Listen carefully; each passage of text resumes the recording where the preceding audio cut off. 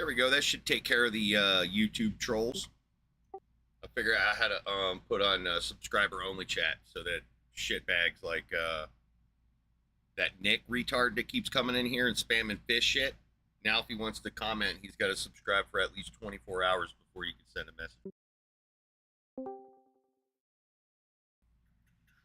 All right, Hectic. Did you bring it? Hello. Did you bring it? Yeah, I did. All right, prove the God thing. Do it, you won't.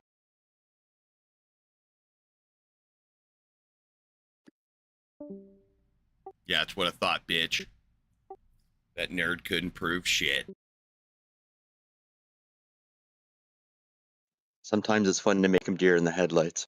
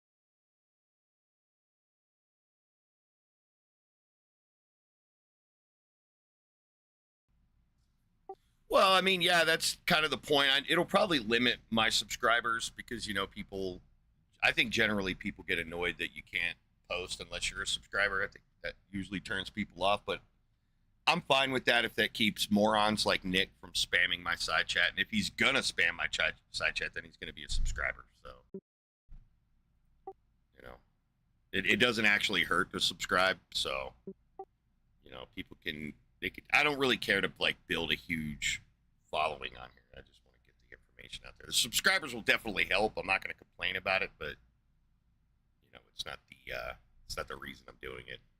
If that's what I was looking for, I would have done this a long time ago.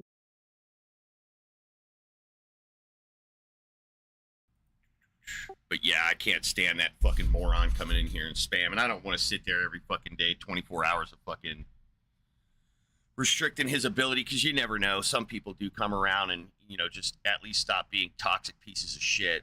You know, I want to give them the opportunity to communicate, but, you know, the only thing I can do is time them out. And I don't feel like timing them out every 15 minutes, so I just give him 24-hour timeouts, and he just comes right back. So if he's going to do that, I'll just fucking make him subscribe first. And then he's going to have to subscribe for 24 hours before posting. So it'll keep him from just subscribing and then posting and then unsubscribing. It's just fuck you, dude.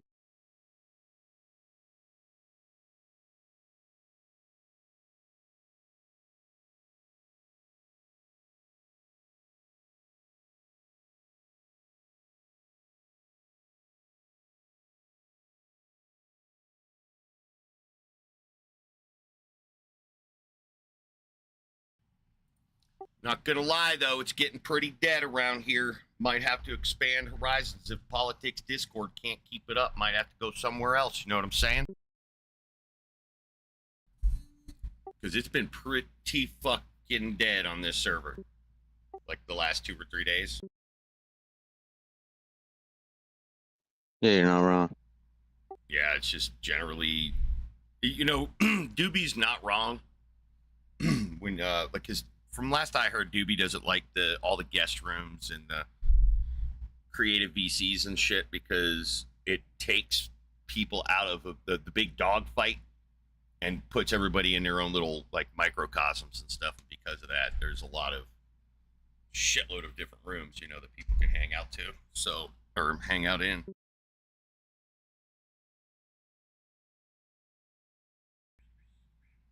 But that's why I provide all the videos, so people got to sit there and listen to all the fucking silence.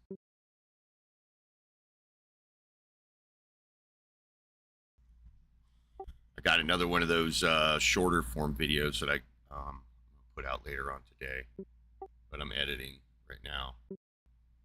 I'm trying to.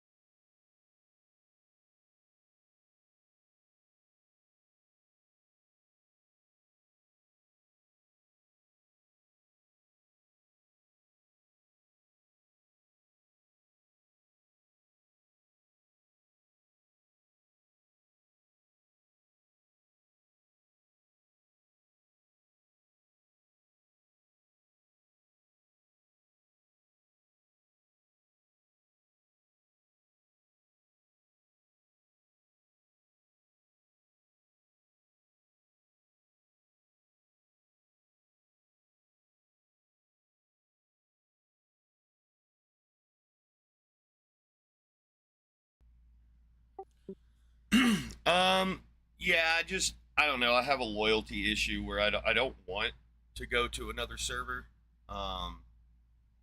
because for better or worse, politics Discord's been pretty decent to me. So I try to stick here, get them any content, keep activity going on, because server like this requires like people to like participate and stuff like that. So that's why Doobie allows all these fucking rooms. Part of it is that promotes the discourse, attracts people to the server. Plus, politics is the biggest server, as far as I know. Maybe there's a bigger one by now, but I doubt it. So, majority of people are going to be coming through politics anyway.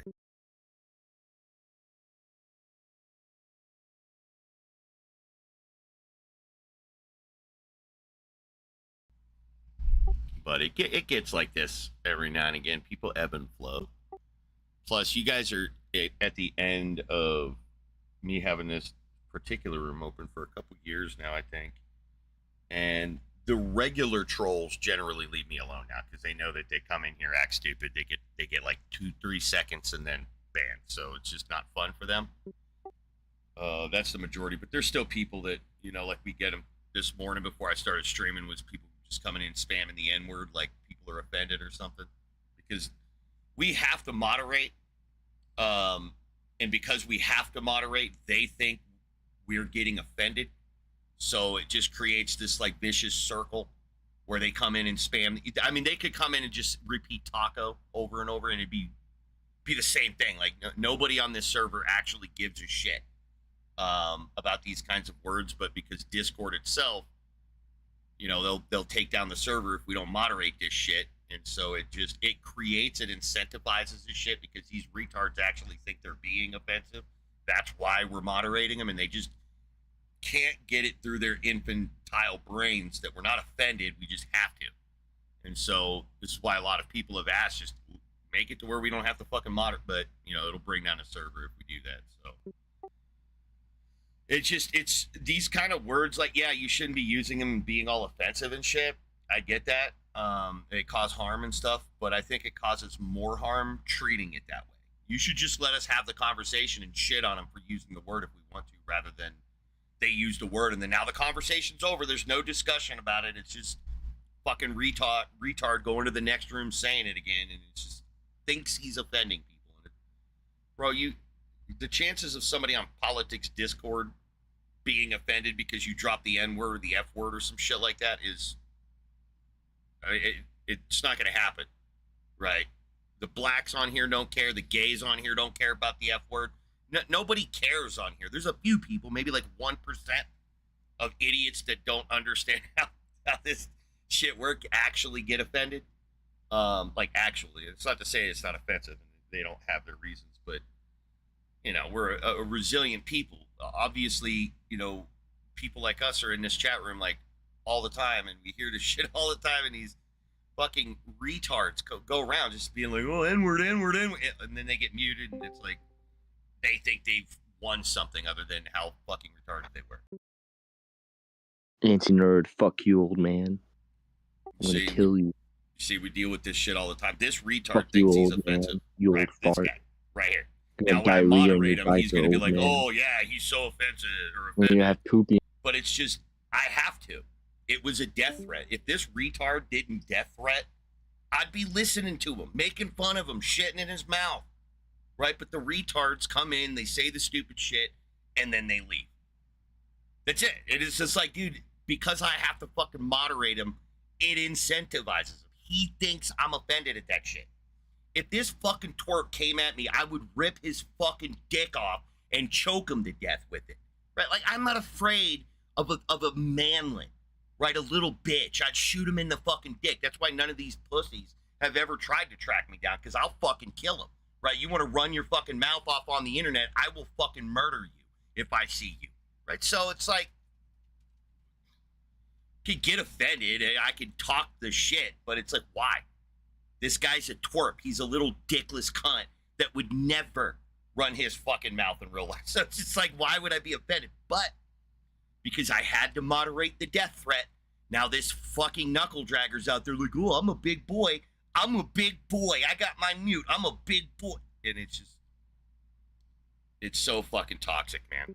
I would love to beat the shit out of him. I would love to put that dude in a fucking hospital, break his fucking jaw, and give him a permanent fucking speech impediment. I would love to do that, but of course this pussy's never gonna fucking show up and gift me with an actual threat of my life. He would never do that to me. But you know, these fucking pussies, these little dickless fucking pussies, right?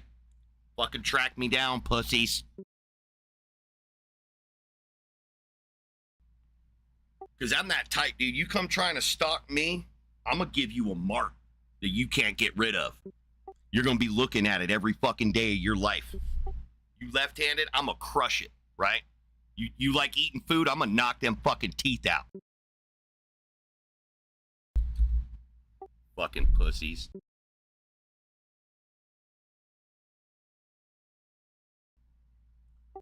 Just hanging out. You know, all the guys that are in here now, they just came in and, you know, they had their positions and we had our quick talks and they were like, oh shit, and then they just started hanging out. I don't know if we shared the philosophies or whether I, you know, put it in their brains or when we've never really had that conversation, and I don't want credit for that. I don't like getting credit for that kind of shit. I don't get you out of ideas. I just expose you to information, and if you get yourself out of that idea, that's great. I had a different philosophy when I initially came in here, and just like what we talk about all the time, as soon as that philosophy gets exposed, fucking trash it and pick up a new one. Yeah, I would say that most of the people that hang out in here probably have that same story. Not that I did anything. I just said the right memes. It got in, and they were just like, "I like that meme," but it's not presented information. I mean, that's the I wasn't gonna just happen upon this shit. Probably, you know. So I ended up coming in here and got presented information. It made a lot of sense, and I dumped my old shit. Yeah, I think that's how most Igtheists do it, right? I think most Igtheists come to Igtheism as an atheist, somebody who's rejecting the God concepts, and they just hear this argument and they're like, oh, that's a more complete position. I think that's what most people see in Igtheism, is that it's not really much different than atheism. It's a completion of atheism. It's putting the period at the end of atheism, but it's a philosophy. It gives people something to argue for rather than something to argue against. You can argue for Igtheism, and in doing so, shit on all the other philosophies, because all the other philosophies fail to meet that standard in my eyes. Like, I don't see a better philosophy, because if I did, I'd just take that one. I'd start being that one. I have no loyalty to Igtheism at all. I think that's key. Is we find a lot of these atheists that come in here that seem to have this tremendous loyalty to atheism, and they can't get over themselves or can't shed their old baggage. And that's, I don't know, a character flaw, maybe. I don't know, but that's the problem. Is you can't be tied to any idea, such that if a better one comes along, you're somehow stuck between adopting the better one or arguing for what you realize is a shittier idea.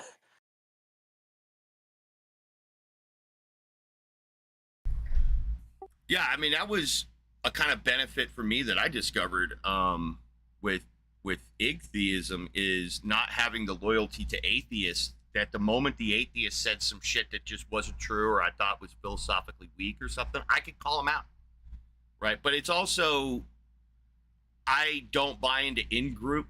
I don't like having an in group. I think in groups,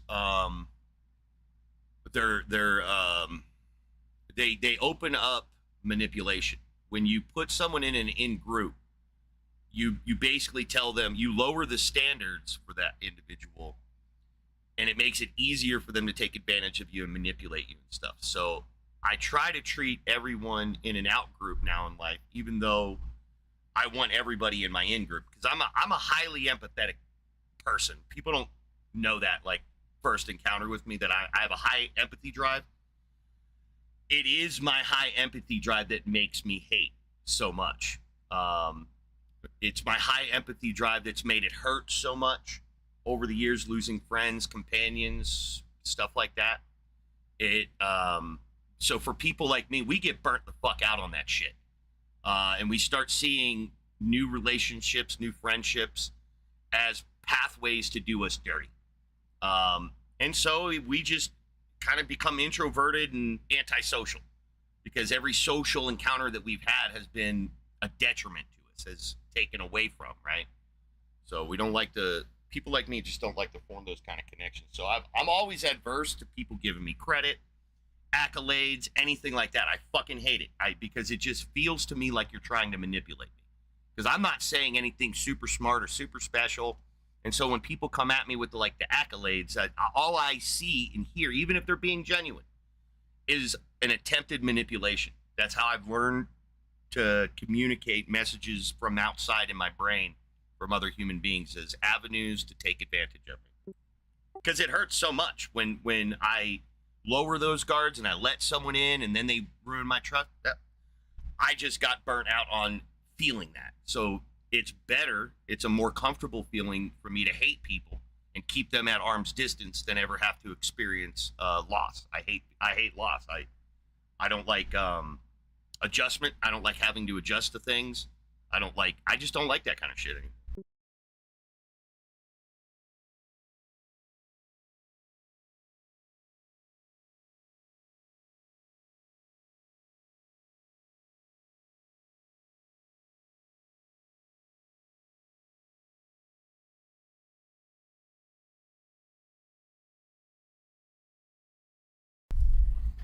Yeah, I'd say like most people that you hear regularly on this channel are just,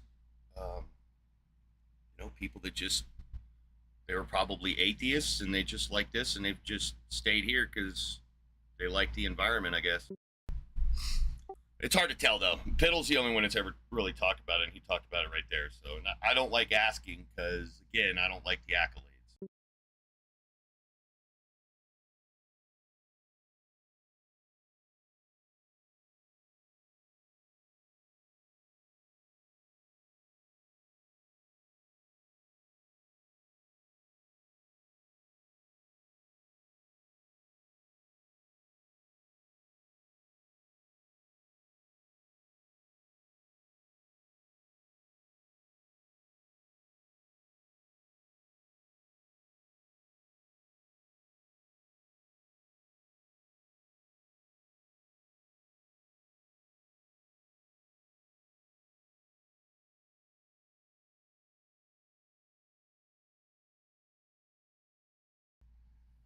Oh, did we know each other from other servers? No, but I do know a lot of people on here from Pal Talk. And there's one guy on here that I've known since my days on Stickum, which very long time. His name he was an admin on here as a Muslim that went by the name Chad. All right, Karma, let's go. Did you bring it? Bring what? The argument? Prove God's existence? Yes, I actually did bring it. All right, let's get it. Let's go. Yeah, prove the existence of a God thing. So I'm gonna use. Wait, let me choose the argument. Wait, you thought I was talking So about words? Did you so think I was the asking uni- you for words? No, you were asking me for arguments. No, I asked you to prove it exists, and you immediately went to semantics. Why would you do that? Semantics. Yes, you know what semantics are, right? Word meanings, meaning of words. Yeah. Right. Where Yeah, I did know we get what the meaning of semantics are. extants, like the beaver? Where did we get the meaning of beaver? Was it semantically? Did we derive the meaning of beaver from just pure semantic representation? No, we derived it from language and usage. Nope, we didn't. That's not where we got the meaning of. Not of a beaver. And where did we get it from? From the beaver, from the manifestation of a beaver. So, like, when we have the definition that it has a flattened tail, that's a semantic representation of its physical manifestation. So we use the word how did we get the word God? tail. So we use the word flattened tail only as a semantic reference to the referent.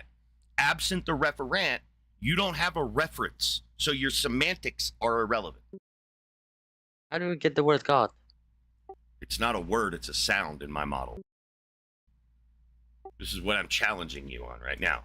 You are trying to give me a word with semantic representation, but you don't have a proper epistemic pathway to that semantic. So you asking me what a God is, that's my question to you. You're the one that says you could prove the thing exists. That's all entirely on you, not me. Why do I got to answer?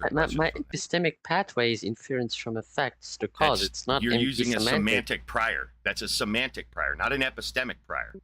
You've been duped, right? You've been gaslit and manipulated into thinking that a semantic prior constitutes an epistemic prior. No, you have a semantic prior. The epistemic primer is not the word God. The epistemic you have a semantic prior. You're stuck in a loop. I've already addressed this. You're repeating yourself. If you're at the end and you've exhausted your rhetoric, then leave. Contingent things require an explanation. So I'll say it again. What begins to exist is not I'll say it again.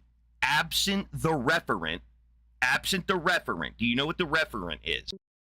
Yes. Okay, absent the referent, your semantic content is meaningless. Digest what I'm saying there. No amount of words is going to fix this fucking problem, bro. No word in all human language is going to get you out of this hole.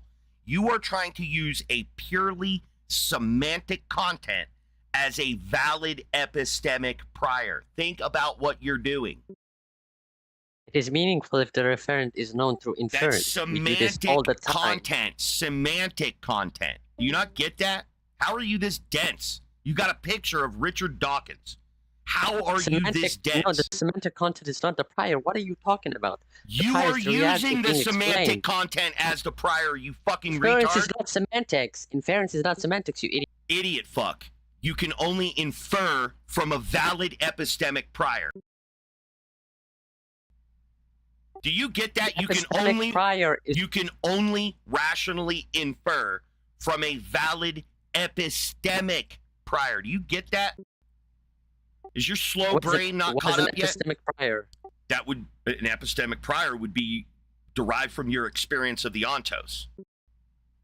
So you're trying to use semantic content as the epistemic bridge to form your epistemic prior.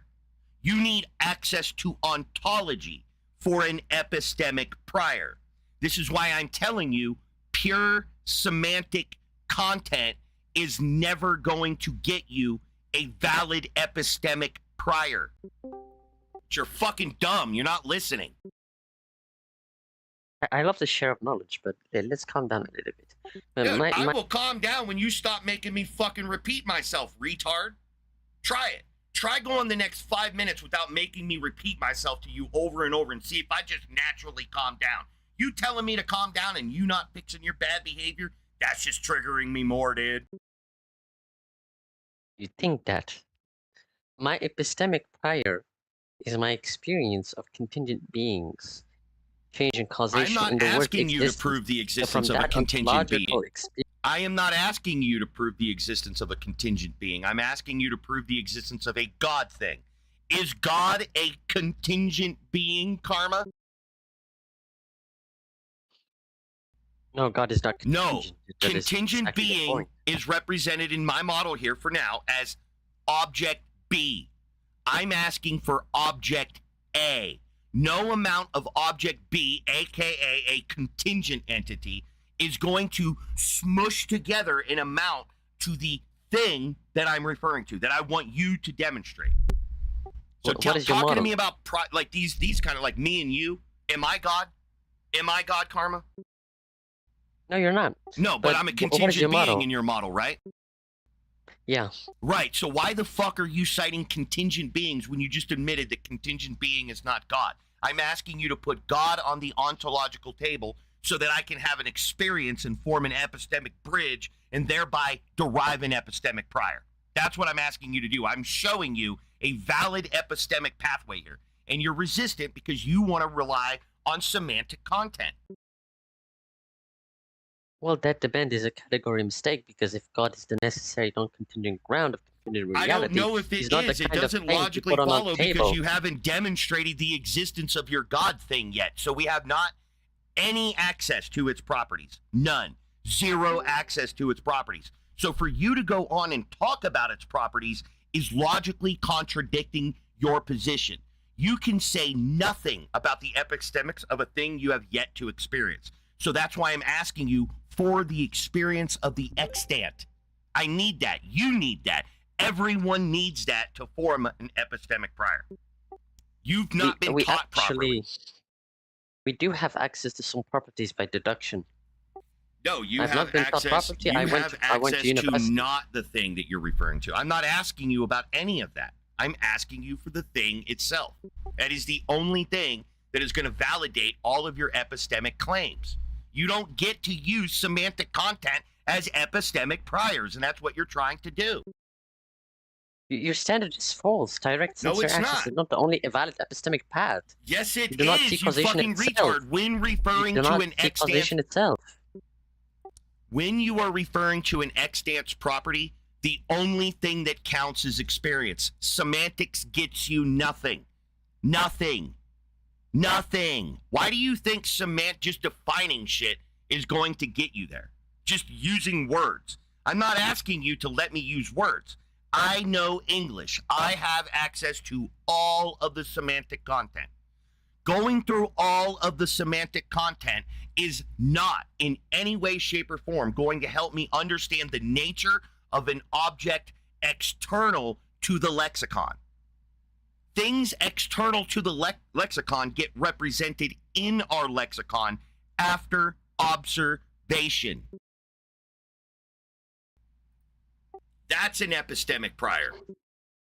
You're screaming and I'm just drinking wine, by the way. Yeah, because your mom's a fat whore and she's aggravating me because the herpes is flaring up that she gave me last week. Now, focus. See, I could talk shit too, asshole. So focus. Focus. Stop using semantic content. Stop using semantic content as a valid epistemic prior, and my shit will go down. I will stop being irritated by a fucking retard I've instructed 5 times in a row on how to construct valid epistemics, immediately appealing to semantics. I don't give a shit about your fucking semantics. Again, I have access to 100% of the words in the English language, as do you. So we're not dealing with semantics right now. I can describe anything I want. Your mom, like I did with your mom. You know that's not true. You know I don't have a valid epistemic prior to being able to describe your mom as a fat whore who gave us all herpes. But I can say it because that's a semantic prior. I could say I just drew upon the lexicon. That's all I did. That's all it's ever going to get us. Now, if I was basing my claim on your mom and she was fat and she was a whore and she all gave us all herpes. Then it would be an epistemic prior because I would have the extant, the referent. You want to talk about the referent just like I did with your mom, absent access to the ontological status of your mother. And because you know that as a fact of my argument, you don't give a shit about the semantic content that I'm providing you about your fat whore mother. You don't care. You know it doesn't land. You know your mom's not a fat whore if she's not a fat whore. You know all this shit already, just like I know all your stupid shit is nothing more than semantic content. I need you to demonstrate the mother in the scenario, the mom, the God thing itself, because I need to see if God is fat, gave birth, and gave everybody herpes. I need access to the epistemic model here. Do you not get this? How is this confusing to you? Pseudo intellectual. Tell me what I've been doing. Your mom. When I say the words your mom, is that an epistemic prior or a semantic prior? When you say my mom. Yeah. Is that semantics or epistemology? Itself. It's a semantic prior. Right. It's a semantic prior. So when I say your mom's got black hair, is that semantic or is that epistemic? Semantic. By itself, it is still semantic. What if I get super complicated? What if I say your mom's short, straight hair that's brown but used to be orange, she dyed it last winter? That's all semantic. It doesn't matter how sophisticated I get. It's entirely semantic. Entirely. Because it is de-tethered from the ontos. The only way my statements will have any merit if there is an ontos, your mom with all of those properties, because it will be your mom with all of those properties that validate the epistemics. That's what's going. Your mom's existence is what validates claim? That.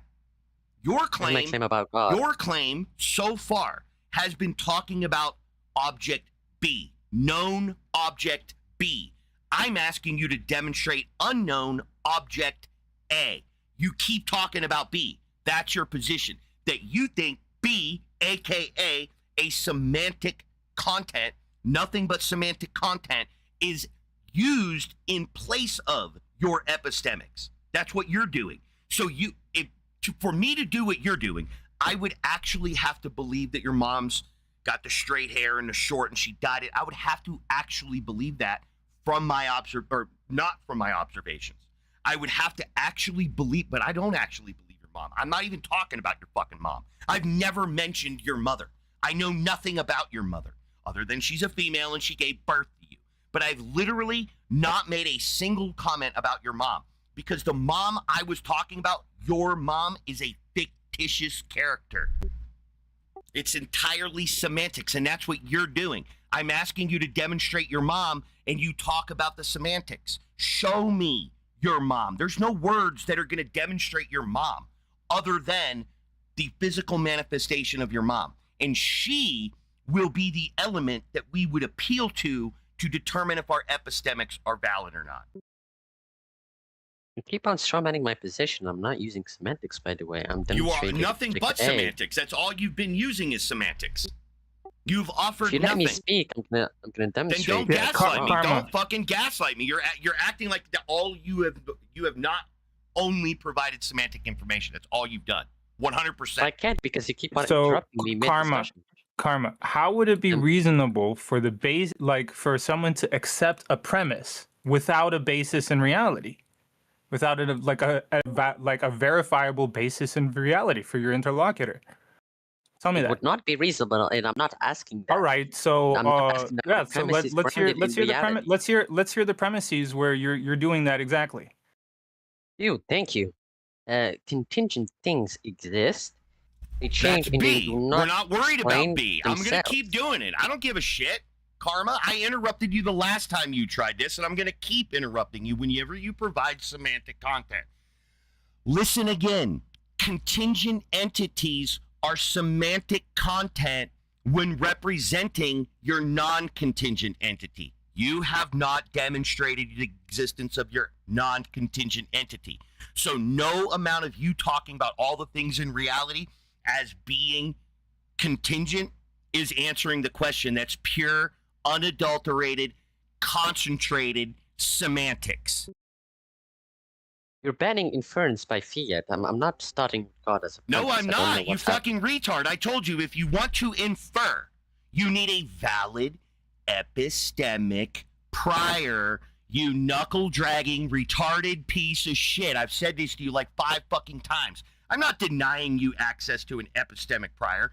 I'm denying you access to an invalid epistemic prior. An example of an invalid epistemic prior is pure semantic content. That is an invalid epistemic prior.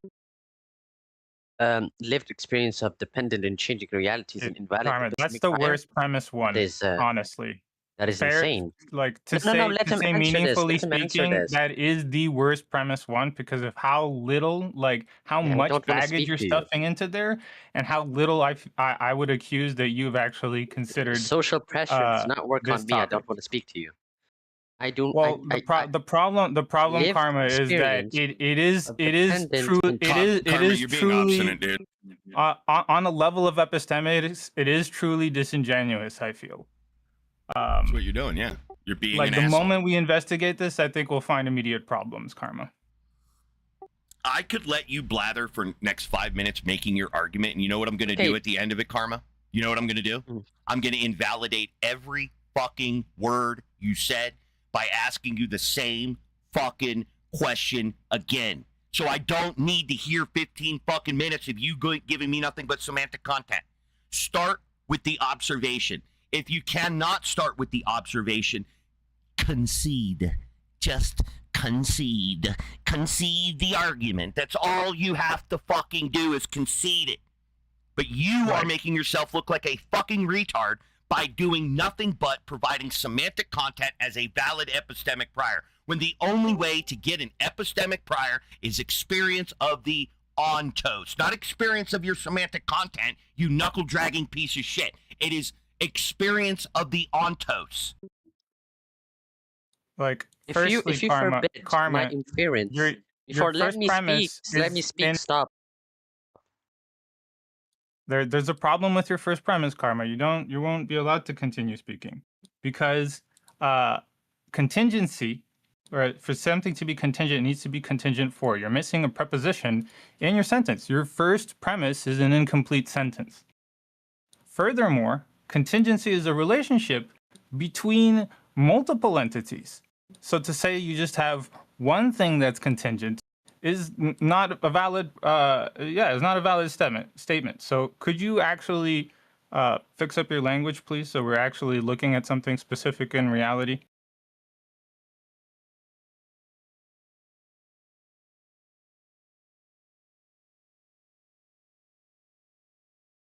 You're talking to somebody who has studied this inch by inch, and you're The talking semantics, like yeah. We're not challenging lesson. your semantic knowledge, I mean, bro. You can't just forbid my inference. We're not challenging your semantic content. We're not challenging your semantic content. We're not challenging your semantic content. We're challenging whether your semantic content can be used as a valid epistemic prior, and I've argued to you multiple times, no, it cannot. You want to fix it? You want to use semantic content? Let's start it this way.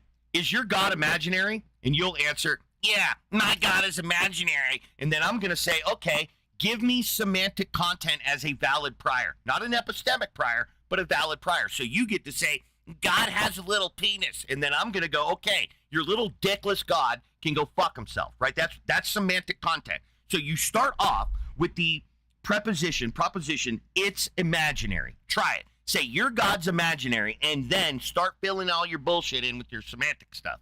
But as long as you're saying your God is not imaginary, then no amount of semantics. There's no word in any language on planet fucking Earth that I will accept. There are no words.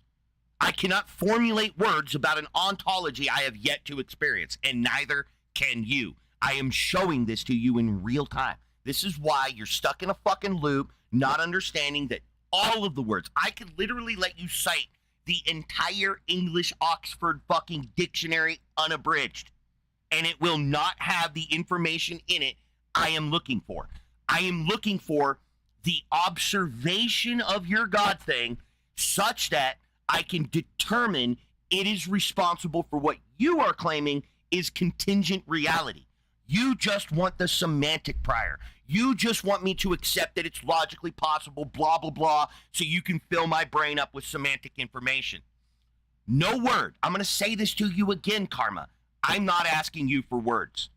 Do you not understand that? I am not asking you to give me words. I have all the words too, bro. You're not bringing me new words. I have the English Oxford Unabridged Dictionary in my fucking brain. And if I don't have words in there, I got fucking Google and I can look it up. Not in any way, shape, or form interested in you teaching me word usage. Do you not get this? You're saying you have a thing. I want to observe the thing. That's what I'm asking. You knuckle dragger. Show me the thing. And if you can't do that, Karma, this is what you say. I can't show you the thing. That's what you say. Is your claim that only direct experience can justify belief? Hey, focus, Something you Karma. directly experience. So what you're Or is it saying an right now inferred is you philosophical proof? concede that you don't have the object, but you're a whiny, coward little bitch and don't want to admit Answer it. the question, you fat ass. Answer the question. Why are you scared? Which is why you're not answering mine, you fucking retard. You don't get to ask me a question with a question or answer a question with a question like that. You don't get to do it, Karma. You're not the fucking smart one in this conversation. Right? I'm not even the fucking smart one in this conversation. I'm just being clear and careful. Right? Because I've made 1,000 mistakes or 10,000 fucking mistakes in my life. So I'm being careful here. And I know the folly of talking about the nature of something absent the experience. I know the folly in that. I've had my shit pushed in this way. Now you're getting your shit pushed in. You need an experience. Absent an experience, listen, knuckle dragger. Absent the experience, you have no epistemics. Absent the experience, you have no epistemics. Absent the experience, you have no epistemics. I am asking for epistemics. So the one and only thing that is going to answer this question is an experience.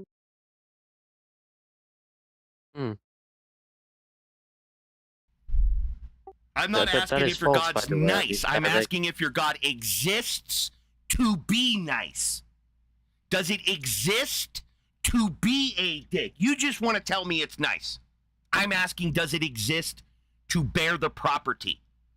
And you have no access to that. Experience is the only source of knowledge. You obviously know it's I didn't say that, you fucking retard. I did not say that. That's not what I said.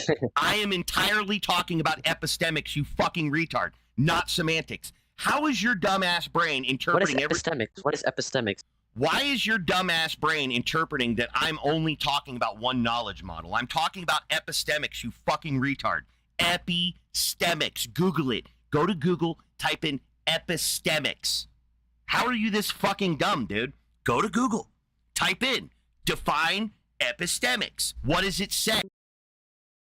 If you can't scope this to reality, dude, I know then epistemics mean. My what does it mean? What does it mean? What does it mean? What does it mean? Epistemic means the standard by which a belief counts as justified knowledge. Wrong. I know what it means. It's about how we know knowledge. It's about knowledge. What do we know? That's what epistemics is. I do not know the nature of your God entity because you appealed to a dictionary. You fucking cretin. Go to Google right now and let's Google epistemics right now and see. Do it. I fucking dare you. And then scope it to reality. Because that's the conversation we're having. Yeah. I'm not asking you about imagination or that type of semantic content. And so valid introduction. Let me give you my thought experiment. Okay? You want to go through my thought experiments? This will help reveal the problem here. I'll show you the difference between semantics and epistemics. Would you like to do that with me? Would you like to learn something? You can't teach me anything. I'm smarter than you. Goodbye. Leave my room. If you don't want to engage with this, leave my room or I'll ban you. So you have three options. Learning and debating. Yep. There you go. You can't teach me anything. I'm smarter than you. Are the words of an ignorant and yeah, that's Dunning-Kruger right there. Childish person. Absolutely low-level fucking knuckle. I've said this from the fucking beginning. I take no credit for this being an intelligent epistemic model. This is not intelligence. This is basal level intelligence. If you understand what I'm saying, you at least have a 100 IQ. That's all that means.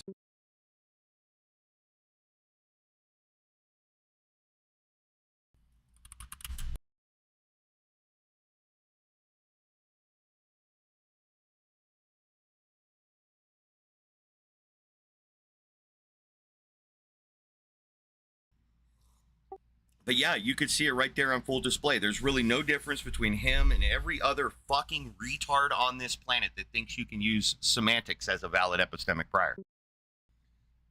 You don't. You don't get to do that. Not about reality. About Peter Parker? Sure. If I was asking you about Peter Parker and you was like, well, according to this semantic content, I'd be like, yeah, I'm listening. Go on. Go on. Mm-hmm. Yeah, go on. Oh, wow. Yeah, that's interesting. Yep, go on. No, it was actually Brooklyn, not Manhattan. Oh, yeah. Or Queens or wherever the fuck, right? Like, we would be able to do that semantically. No.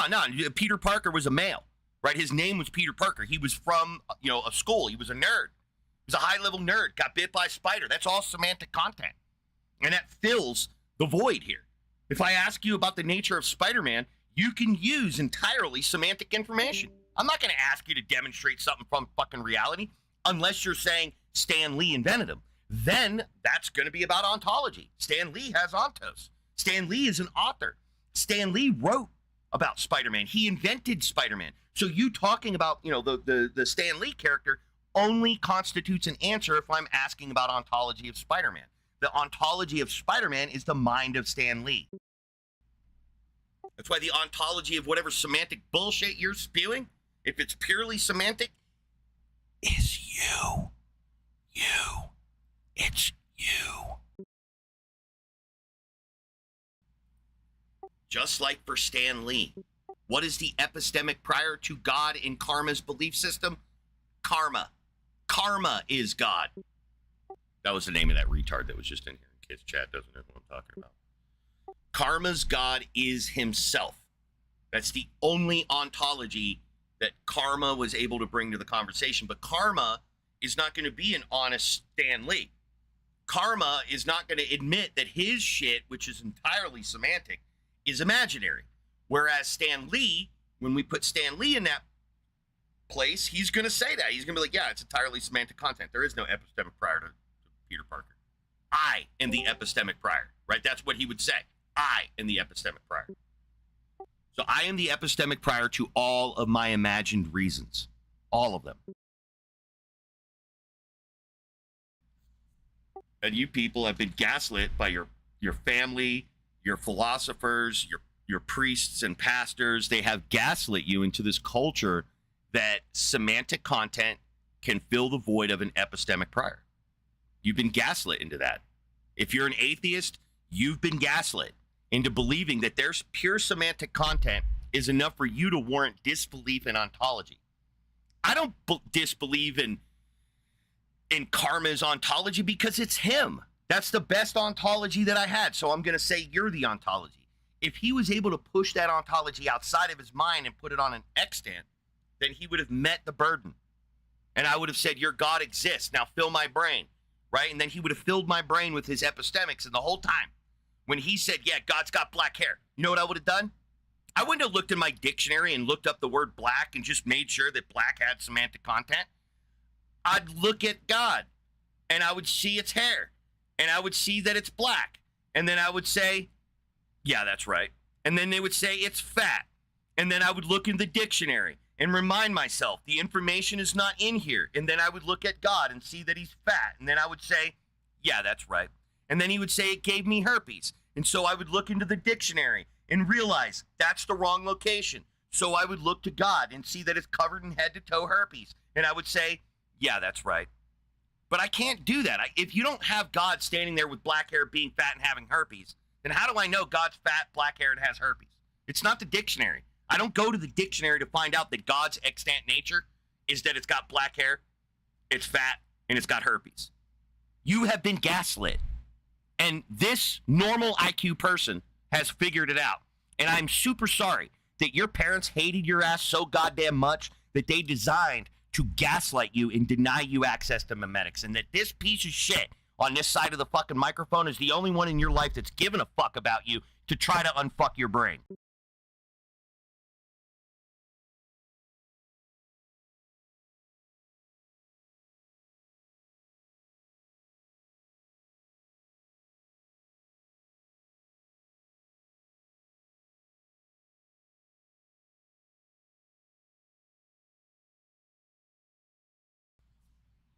It's just they're fucking knuckle draggers, man. Because I ain't that goddamn intelligent. I can't figure shit out. You should see me try to figure shit out. You'd be like, this guy's fucking retarded. And I'd be like, I'm not retarded. I'm just not fucking good at it. Right? That's what the answer would be. So if I could do it, all you knuckle dragging ass monkeys can do it too. Because that's all I am. I'm a fucking knuckle dragging ass monkey that shat on fucking philosophers saying stupid shit over the last 20 fucking years. Figured it out over trial and error. You guys are fucking gaslit. That's the problem. God's ontology is not the fucking problem. Monkey ontology is the fucking problem. You want to know, you want to find a God, go find a monkey. Because every God is on the other side of a fucking monkey. You're God because a monkey is pointing at you and calling you God. You're God. Mm-hmm. You see, you microphone? Mm-hmm. You're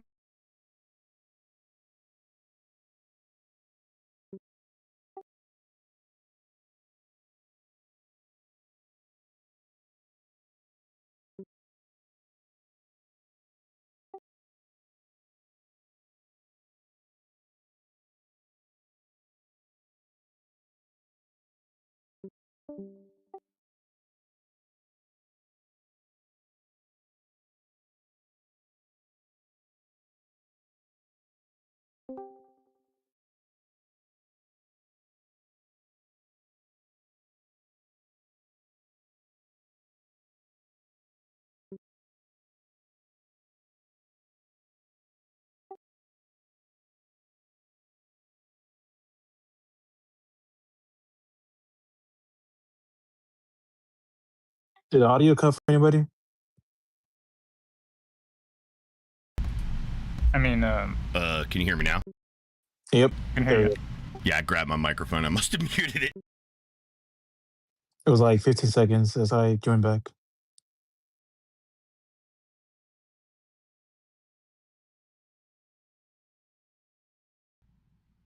This weekend, I was asked, are you right with Jesus? My response, what the fuck does that even mean? Yeah, Lemon. I did pay my lawn guy properly and on time, so I'm right with Jesus right now.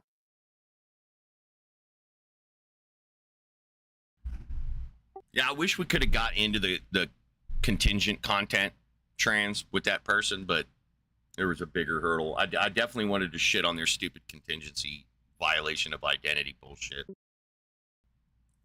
Because that's all a contingency argument is a violation of one's identity. A cannot be dependent upon anything other than A. A is entirely A. A cannot be absent a property that is necessary for A. So necessary traits would be intrinsic to A. If you said that A's intrinsic properties were derived from not A, that's a violation of identity. So contingency is fucking retarded.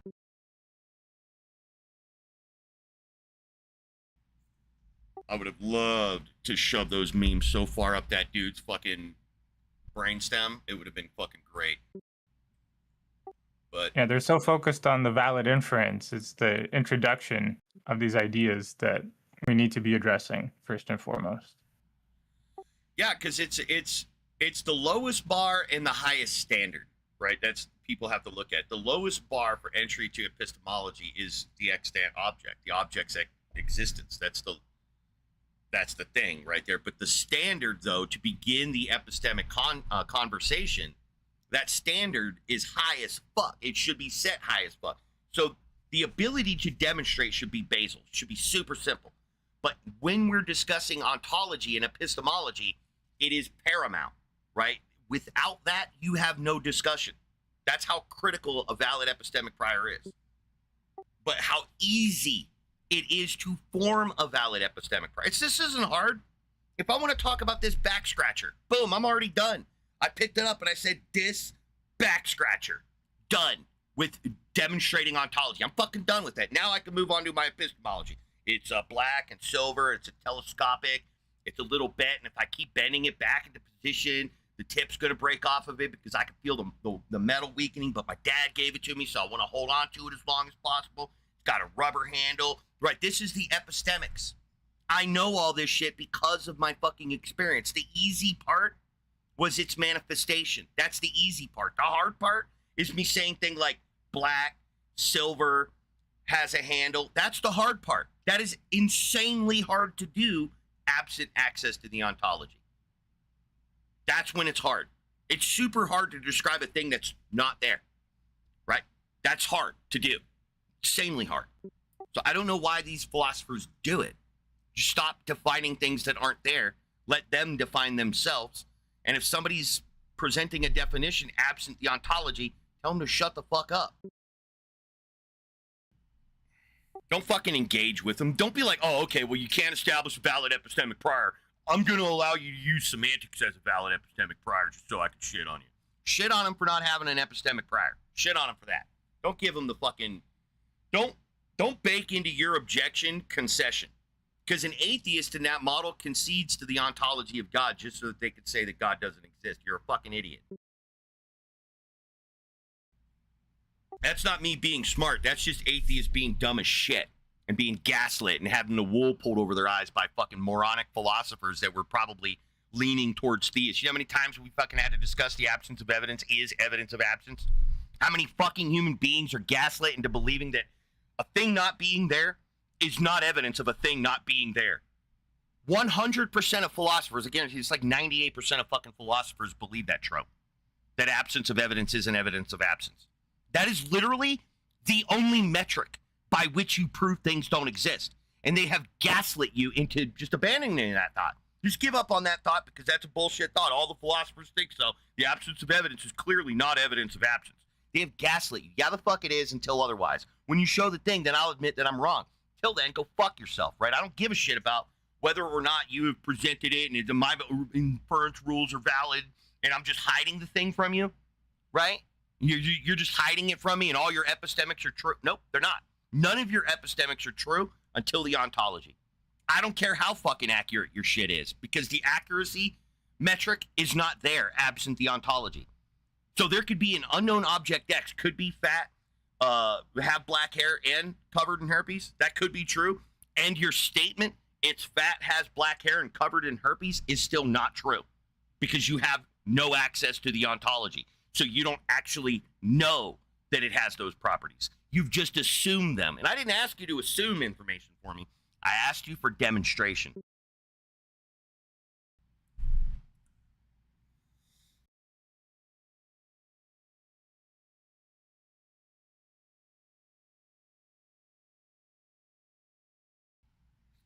But I honestly, it's so fucking crazy how so many big brain philosophers fuck that up.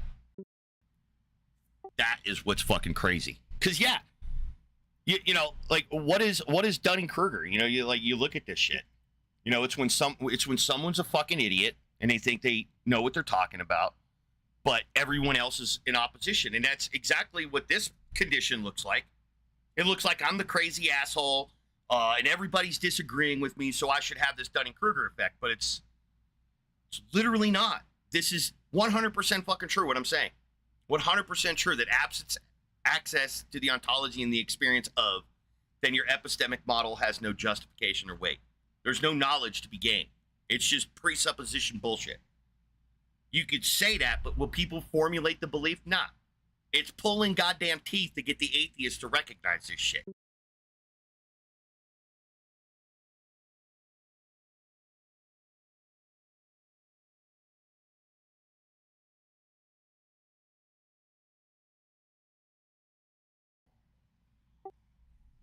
Andrew, are you just going to chat freeload? Like I can't see you just sitting there?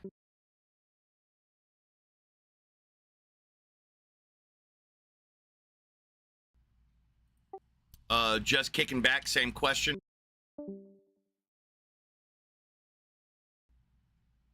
Just kicking back. Do you think I can't see you there?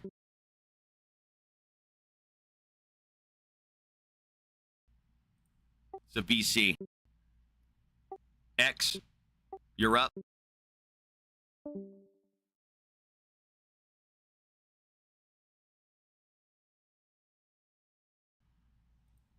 X.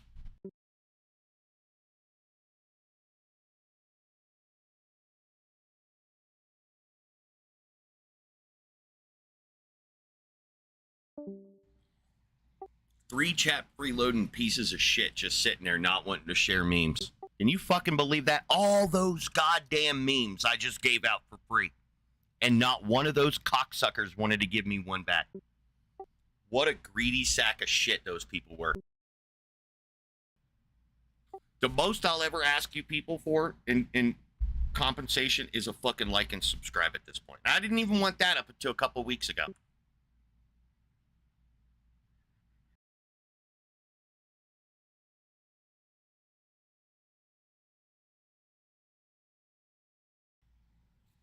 All I want is to be bumped into the algorithms so that the atheists out there could get exposed to this information so that we can finally unite, destroy all the theists, and usher in an age of Igtheist Ragnarok. That is not too much to ask. That is like the bare minimum.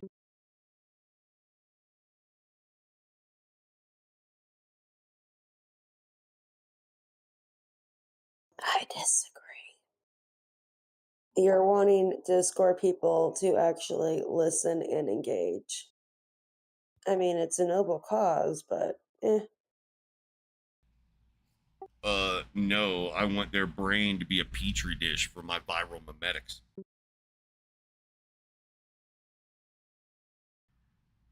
Which are not very viral. I will admit the fuck out of that. Like my virus sucks dick at this point. It's the worst fucking virus that you could it's like HPV, right? It's like, who gives a shit if you got HPV? No one gives a fuck if they get human papillomavirus, except for the people that get warts. But everybody else, we don't care, right? Chances are, if you can hear my voice, you got HPV and you don't even fucking know it. Something like, if you're a sexually active person, you have like an 80% chance of being a carrier of HPV. I do not understand why this meme is not more infectious. This shit should be causing like internal fucking hemorrhaging and like arachnoid fucking disconnects and shit like that. Like areas of your brain should atrophy so fucking hard that they just peel off of your fucking subcutaneous layers and shit like that, dude.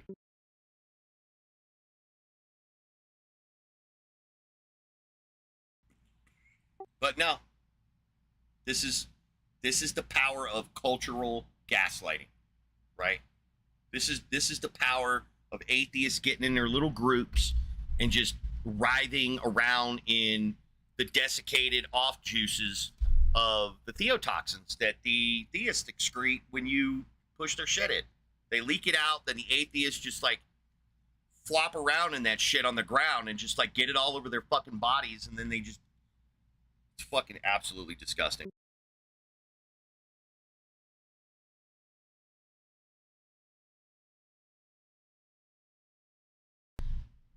You know how many fucking atheists have defended that though?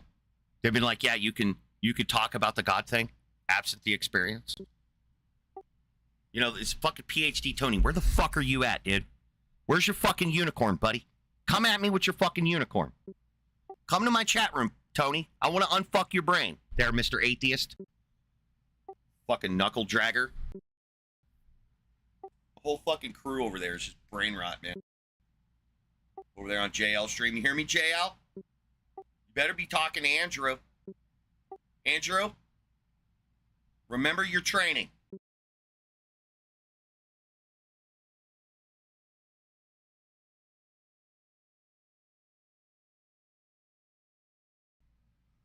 No, I think JL gets it, but JL's locked in atheism. His whole channel's atheism.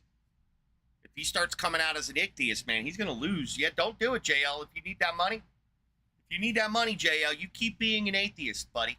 Okay? If you need that money, just keep being an atheist.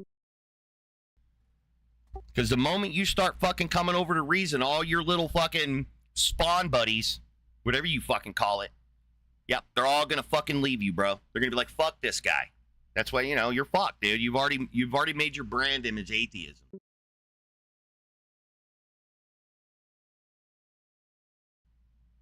Yeah, I trained Andrew pretty good. So all the Igtheism you hear coming out of Andrew's mouth is mine. His God box, that's stolen. He stole that shit from me. All that shit. If you heard about Igtheism on the internet, you probably heard that shit from me. By way of me. Something. Who else is arguing Igtheism out there? Huh? Nobody. It's just a couple fucking YouTube videos from like 13 fucking years ago. That's Igtheism. Fucking knuckle draggers. Y'all need to come out your fucking holes. Start making channels and like uniting. And fuck you too at the same time. Like, you don't get in my camp, but make your camp. You can make your camp next to my camp, but there needs to be like 3 feet between our fences.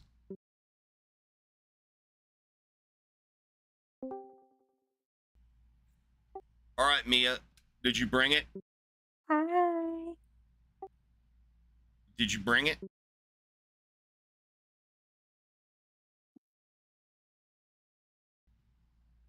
Mia, Yeah. can you prove the God thing? God is real. Yeah, can you prove it?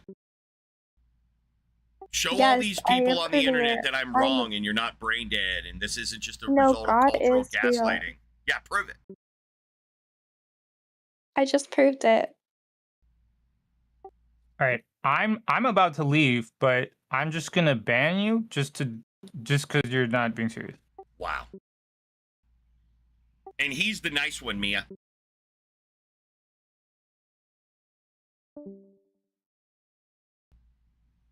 Wow. Cheers. Later. Bans and then runs. Bans someone and then runs. Typical.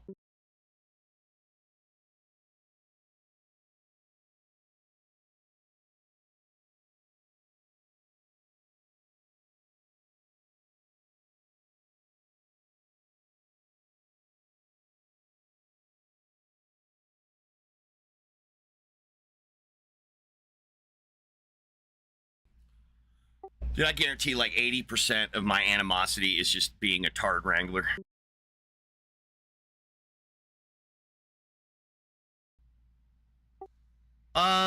Why JL says he's an atheist? Why JL says it is nowhere near as nefarious as why I say he does it.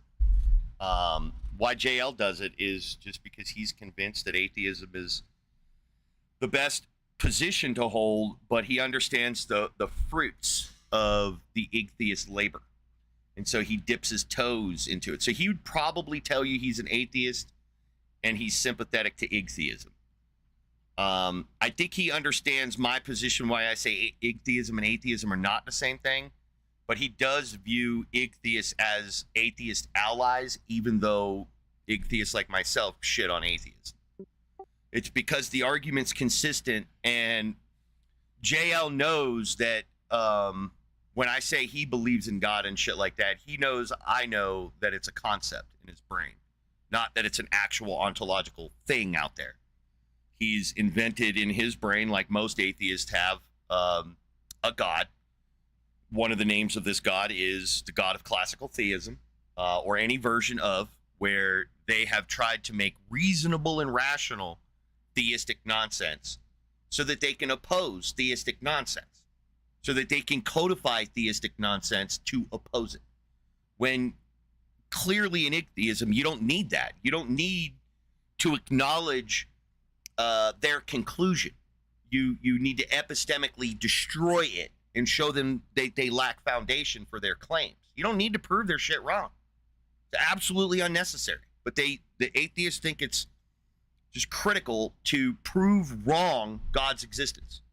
I don't know why they're stuck on that shit, but other than everything that I spew, which is, again, gaslighting, cultural indoctrination, stuff like that. Atheists just think they're immune to that process, and they're in a cult, right? A non-religious cult, a cult of this atheistic personality of rejecting God. Like they're stuck on that shit. They refuse to get an ism. that represents their objection to the theistic, philosophies.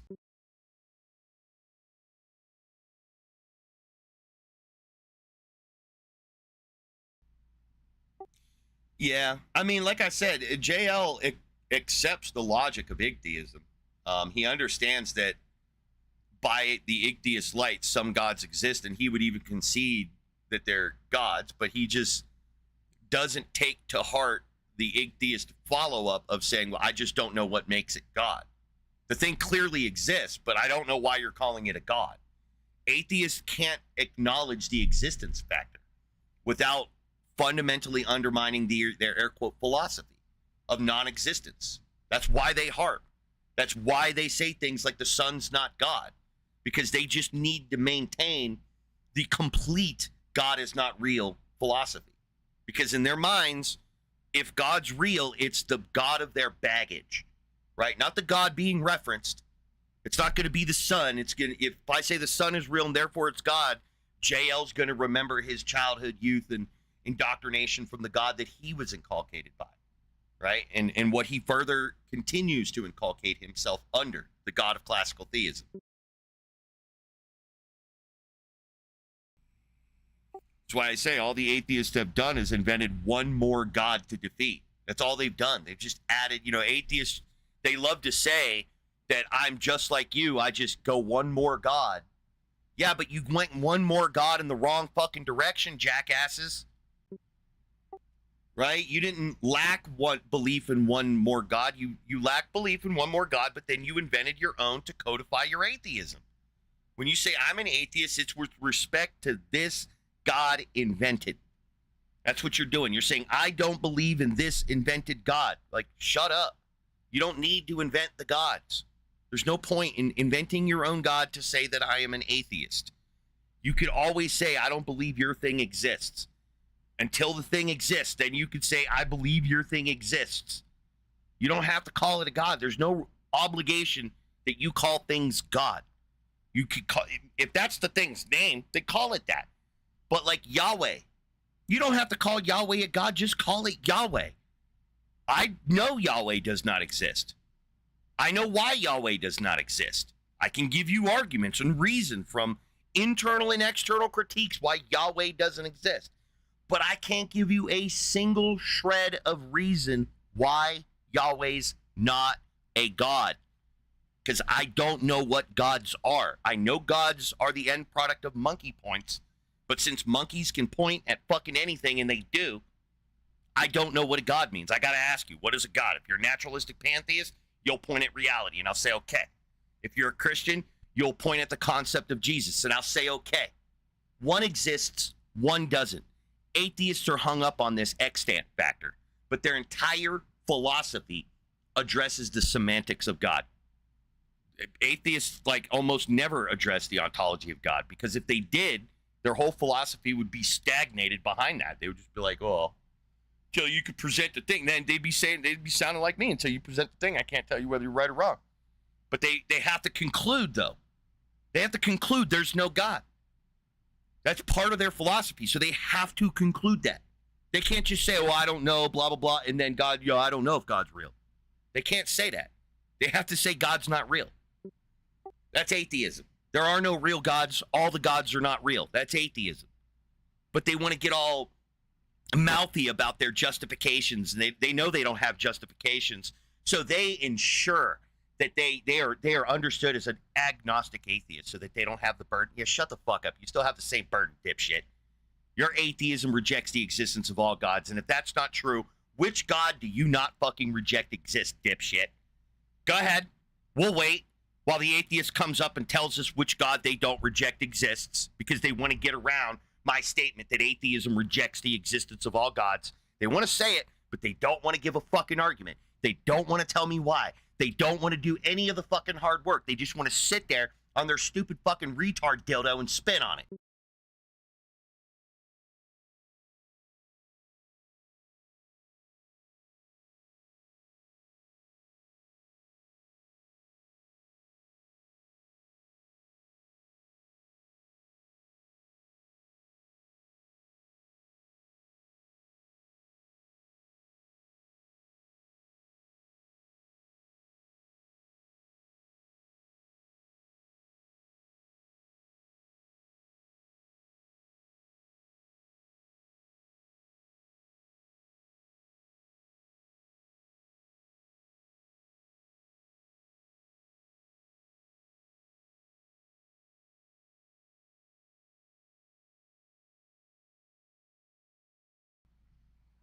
Oh yeah, I see your last part there. He said it would be watering down the God concept. That's what I mean. He's still fundamentally an atheist. He doesn't have an argument. The moment there is an argument, and this is going to sound like tautologically retarded, but the moment JL has an argument against Igtheism, he'll abandon. He has no loyalty to it, none whatsoever. No matter how many arguments you give JL that atheism's retarded, he don't care. He's not going to abandon atheism. He's holding two different fucking standards here, because Igtheism is proven true until otherwise. That's just the case. No one has invalidated atheism or Igtheism. They've only complained about the rigor, right? The rigor standard of you need the experience. So JL is an honest person, but I don't think that he's honestly engaging the atheism Igtheism distinction when he says things like it would be watering down the God concept, because there is no God concept. There are God concepts, and if I water down one, that don't water down the rest of them. So the mistake he's making is trying to categorize God as a thing, God a category in that statement, watering down the God concept. That's a singular. So he's arguing that there is a God concept and that calling it money waters it down. That's the atheist mistake. The atheist correction would be an Igtheist correction, is understanding that according to this one moron you're citing, God is money. That's not watering down God as Jesus. That's not watering down God as Shiva. That's not watering down other people's ideas. This is her idea. Now, if she used to think God is Yahweh and she's minimized in her brain Yahweh to be money, then yeah, in that way, it's watering it down.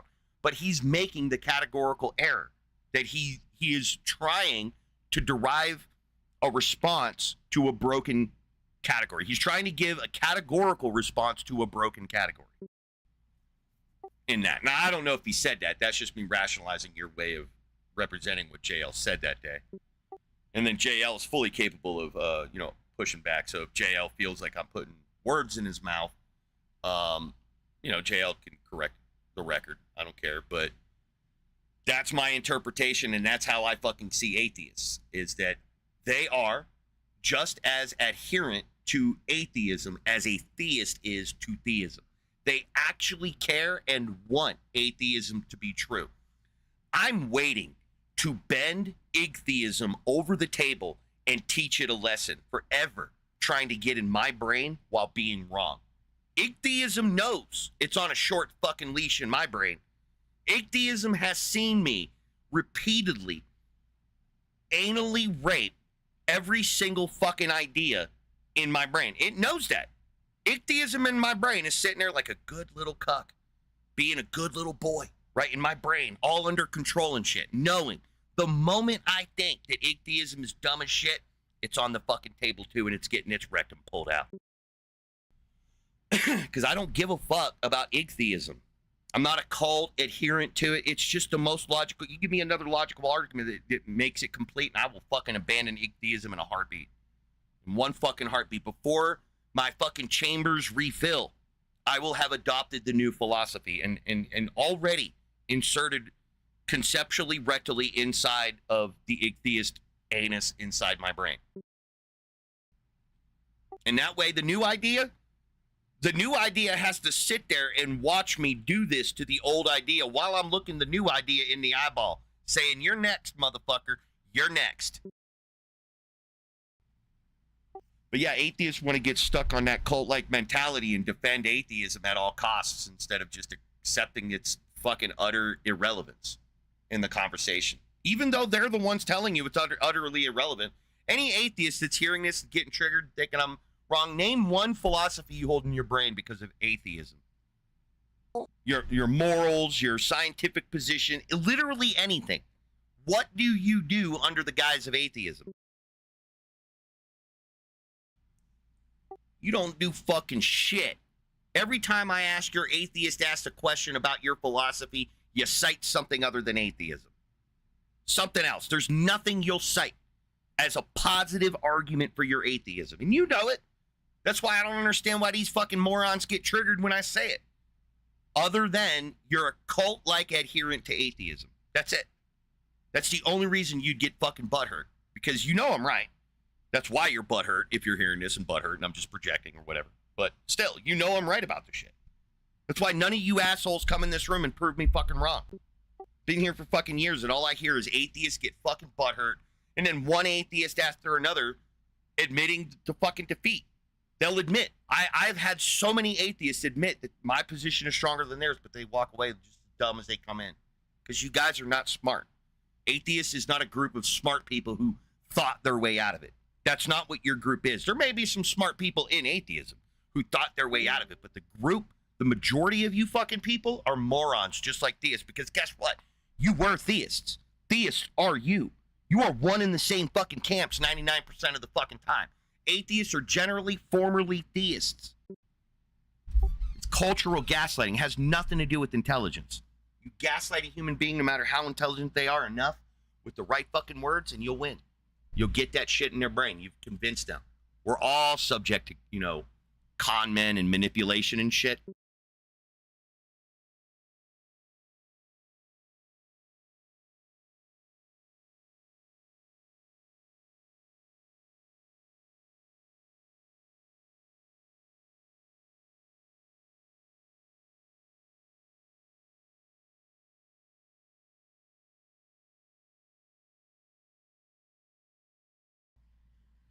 Yeah, and that's going to be the Igtheist question. Yes, the thing exists, but what's making it a god? What's the god-bearing attribute? Without my ability to assess god-bearing attribute, I don't know how to identify a god or not. There needs to be a god-bearing attribute. We need to discuss this. We need to come to a cultural head and determine what the god-bearing attribute is if you guys want to defeat Igtheism. You're going to have to, you can't do what they do, atheists. You can't make the same irrational conclusions as they are and then expect atheists not to call you out on it.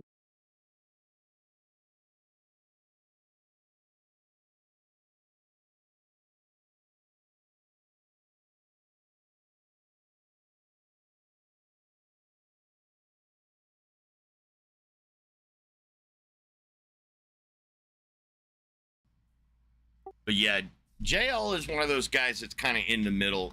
And I know Andrew is trying to work on JL to get him to do it. But JL, I caution you, man, don't give in to Andrew's manipulations and memetics. Not if you want to keep your channel the way it is. Because the moment you turn on atheists and start down that rhetoric, dude, they're gonna abandon you and call you, you know, all the shit that they fucking have called me and everything else, pedant and all this other shit. So don't do it. Don't listen to Andrew. If you're gonna do it, you know, live in the closet until, you know, you don't need your channel. You know, be it that way. If you don't need your channel, then yeah, do it. Do whatever you got to do. But I promise you, bro, if you come out of the closet as an atheist, you're gonna lose a lot of fucking people in your channel. Yeah, you're gonna. Yeah, don't hot mic in my room, dude.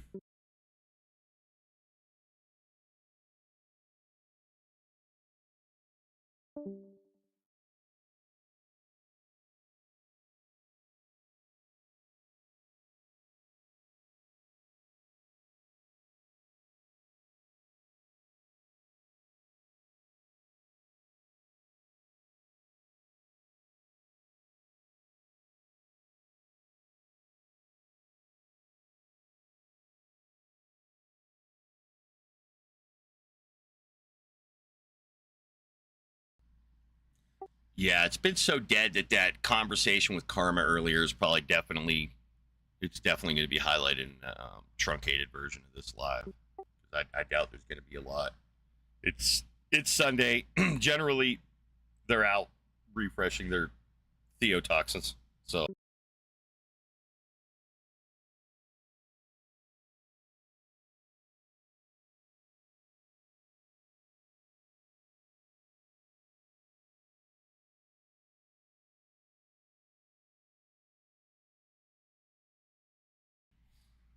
And yeah, the thing that makes a god is ground monkeys. We are the originator of gods. Whatever we say a god is what a god is. There's no like hierarchy here. It's not like you have to be like a Caesar or a king or a president right? Or a spirit leader. You don't need to be any of those things. You can make up a god if you want to make up a god. If one monkey can do it, any monkey can do it. That's the fucking rules. And it's not to say, like JL's talking about, to water it down.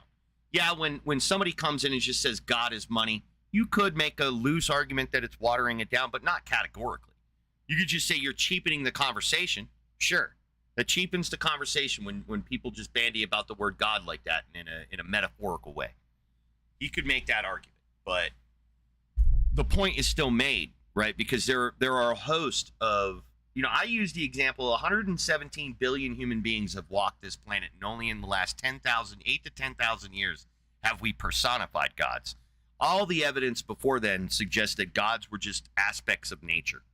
And for 117 billion human beings, I would say the overwhelming majority of God belief by humans has been about natural objects. But again, the gaslighting wins every fucking time, because all they know about in mass are the gods that have touched them on their psychological doll. Not the juju on the mountain. That god never touched an atheist. That's why they don't care about the juju on the mountain. It's completely outside of their psychosphere and analysis.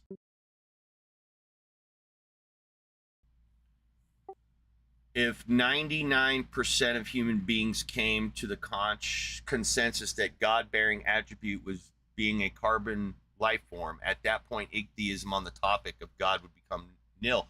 Sort of, yeah. It would be, for the time being, we would say that we have reached a level of coherence with this word that it can be properly referenced in language, because when you use the word, it's going to mean this, and that really is one of the main thrusts of Igtheism.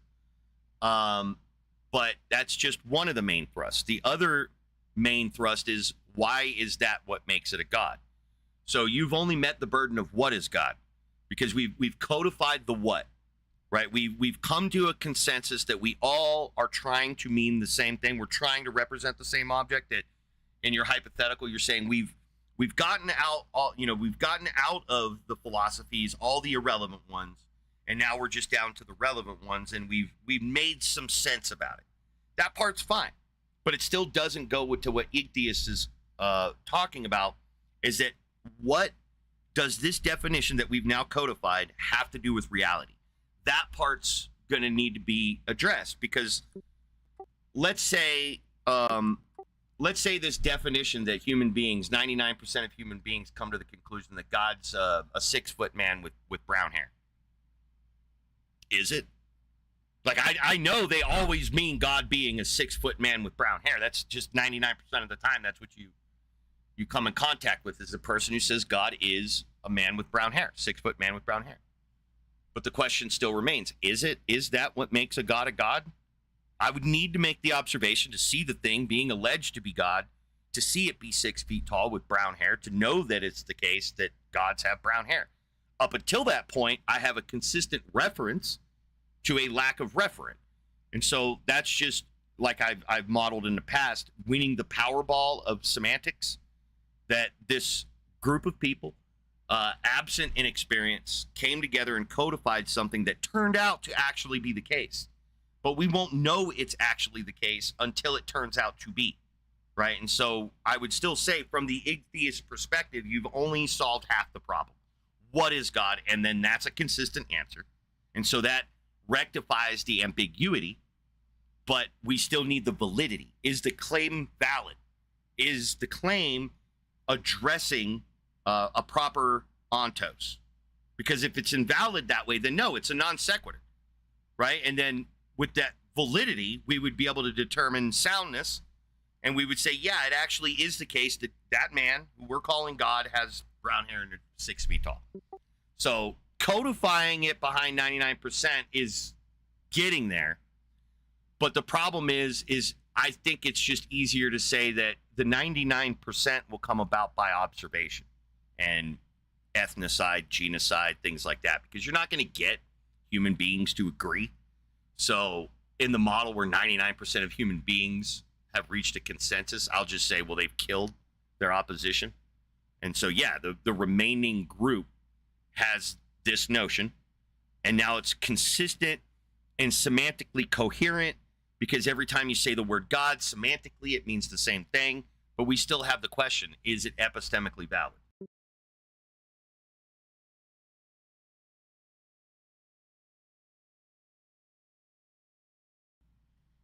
Right, exactly like you're saying, Singer, but the fundamental idea that Igtheism uses, like having a valid operations prior to having the observation of the thing before we talk about the thing we would still hold. Exactly.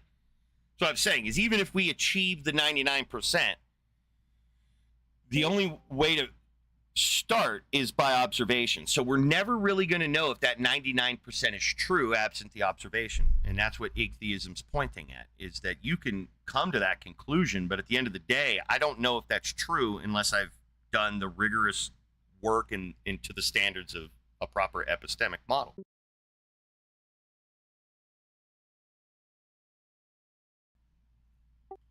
Lil, are you there? Griffin?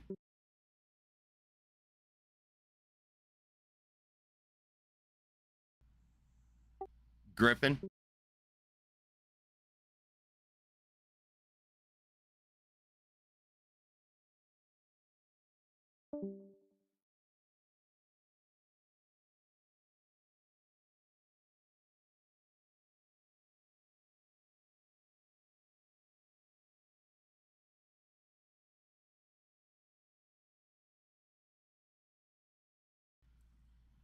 Yeah, I mean, maybe that's the subtlety the atheist needs to be able to distinguish between. Also, is the difference in consequence of a epistemic prior and a semantic prior.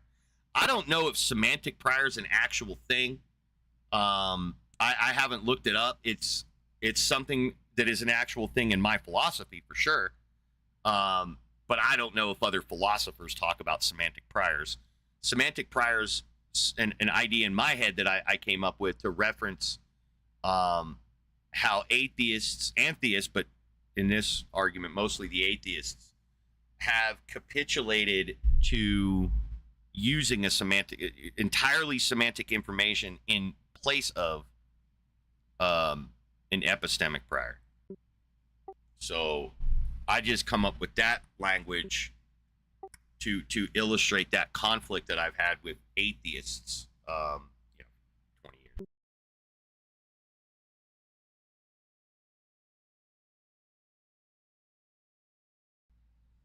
But I only recently came up with the language to explain it. I was watching something, I forget what I was watching, and somebody said something, and I think that was the moment it clicked. Because throughout my debate history, because I like to be clear or try to be clear and precise on our terminology, and often have told people that doesn't work, that it's not good enough, they think I'm being the pedant, that I'm being semantic, overly semantical, that I'm playing some semantics game, because they've been convinced that their definitions work.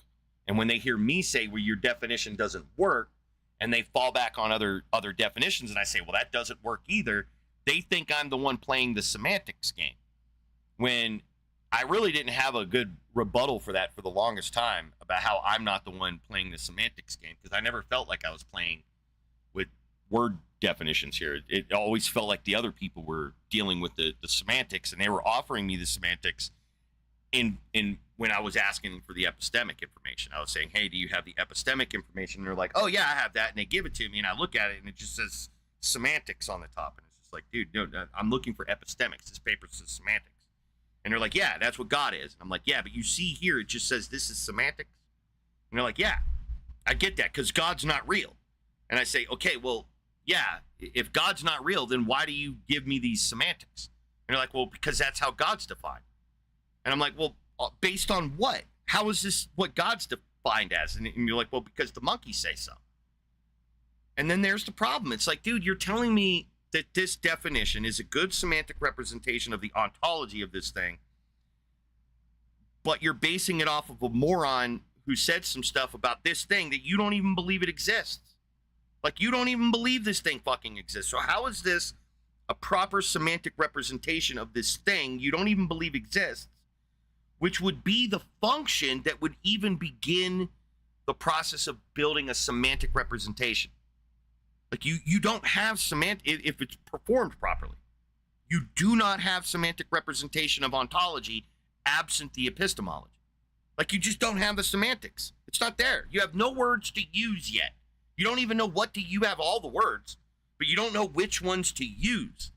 It is going to be your observations, your epistemology, and the nature of the ontology that allow you to get rid of the overwhelming majority of useless words in your lexicon and focus only on the ones that are relevant to the description. Like the atheist knows this shit, but the atheist does not employ this methodology when dealing with theists because it kills the conversation. And if they can't get the theist to put something on the ontological table, then the atheist has nothing to say that's not there. Right? Of course it's not there, but you have nothing on the table. Right? And we're not even in the ontology room anymore. We're in the epistemology room. And you're acknowledging there was nothing ever placed on the table of the ontology. Well, if there was nothing placed on the table of the ontology, what did you pick up off of the table and walk into the table of the epistemology? What did you pick up off the table in the ontology and place on the epistemic table for discussion and fact-checking? Nothing. You didn't place anything on the epistemic table because you didn't pick up anything from the ontology table because the theist didn't put anything on the table. So your ass should be in the ontology room, right? That's where you're sitting at the table of the ontology. You want to go to the epistemology room and have all the fun. And you sat at that table so long and nobody was putting objects at the table and you just wanted to go have fun. So you said, fuck it. You said, fuck it. You cordoned off the ontology table. You put one of them ropes around it so people be directed to traffic elsewhere. You've got your door to the room to the ontology. You let them in. They're channeled around the ontology table straight into the epistemology room. You didn't even ask them to sit down. You literally, the table's all dusty. You just let them walk right by the fucking, I'm still at the table too. I'm like, what are you guys fucking doing? Fucking retards. One retard after another, just skipping the table of the ontology and going straight into epistemology. And when I look into the epistemology room, I could see the sign inside the room that says epistemology. It's all like crooked. And behind it, it says semantics. Even that part's a fucking delusion. That's not the table of the epistemology. Some fucking asshole in there went and put a sign that says epistemology over the ontology or over the semantics. You're in the semantics room, right? Because it goes like this. There's the door, and outside's like stupid shit. And then inside that door, the first room is ontology. That's where it all begins, right there, ontology. Then the doorway to the epistemology room, the doorway itself is your experience. And you're between the two rooms. You're between the two rooms because your experience is what informs what happens in the epistemology room, and your experience is picked up from what happened in the ontology room. So you pick up the ontology room and you put it in the epistemology room where you all sit around and fact check it, and that's the epistemic models, right? That's the epistemics there. But again, if you don't have a door to the ontology, we'll say there's two rooms in the epistemics room. There's two rooms there. There's another doorway. And that doorway is your epistemic or your semantic model, your language, your discourse. It's where you draw from. You pull out of that semantics so that you can begin describing what the people brought in from the ontology room. They brought something in, they put it on the epistemic table. When like in Indiana Jones, when you set the object on the table, the semantic room opens and out flood only the semantic points that make sense to what you perceive on the table. If you see a blue thing on the table, then all the other colors in the semantic room stay. Only the blue word falls out into the epistemology room. You go over there, you pick up the epistemology word, and you set it down like on your Scrabble doc, right? That's one of your words. That's what you do. That's how you play the game. But atheists, they just want to sit there and play epistemological Scrabble without going to the ontology. They just closed off the ontology room, and they've opened up only the semantics room, and they think they're talking about epistemics, and they're not. They're talking about semantics.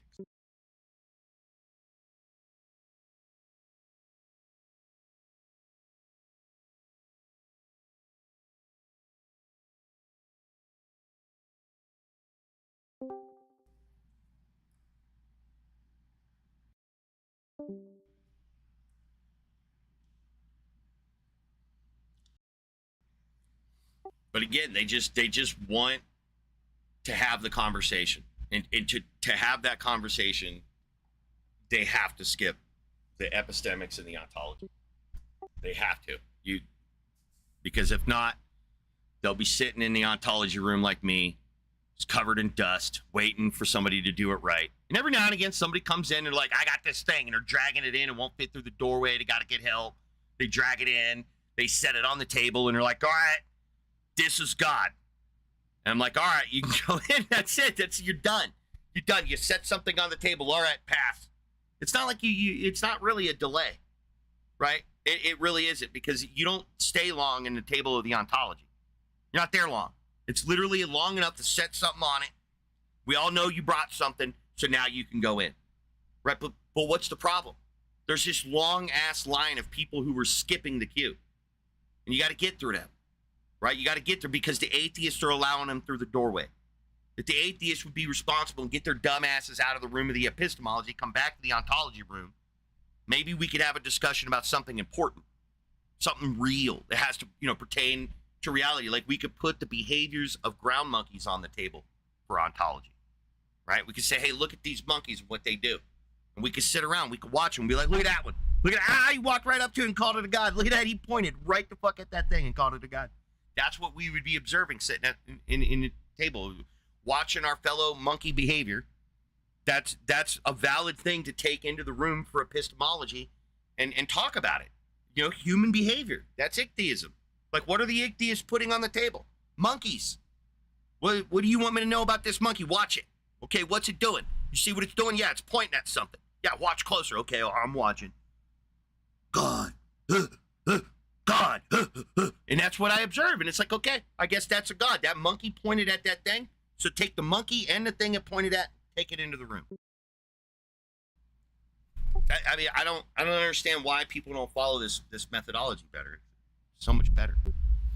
It's just such a cleaner, more eloquent, Like, you hear the beautiful words I'm using. Like, these are all the greatest words you could possibly use. So, I don't know what these people's problems are. I have ontology, epistemics, and semantics. I have all three of them. All the atheists have is semantics. That's all they get. Because that's who they're talking to, semantic morons. They're talking to people who believe in a thing, absent experience, absent ontology, absent epistemics. They've brought you their cultural telephone gaslighting, semantics. And that's good enough for you because it was semantic assholes who abused you, right? So you want to get some of that semantic payback, right? Isn't that what it is, atheists? I think that's what it is.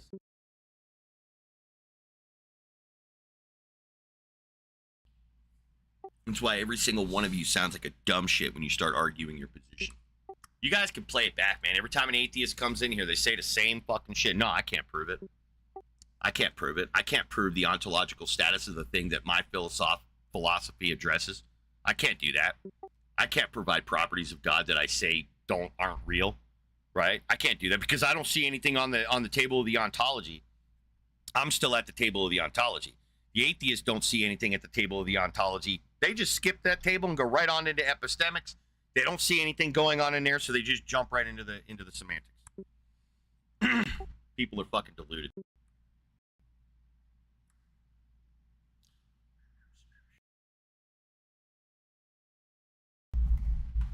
I wonder if Nick's come in here and saw that it was on streamer only mode, got butthurt, and left.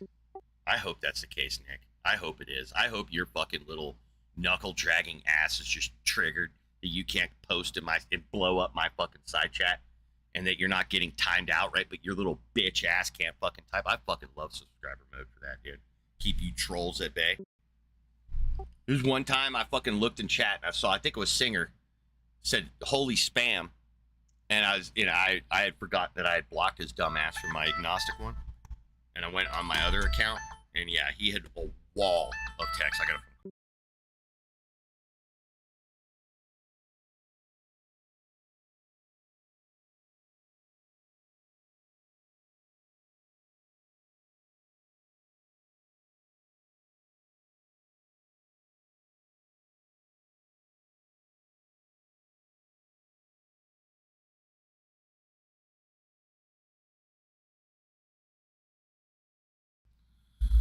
Okay. I'm gonna go outside and play. I'll be back.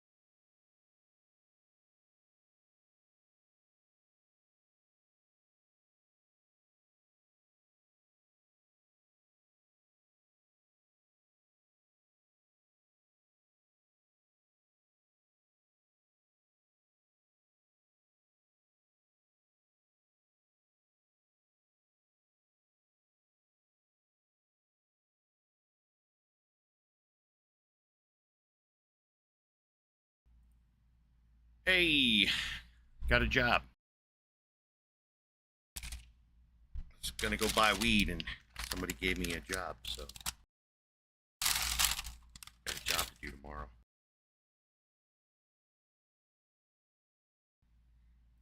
Gonna squirt my juices on them. All over them.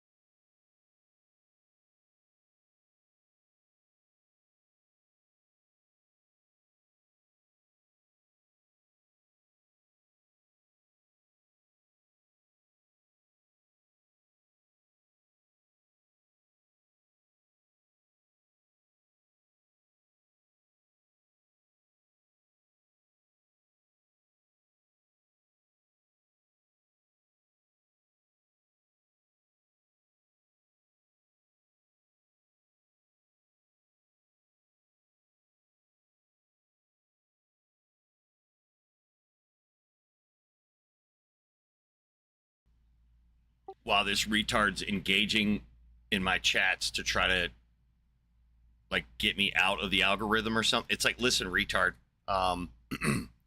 you don't want the algorithm to boost my shit, don't engage.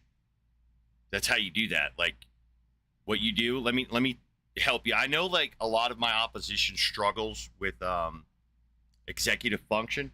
That executive function is extremely difficult for my opposition, but what you want to do, if you're a knuckle dragging piece of shit and you don't know how to do this, what you want to do. When YouTube recommends my video, click the 3 dots and select don't recommend this channel. That's how your retarded ass doesn't see my shit. But you crying like a little dumb bitch in my channels, all you're doing is helping me, you knuckle dragging piece of shit. So like all the people who watch my content, which you can see how many people watch my content, it's not a lot, but you can see it. They're not commenting. And if you don't want my shit to be spread, that's exactly what you do. Don't engage. Click, don't show me this.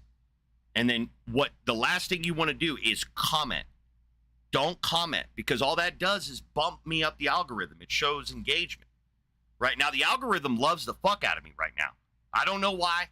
They do. They're bumping the shit out of me. All the atheists are seeing my shit. I think that's great, but whatever. That's, again, not the intent. It's not to become famous. It's to spread Igtheism. And listen, knuckle dragger, you're not telling me in my commentaries anything I don't already know. I'm not trying to make this top quality fucking content. I literally spent about 20 minutes to an hour per video editing. It's not that hard. I put a little thing in the front, a couple little things here and there, and boom, I'm done. I'm not going for top quality content. But you knuckle draggers crying like a little bitch in my comments, dude, you're just bumping me up the algorithm, so keep it up. Moron.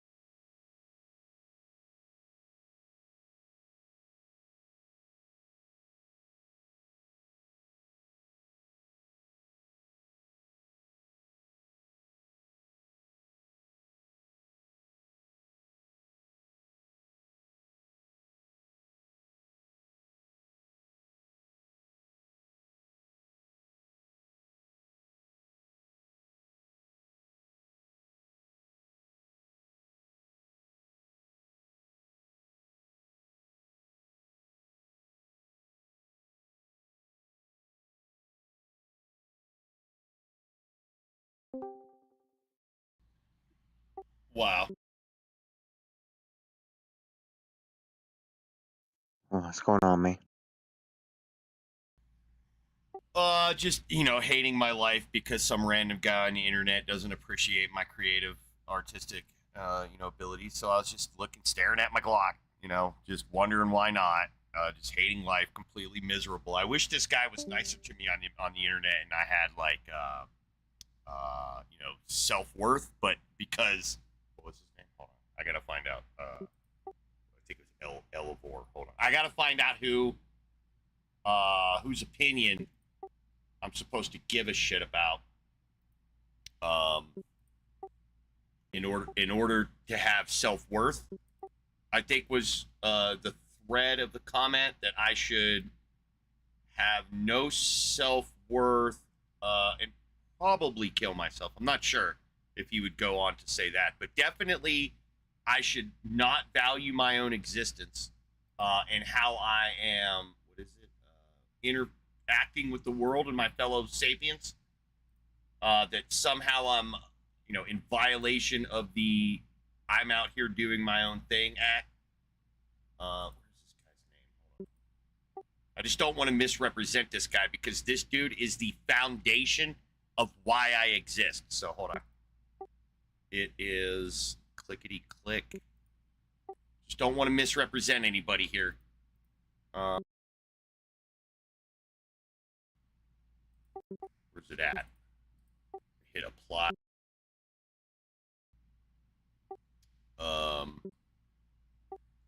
Here we go.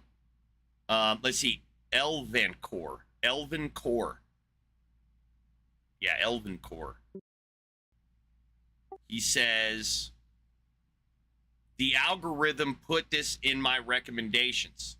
And we're going to break this down. I want to break this down sentence by sentence. The algorithm put this in my recommendation. Nobody who doesn't already care about you, which is not very many people, will sit down and listen to 80 minutes of this. And not because of the topics, but because of the presentation. There's too much content from people saying the same things better, much more concisely, and in a more appealing way. All the algorithm will do for you is attract more who will be disappointed. Hold on, I gotta relight my self-worth stick. Hold on. Oh dear. All right. So he says.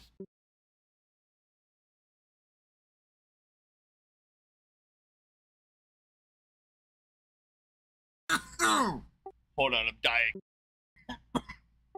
Okay. So he says, the algorithm put this in my recommendations. All right, this is what I heard, nerd. Elvan Core. Engagement drives the algorithm. And I heard it was 6 words or more. Let me see here. 1, 2, 3, 4, 5. Shit. You broke your 6 words or more quota when you said the algorithm put this in my. And the rest of it was just boosting the algorithm. So you might want to fix that. Let's see. Then nobody who doesn't already care about you will sit down and listen to 80 minutes. Well, actually, when you start, being a creative artist like myself and an influencer, what you got to understand is we have tools, and they're called analytics. Analytics, okay? It's a compound word, analytics. And those analytics tell us exactly how many people watch your shit. So when you, like a knuckle dragger, comment about no one or nobody, yeah, well, that's bullshit. I can see the analytics. Okay, so you might want to fix that part of your comment. And then there's too much content from people saying the same things better. Can you post those? Can you post people who are saying the same thing that I'm saying? Can you just go ahead and post that? You could post it in my YouTube channel. I don't care if you cite other creator, master artists like myself. You could post those. Just put the hyperlink of the people who are saying what I'm saying, but what did it say? Better, much more concisely, and in a more appealing way. Show me that. That'll be great. That'll be interesting for you to actually do that work. That'll be great. Because I don't know if you know this, knuckle dragger, there isn't.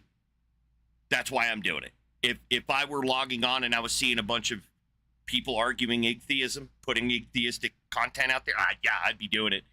But maybe you're a moron and you think I'm an atheist. Maybe that's what the problem is that you're a low IQ, knuckle-dragging piece of shit that doesn't understand that I'm not an atheist, that I'm an atheist. Maybe you should learn to read.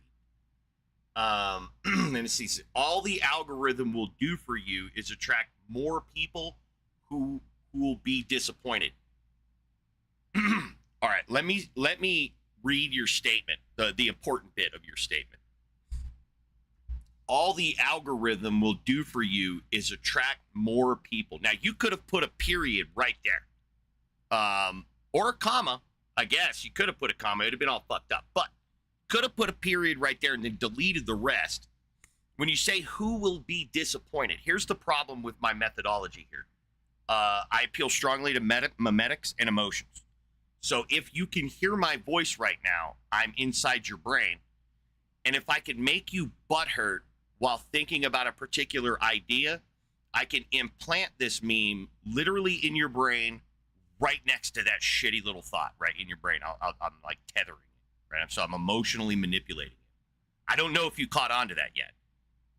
If you could tell whether there were aspects of my vitriol that were calculated rather than just off the cuff, which, don't get me wrong, a lot of it is off the cuff, but some of this shit is calculated, right? And you're left to figure out where I'm doing the calculations and where I'm just, chimping out and, losing my shit, which you'll have to figure that out on your own time. Yeah, but if you want to destroy me, I don't know why you're commenting. That's what's weird to me, dude. It's like you want to see this channel not go anywhere, but you're like, I mean, if you look at it, dude, you're about 60% of the engagement on my channel.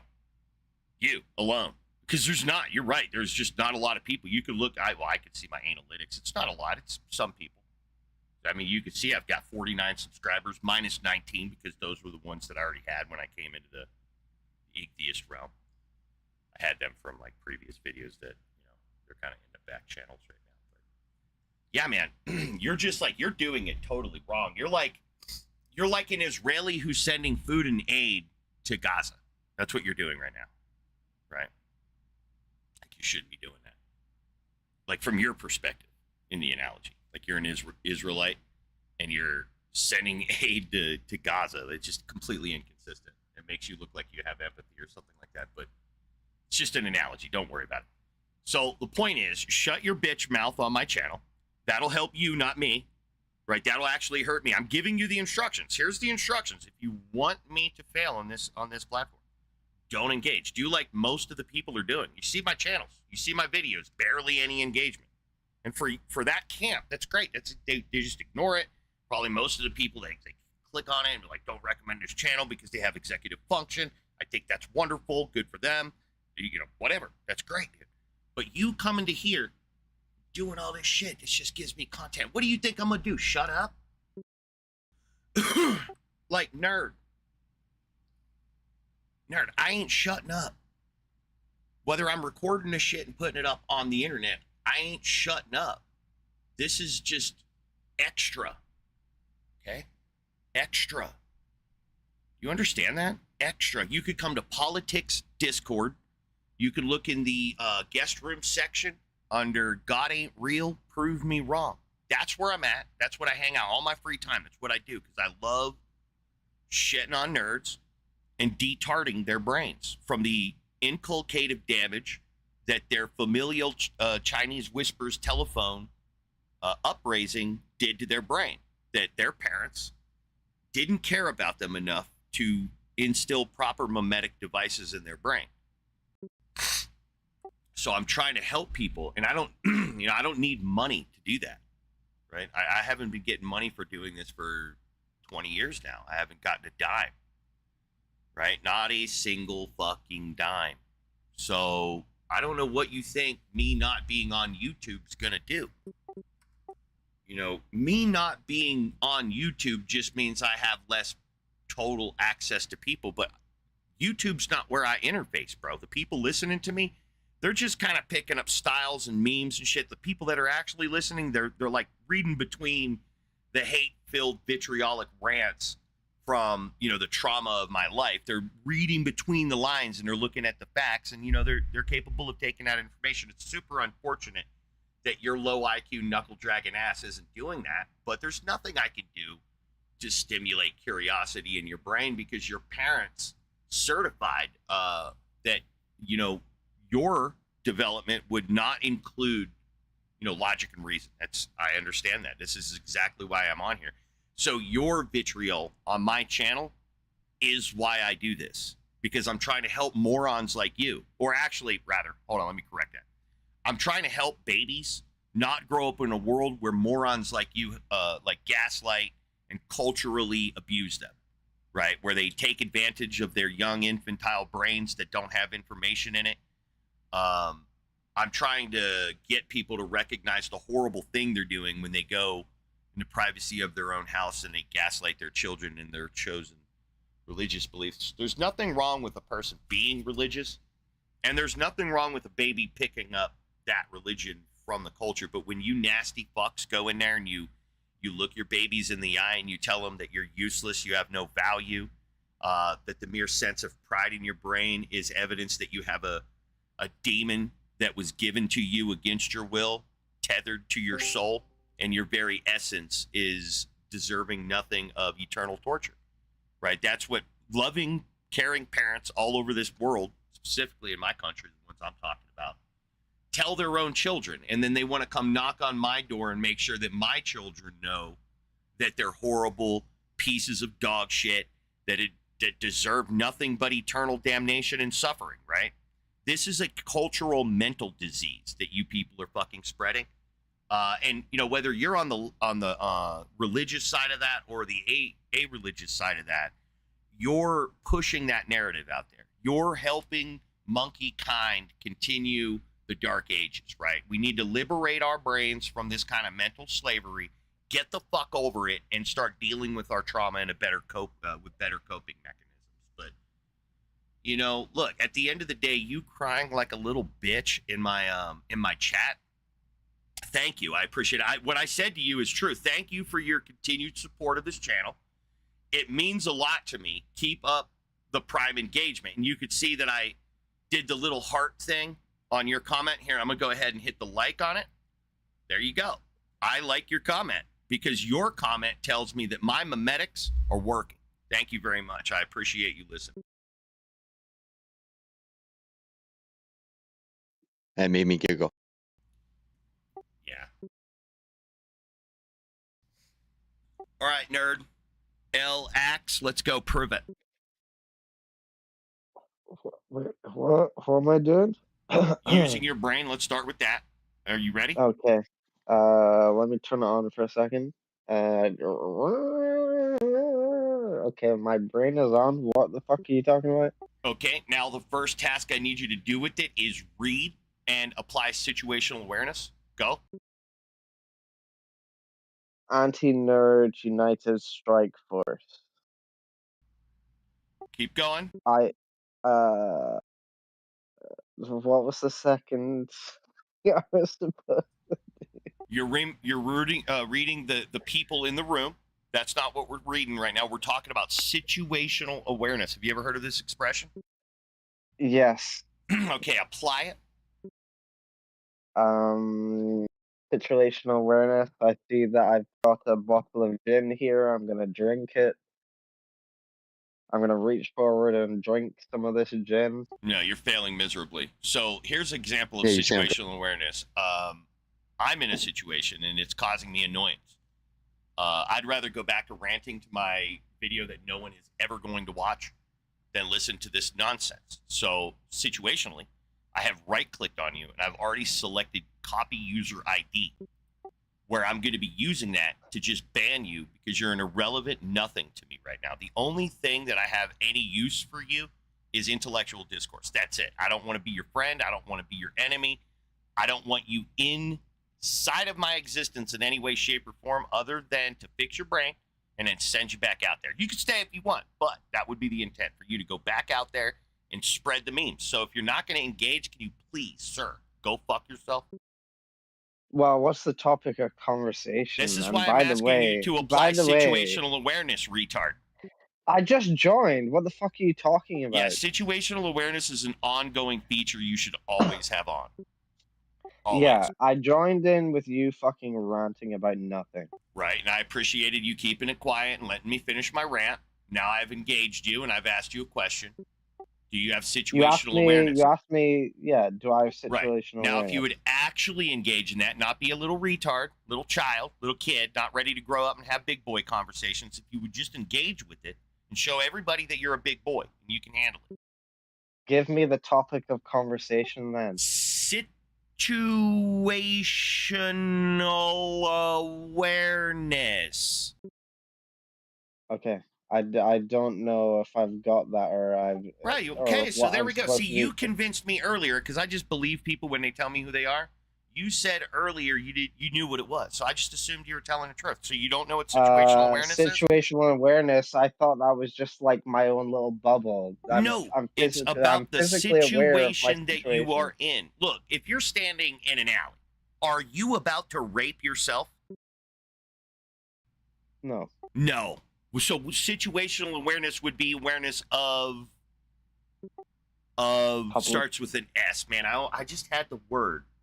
Situational awareness is awareness of the startnockficans.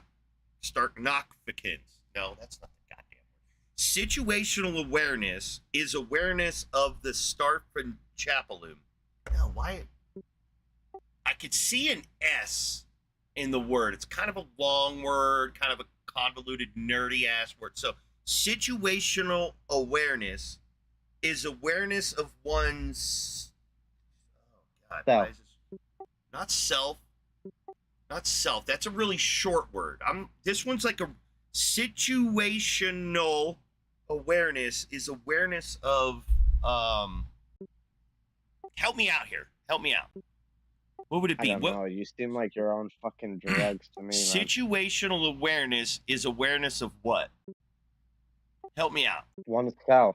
I only have a 99 IQ, and it takes a person with a 100 IQ to answer this question. So, situational awareness is awareness of God, I wish I just had one more IQ.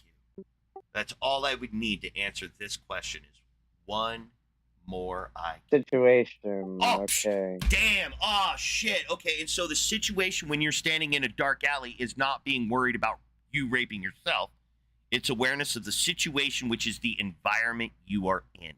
LX. That's what situational awareness is. Being able to gather information from your environment with the endeavor to make a rational, informed decision. So do you have that? Can we apply this to a topic? That's what I've been asking you to do, brother. Can you apply situational awareness to the situation that you're in when I ask you to prove it? Do you want to talk about Scottish politics? Wow. Like, wow. Do you want to talk about immigration? What does your alley look like, LX? What does the alley look like right now? Let's think about it. What does our alley look like? To me, like it's a non-issue. Our right? alley, I'm the guy who's metaphorically trying to rape you, but you won't step fully into the alley. Step into the alley. Come in. You see me unzipping, right? My philosophy. You see me unzipping and pulling out my philosophy. You see me to begin. I've started pulling out. I'm still pulling out my philosophy. I'm pulling it out. I'm actively pulling, but I need a docking location for my philosophy. I turn around and walk away. It's simple. All right, then leave. Goodbye. Wait, you're pulling out your philosophy. Yes, and I want to stick it in you. I'm going to go into the alleyway, this dark alleyway now that's the situation. Now I'm asking you, what situation are you in? Why did your parents not teach you these beams? These are easy questions, man. These are literally softball questions. These are 100 IQ questions, bro. So what situation are you in, bro? Look around you. Where are you at? In a room with 3 dudes or 2 other dudes, right? There's 3 dudes in this room, right? 2 of them are pulling out their philosophies. They've unzipped something and they're starting to they've been extracting their philosophy. It's a long philosophy, very long philosophy. It's still coming out. You see it like pulling up at my feet. I'm still pulling it out though. So what's it going to be, man? You going to engage like the big brain monkey you are? Or are you going to keep acting like a fucking moron, dude? Like, this is a decision you're making. You know that, right? That's why I don't feel bad making fun of you for being a fucking idiot, because it's just that you're not thinking. Just think, dude. That's all you got to do. Yeah, but I keep on trying to extract it to like the real world situation. Yeah, you're in a real world situation, which means you're I'll give you this one, dude, because you're still here and you're still trying. You're in a chat room, and that chat room has a title. That title is a thematic representation, or well, there is a thematic representation, right? That title is trying to get you on a theme, right? So God ain't real, prove me wrong. So when I'm asking you to prove it, I was expecting that you had situational awareness. You read the room name before you clicked on it and joined of your own volition. I briefly read it and briefly ignored it. Right. You don't have to take a long time at reading things. You can briefly do it. You could do it real brilliant. A non-Muslim come ask about their Islam. The Muslim lister is live, and there's a link, YouTube link inside. So, see, it's fast. You just do it. You bam, and it's in. Practice makes perfect, bro. Like, just read, right? Maybe do you not read? Is that what it is? Reading is hard. Takes a long time. Yeah. Right. Just read more. Start with smaller books, right? Start with like Cat in the Hat or something. I'm not kidding. If you're not a good reader, start with Cat in the Hat. It's an interesting story for little kids. It builds upon it. Then you get more complicating books. But you don't want to start with a big book. You know why? Because you don't get to conclusions for long times. And that's what you want. You want to inundate your brain with rapid fire conclusions in the form of small books. Very small books that rapidly get to the point for you, because you got an infantile brain when it comes to reading. And the more you read, the more you'll demand more content, right? And then you'll be like, yeah, I need a whole ass magazine, right? And then you'll get into like actual books, like little short books, like Louis L'Amour books or something like that. And then you get into bigger novels and epic stories and fantasies and shit. And next thing you know, you're reading like a fucking champ, bro. It only takes like 20 years, bro. You could do this easily in like 20 years and get pure entertainment from it, bro. I'm telling you, start with Cat in the Hat. Read it. Have you ever read Cat in the Hat? Dr. Seuss, right? Yeah. It's a children's story. You know what it's doing? It's instilling a mimetic virus in their brains to let them think, hey, maybe I should try new stuff. Right? Here's a good reason to try new stuff. That's what that story's about. It's about stubbornness and the end result, learning that you ended up liking something. I do like green eggs and ham. Sam, I am. Right? Because what was the start of the story? I don't like green eggs and ham. Right? That's what kids, I don't want to eat my broccoli. It's mimetic training, bro. Why do you think short stories start off like that and end like that? Super simple, bro. Super simple. Should have did this. And this is what I'm saying. Your parents denied you access to mimetics. And that's why you're struggling, bro. That's not my fault. That's your parents did that to you. You don't know my family situation. I don't need to. You're a Homo sapien of you were Earth, talking bro. about situational awareness earlier. Did you hear what I said? I am. LX, did you hear what I said? Did you actually hear my rebuttal? You didn't hear my rebuttal, did you? What? No, I did not. Right. Because you heard, no, I don't. You meant you don't know my specific account. You're right. I don't know your specific account. But what I can tell is that you're a Homo sapien sapien. And because of that, I know you were inculcated by your parents or your culture, right? Maybe a foster parent or an uncle or something like that. You were raised by someone and that person failed you. They should have been there. Someone should have been there for them to teach you the proper mimetics, get you to read Dr. Seuss books. Okay, like I'm enjoying your ranting, but insulting my family. I'm not insulting your family. Yeah. When did I insult your family? You're insulting my parents. You're saying that they didn't raise me correctly. If I insulted your family, I insulted all human beings. I didn't just insult your family. I insulted every single monkey on this planet that can hear my voice. Fuck you, parent. You hear my voice, you're probably doing this to your children. That's who I'm insulting. So it's not just your parents who can go fuck themselves for failing their child. It's everyone's parents in this fucking age can go fuck themselves for failing their children. So your parents raised you correctly, did they? Well, my parents didn't have access to the proper mimetics that would allow them to be successful in the next generation and so forth. And so your parents failed you. That's what you're saying. That's what you you're understand. Saying. Yeah, you're getting it. We do that. That's our problem. The only way we learn is by inculcating and playing Chinese whispers. The question we got to ask ourselves is, what we're hearing on the phone valid information? That's the question. Am I putting myself above you and your family? No, because I was an inculcated monkey just like you. Does that mean my parents are horrible people? No, they're human beings. Homo sapiens sapiens. We do this. This is what we do. This is how we raise our children. They come out dumb as shit and need to learn how to use their assholes properly. They don't even know how to use their assholes. They need training on proper asshole function. So if you have a parent that doesn't know how to use an asshole, don't you think that baby's going to grow up not knowing how to use its asshole? It's going to get decubitus ulcers because it's just being placed in a bed and it's going to have fucking bed sores and shit? That happens, you know. Are your parents as bad as that? I don't know. That would be your specific life. But I do know that your parents are ground monkeys just like mine. They're fallible entities just like mine. They've made mistakes from a culture and a history of inculcation just like mine. Well, What do you think you're fucking special? You landed on the most intelligent two human beings in the entire fucking universe? No, your parents are ground monkeys just like us. Everybody. They're not special. They're just like you and me. They're not special. So yeah, I'm criticizing your fucking parents. You're goddamn right. Get them in here. I'll fucking criticize them right through their fucking earballs, dude. Pass it. Record it. I'm streaming live right now on YouTube. You could fucking tell them to log into my stream and listen. Yes, Mom. Yes, Dad. I'm saying this about you. You failed your child. That's what you did. You didn't set your child up for success. do you think that you're a cynicist? Yeah, there's probably a lot of that going on.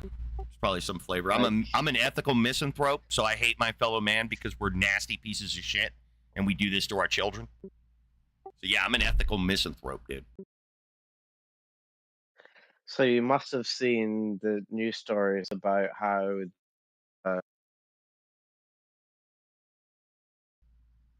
About how what you cut out. he has dropped You're drastically. lagging balls right now, dude. Am I? Okay. Yeah. You said you must have heard the news stories and then you just started lagging. Is it okay now? Test 1, 2, 3. It's choppy, but I can hear you. Like reading cohesion has gone down due to iPad and technology. You mean comprehension? Well, that's not a correlate because books are on Comprehension and iPads. cohesion. What you're talking about is a correlation between visual stimuli over other mental stimuli like reading. The distraction factor. So you could be easily distracted, but you can use an iPad to study physics, bro. This is just bad training on the parents' part. No, because like we have the internet and we can study whatever we please, right? Like I could become a coder or a physicist if I wanted to because we've got the internet and Lord Google on our side. Do you though? No, If you looked at my ChatGPT records, dude, you'd be like, holy shit. Right? Your If you looked at my ChatGPT? yeah, if you look in my Gemini records and shit like that, my interactions with AI, if you read them, you'd be like, holy shit. This dude is balls deep in trying to learn physics, philosophy. Holy fucking shit. Walls of shit. Walls of it. And it's just shit me just fucking dumping into my brain, bro. I've turned my I use what's the Google version of the AI? Gemini. No, it's not Gemini. That is. It's Gemini. Is it? Fuck. Yeah. ChatGPT and is Anthropic. No, let me open up Chrome and double check. I think it's ChatGPT that I'm using. No, I'm not sure. Well, you're probably using ChatGPT on Chrome, but the one with Chrome is Gemini. No. The one with Chrome, I'm telling you right now, it's the Microsoft version. It's Copilot. No, that's with Edge. Well, I use on Chrome. I'm sure you do. You can use Apple. You can go to apple.com on your PC, bro. You see, this is where your parents failed you. This right here is where I'm not an intelligent person, bro. I'm just a studied, learned person. Your parents fucking failed you, bro. If you're a 100 IQ, you should have been able to answer that question. But somebody did not teach you how to think. What was the question? Wow. I was talking about that you can use apple.com on your PC. Yeah, I know. I could do Right. anything. So just on, because you're yeah. using whatever Edge uses in Microsoft, Cortana or whatever, you said Copilot? I think Cortana was its first version. Now it's Copilot or whatever. Pretty sure, I could be wrong, but I'm pretty sure Google is Gemini. You could go to google.com and type in the search bar, are you Gemini? And it will say probably, yeah, well, I'll do it. Hold on. Okay, so I'm Googling here, and it's Gemini, I guess it's answering me since I'm using Google. Yes, I am Gemini, a large language model built by Google. I just typed in Google, are you Gemini? Okay, let me finish that sentence, mate. Microsoft Copilot is not natively built into Google Chrome, but it was built in when I launched this PC. Anyway, yeah, so we're learning, right? We're learning. I guess we are. Yeah, this is what I mean. Your parents failed you, but here I am teaching you. Teach me what?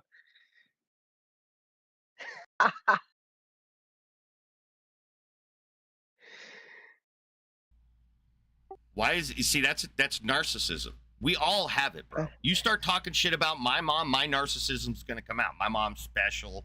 She's super awesome because she's the one that trained me how to use my butthole. So I owe her. You're doing the same thing too. That's why you're protecting your family. You're like, well, my family's not a piece of shit. My family's like immaculate. No, they're top creme de la creme. I could list off a whole fucking series about how my family sucks. There you go. All of our families suck, dude. No, but the thing is, it's like, yeah, well, I don't appreciate that, and I don't. Well, think I your don't parents appreciate it either, dude. What do you think I'm talking about? I don't think your parents should appreciate you saying that either. My mother knows exactly how I fucking believe, dude. I wear it on my fucking sleeves. She understands reality in a very similar way as I do. We've had many conversations over the years. She understands what I mean when I say she is not perfect, that she has made mistakes, even in her child rearing, because she didn't do it before when she had us. Me and my brothers, she didn't have practice. She got pregnant like every other fucking woman on this planet. She got pregnant young, and she got pregnant poor, and she made mistakes, man. Every fucking family makes mistakes. Your narcissism, your ego, your arrogance is making you talk about these things. And dude, you should do this. We should act this way. We're fucking primal animals, bro. It's protecting our family. It's protecting what's important to us. We hate the things that take away what we love. That's what hatred is for, to protect what we love, right? So, dude, it's fine. Yeah. You just need to understand that what you are is a ground monkey, an emotional, social animal. Your parents raised you and they did it off the cuff like mine. Everybody makes mistakes. And if you're triggered at thinking that your parents aren't immaculate, they're your God, right? They were your first God and they became your second God when you finally learned what God meant. I never said they were immaculate because, like, I was right. No, I didn't say you said that. Did I say you said that? I know you didn't say that. That's what your ego is defending, and your arrogance is defending, and your pride is defending. You're defending it. You're an emotional being, bro. Part of your humanity is that you sense emotions, and I'm eliciting emotional responses from you. You just make me uncomfortable. That's what you do. Good. This makes me uncomfortable too. It's why I talk about it. This is why I expose this kind of cultural indoctrination. It's visceral. It hurts. It's child abuse. It's mimetic malnourishment. Just like your parents taught you how to language. They did that. They did a good job there. They taught you how to language. Please explain that word to me. Which word? Mimetic. Mimetic. So you heard the word meme, right? You're on the internet. You heard of a meme. So what's a meme do? A meme is a small bit of information packaged in a way that dumps out a lot of information. Yeah. Right? So it's an attractive morsel of information. That's what a meme is. Well, memes come from a concept from Richard Dawkins. Richard Dawkins. Yeah, he created the word. I don't know if he created the word, but he did. He did. Maybe he did. But he's definitely a champion of it. Influential factor in my understanding. But memetics is the meme form of how we learn. We learn by memetics. We learn by observation. So, kids that grow up to bully, why? Because they were bullied. Kids that grow up to rape, why? Because they were raped. Kids that grow up to beat their wives, why? Because their mother was beat. Right?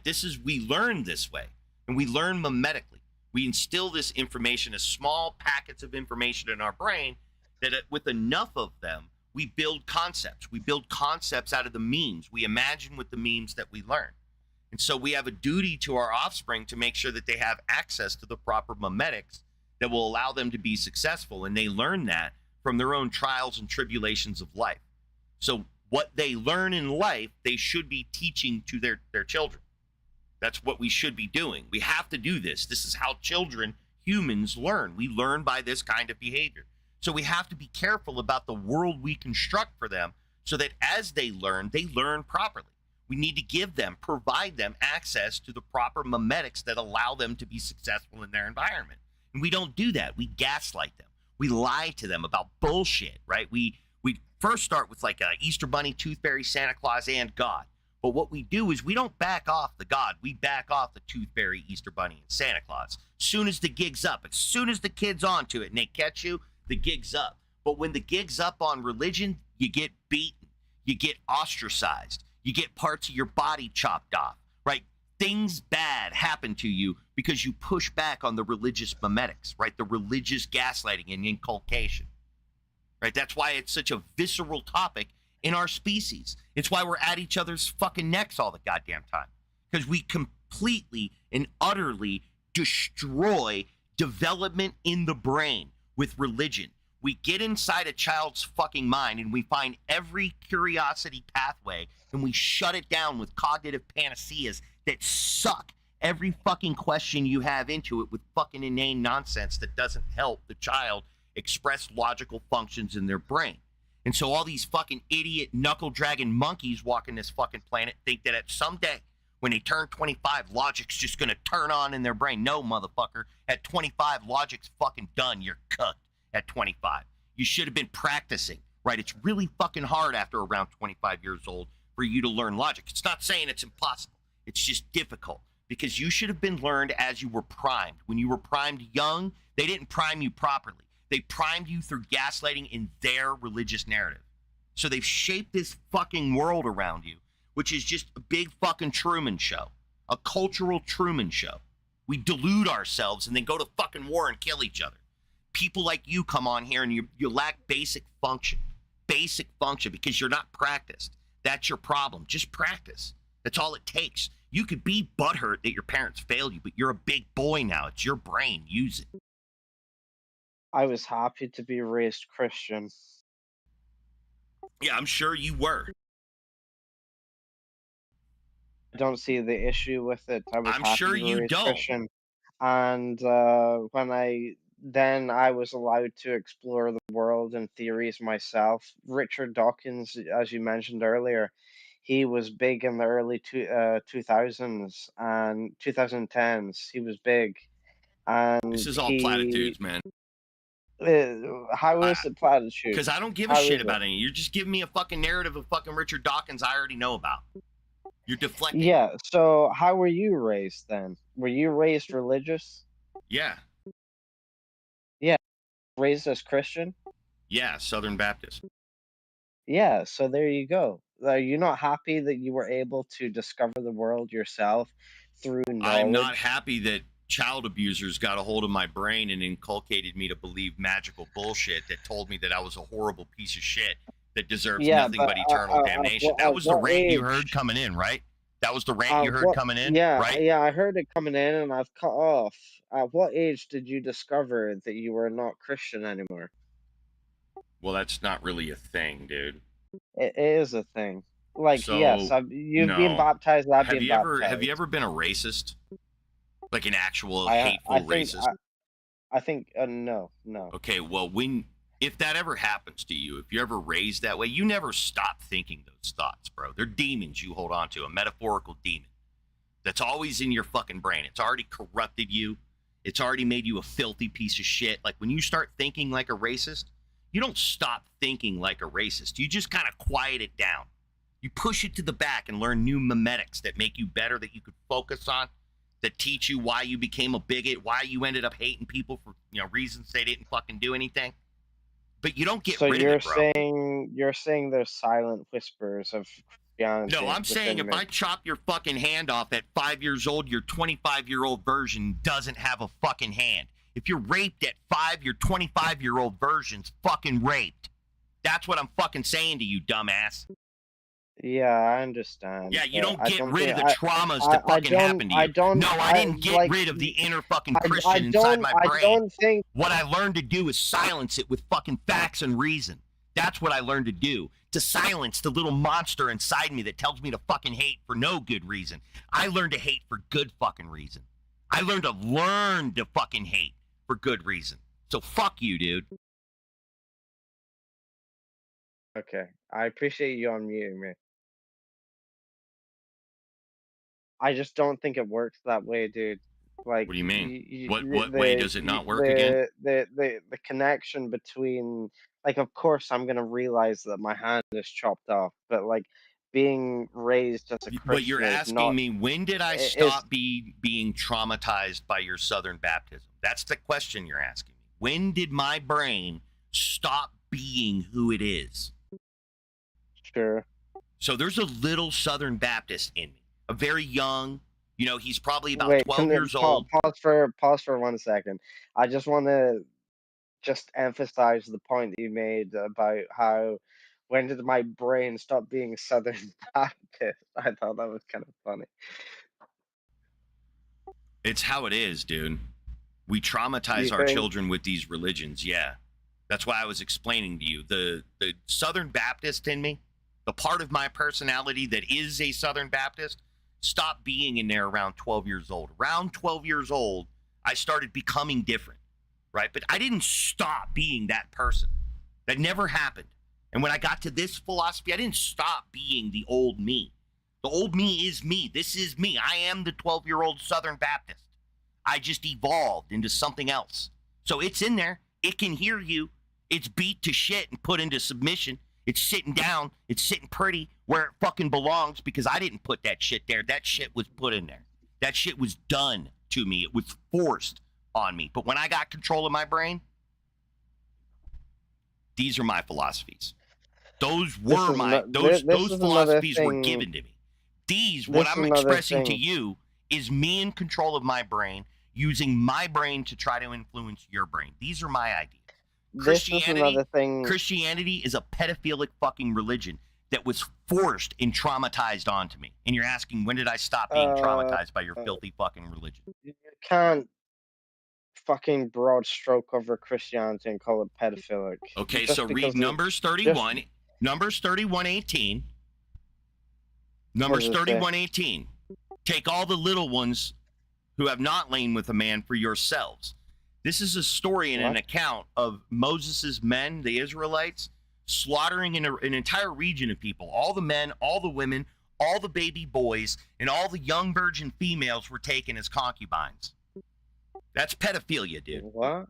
Yeah, what? That's in the Bible? What? That's in the Bible? Holy shit, that's in my Bible? 1,066 pages, bro. King James Version, 1,066 pages. That's it. I've read King James, if I remember correctly. I've read hundreds of thousands of pages in my lifetime. You can't even read 1,066 fucking pages of pure, unadulterated, unfiltered shit, trash, smut. You can't read it. You're shocked. Numbers 31, you fucking idiot. Your parents failed you. Say the number again. Numbers 31. 31. 18. 18. And it's got a colon in between, right? God damn, dude, you are so fucking lost, bro. You don't even know how to use your Bible. Look, close it. Don't worry about it. Don't worry about it. This is what you do. You trust. Close it. I'm not going to talk to you about Numbers 31. What I'll talk to you about is the cover. It says the Bible. Now, what I want you to do is open it and go to the first fucking page and start reading, asshole. anything about boys here. But all the young girls who have no. Hey, when you can tell that you're physically muted, let me know in side chat. I was saying something to you and you were ignoring me to read your fairy tale about pedophilia.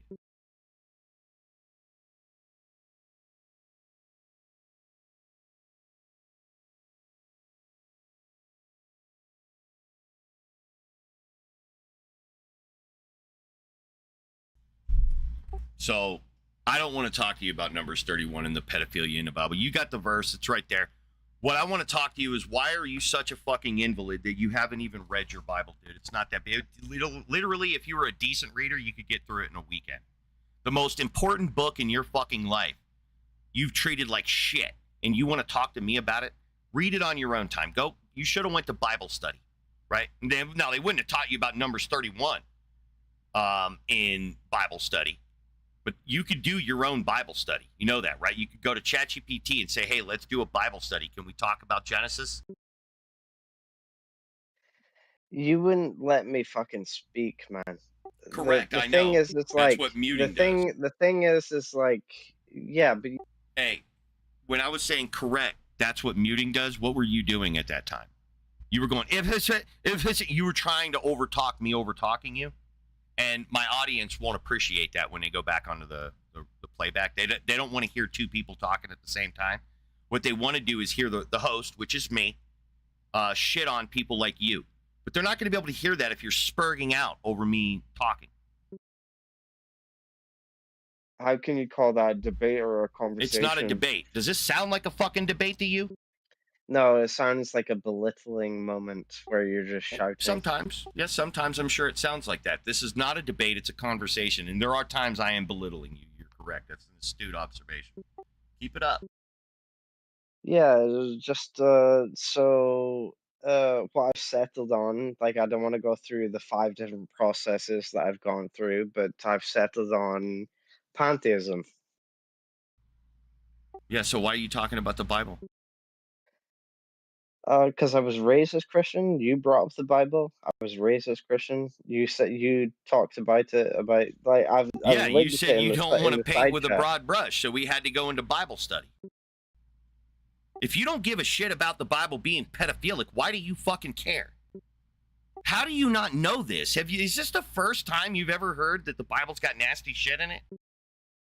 No, but Well, then I would why are you assume feigning shock, I would dude? assume that the Quran and the Torah have worse shit in it than the Bible You would does. assume that? Really? Okay. Do you know that Yes, the I would fucking assume. Torah is the Bible, jackass, right? No. Yeah, it's the first 5 books, right? You've got the Pentateuch. Penta, 5, right?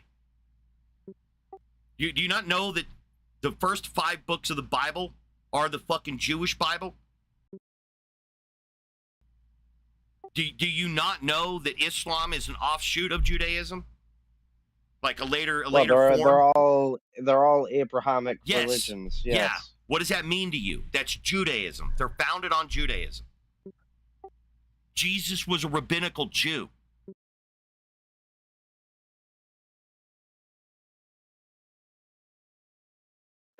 Supposedly, yeah.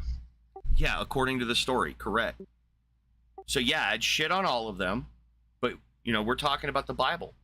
And I said the Bible was pedophilic. And you were in shock at that. Dude, fucking Mary. She was, to be generous, 14. Most people put her younger. When God dicked her down and put a 14? spirit baby, yeah, she was a child. What? Yeah. Jesus is a pedo baby. Yeah. What the fuck? I didn't know that. Yeah, of course you didn't know that.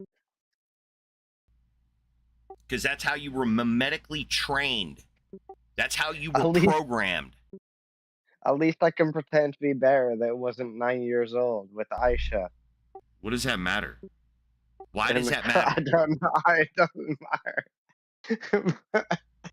Well, what are you doing? You're laughing at children getting raped? I'm moving the goal. I'm laughing at the situation. At children getting raped, yeah. Where's Yeah, your fucking empathy for laughing Aisha, at. bro? Do you know about the accounts of Aisha? She testified on her own account that she was losing hair, right? You know why she was losing From hair? stress. Cortisol. Yeah, Stress. from stress, yeah. and you're making light of that because some 54-year-old man fucked her. I You're making light of that. shouldn't- You think it's no, funny. No. I don't know why you're over talking me again. You think it's funny and something funny about Muslims and their beliefs and how Aisha got fucking raped by a 54-year-old. Can you tell me about your programming that makes you find it funny that Aisha was raped by a 54-year-old man at 6 years old? What do you find funny about that? I don't understand. What's funny? Walk me through the logic here. Okay, the logic is that I hate Muslims, so... So you think it's funny that a little girl got raped by a 54-year-old man? No, not at all. It sounds like you think it's funny that a little girl got raped by a man. It sounds like you were just laughing and laughing. Like, what is funny about this to you? Do you see why I'm an ethical misanthrope? I am an ethical misanthrope because of nasty monsters like you who think it's funny to make fun of a little girl getting fucking raped by a 54-year-old. These are true accounts. Muhammad and Aisha are more testament to reality than Jesus. Aisha was a little girl. She was a real little girl. She existed. And she was really raped by Muhammad. That really fucking happened. And you're making light of that because you hate Muslims? Why don't you wake the fuck up? And maybe it's that you hate Muslims because they worship a guy who fucking raped a little girl. Instead of making light of it and acting like there's some kind of funny topic going on. Is this comedy hour? You hear anybody doing fucking stand-up? No, raped and pillaged. But where does this... How did you figure out Mary was 14? The historians. Historians. Yeah. That's not really a source.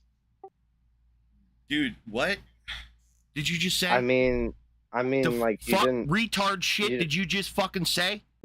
You didn't specify where you heard it from. You just said you're asking me, historians. you asked me a general question, so I said historians. So, like, basically any biblical scholar, whether they're a Christian or not, will concede to you that since Mary was a virgin, she was a child. Because back then, that's how it worked. Let's say you were a father back then and you had a daughter. Well, she's fucking useless to you. All you just got to feed her. She's barely able to work the fields and shit because she's a female. Oh, right? Damn, dude. So what'd you want to do? I just Googled it. So what you want to do? What you want to do is find a man to buy your daughter ASAP. So when she gets of a certain age, every fucking day you're going in there and looking at that vagina, making sure it's bleeding. That's what you're looking for. You're looking for that blood because the moment you see that blood, you're going to sell her to that man who's been looking at her for years. That was culture back then. So if you were a virgin back then, that meant you were young and you had yet to hit menstrual cycle, or you were just so incredibly fucking disgusting that no one wanted to fuck you. But I mean, you had to be really fucking bad for that. I mean, just look around you today. There's women that are incredibly ugly and they get plowed through all the fucking time.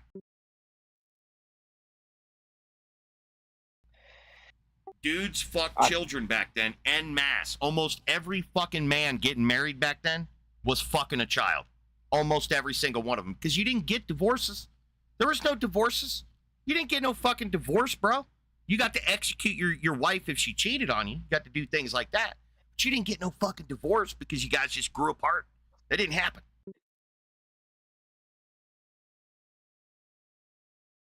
So I did Google, and it said she was like Mary was between 12 to 16. That's why I said most people put her about 14, but the chances are she was younger because 14 is a late age for menstrual cycle.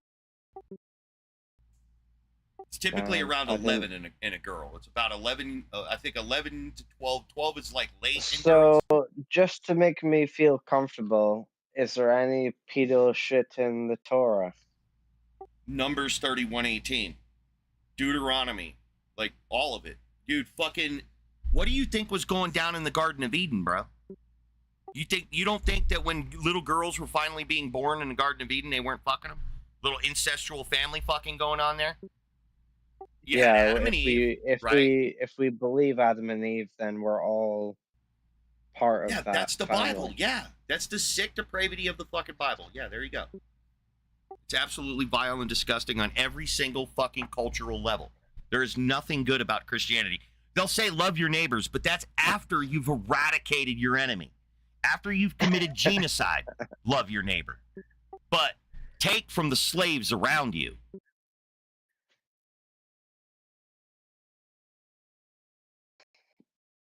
Pronounce the word correctly, please. It's genocide. Genocide. Do what? Genocide. Are you having problems with the word or something? No, just the way that you pronounce it. Yeah, genocide, because I'm a fucking American, dude. No. Genocide. Yeah, genocide. Do you say gens? Genocide. Do you say gens? Do you have genetic information? Do you say gens? Do you say Genes, gens? Oh, no, genes, you say genes. genes, huh? Oh, wow. That's so weird. Well, I don't say genocide because I'm not a fucking Brit. Let's see what Lord Google says about this. Okay, well, you go have that conversation. You can leave my room. I don't need to have that conversation. I'm not gonna leave your room. I think you're kind of a hilarious.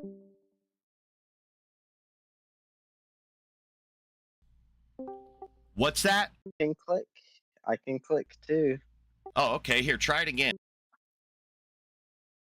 Try what again? No, don't ban me. Don't do that.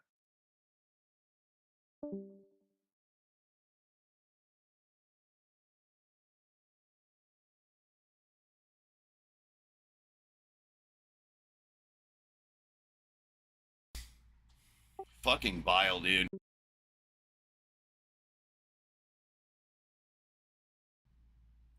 Some parents out there did that to that kid.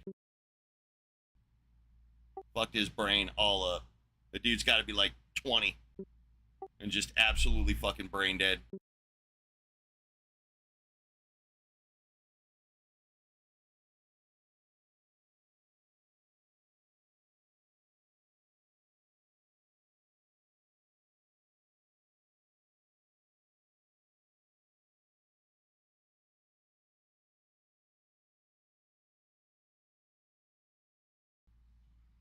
Exactly. Exactly. It's not about loving your neighbor. Not in the way that modern people conceptualize neighbor. It would be, I love like New Mexicans, but I go to Texas and Colorado and Arizona when I need some slaves. I just go over there, burn down cities like Midland, Texas. Just go in there, slaughter fucking everybody in Midland, and then take all their babies and bring them back to New Mexico. That's what it means to love your neighbors. Because then once I steal your babies after you're fucking eradicated and I steal your babies and bring them back, I just make them kind of like part of my culture. And then because they're my direct neighbors that I care about, then I care about those guys. Everybody else, yeah, I kill your babies and take the rest of them that I don't kill. And that's what it means to love your neighbor. You don't mean love all your neighbors. It means just, the ones that in your city, the people you would interact with on a daily basis kind of deal. But yeah, Jesus was pro-slavery. Hear that, black people? I don't know why a black person on this fucking planet from the United States would believe in Jesus. Because Jesus would tell you to be happy being a slave and obey your masters. But no, they gas. I mean, you go into the dirty South, and there's one charismatic church after another in there just praising Jesus at the top of his lungs. But they won't sing that verse. They won't get up there in the front and do a hymn about, slaves obey your masters. They won't do that.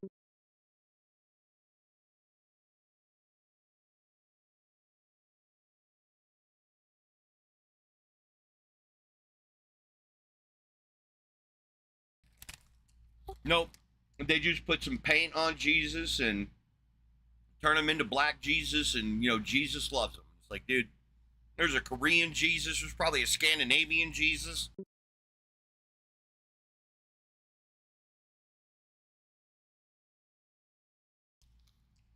At least the Korean Jesus looks like an absolute fucking Chad.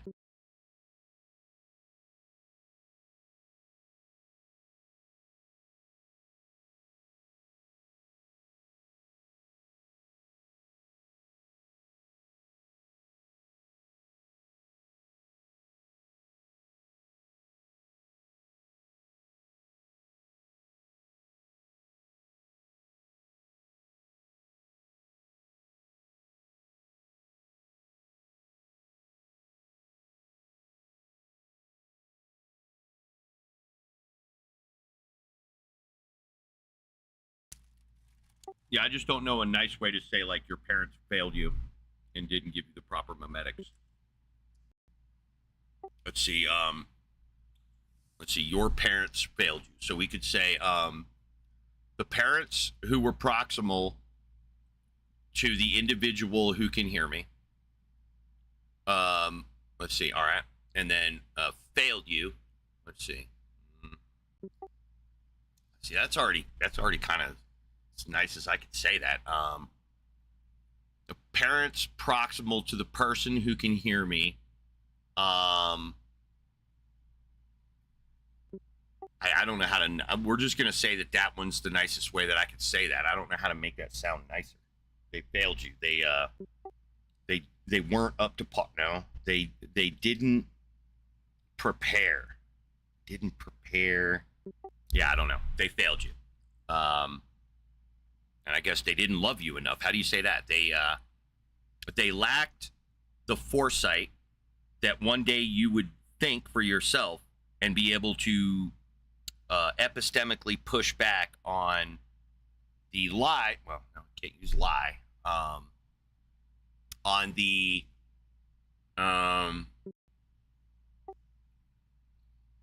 miscalculate. No. On the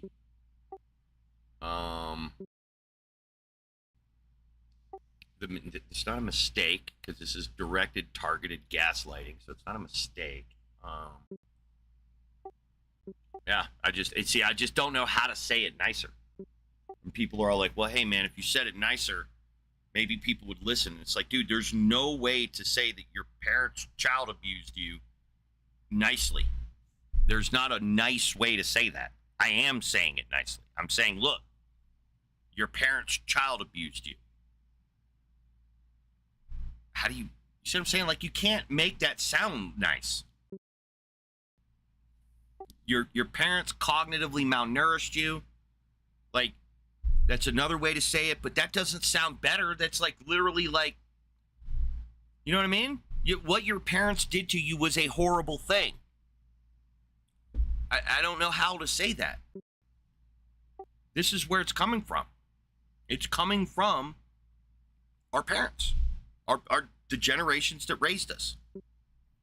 They fucking lied to us. They gaslit us. They fucking manipulated us. This is the right language. It's just ugly. You know, people want to cry that it's ugly. It's like, that's not my fault. I didn't make it up.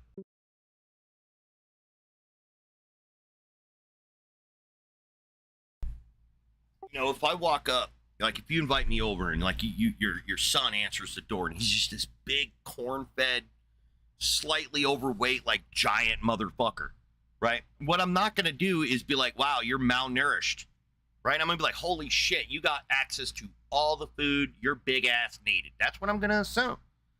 But like, if some, you know, emaciated, nearly fucking skeleton, 50-pound human being answered the door, I'm not gonna be like, oh wow, you had access to all the food, didn't you? No, I'm gonna be like, dude, this child is malnourished, and then call the police, right? Call the police on you because you're obviously malnourishing your child. You're not feeding them the proper nutrition, right? So malnourishment is evil as fuck. This is not like an accident. You don't accidentally underfeed your child to where they starve to death. That's not an accident. So, you know, how do I politely say, hey, when it comes to your interactions with this individual who is known as your child, the quantity of food that the child's developing body was not met, like, yeah, you fucking malnourished your child, right? Well, this is the same thing. It's like, dude, if your kid or you is struggling with logic, then it is the case that whoever was your custodian or guardian, they didn't teach you logic. They weren't there for you to teach you these things. And that's a failure because that was their sole responsibility. So they failed you. But then people want to shit on me for like saying, oh, you're being an asshole by saying that they gaslit. It's like, well, they did gaslight you. You don't like the word, don't practice. Don't do it. You don't want to be called a gaslighter, don't gaslight. Well, what do? They gaslight and then they expect you not to call them out on it. It's like, no, fuck you, right? I'm not going to do that because it makes you butthurt that you feel like you child abused your kid. You don't want me to say it? No, fuck you. You should feel that you child abused your kid because you did. You cognitively malnourished them.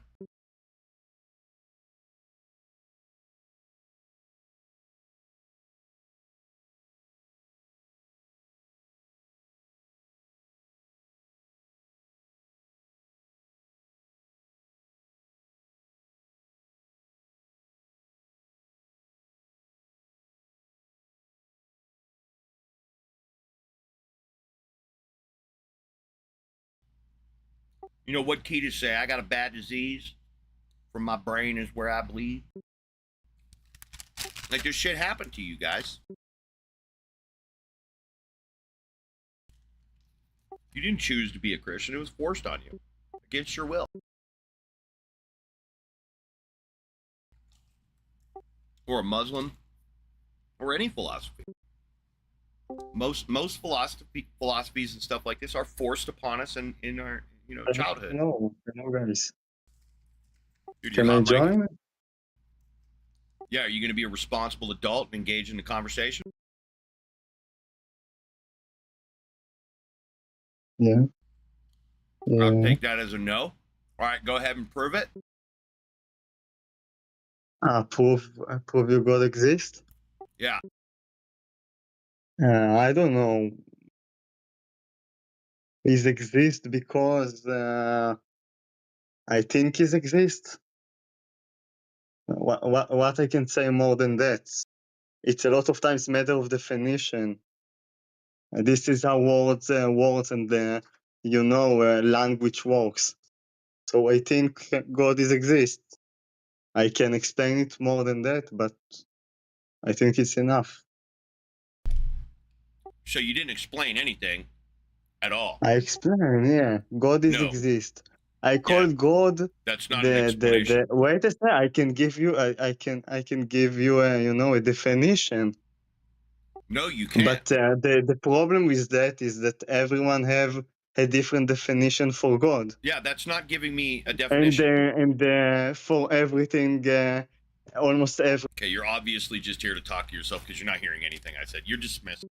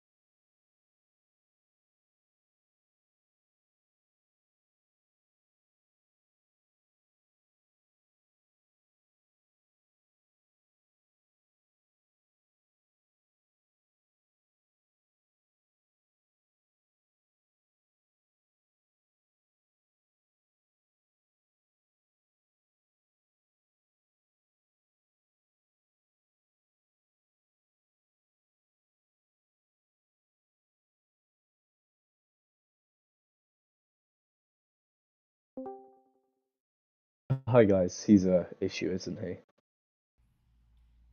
Prove it. Sorry? Prove the God thing. Are you talking to me? Yeah. I believe that God isn't transsexual. All right. Goodbye.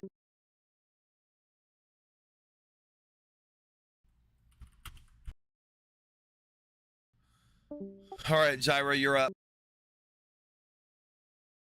Huh? Prove the God thing. God ain't real? Prove you. Oh, no, I agree, bro. I just got dragged.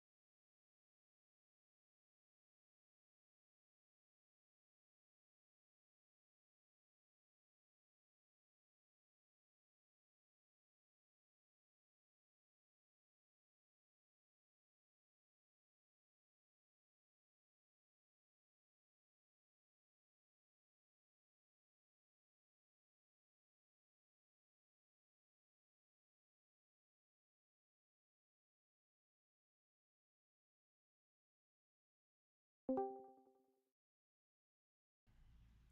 right, nerd. Let's go prove it.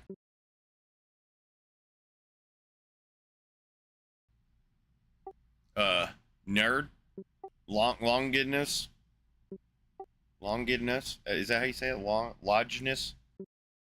You can say it in the way you want. Longinus, Longinus. All right, Longinus, prove it. Are you still upset?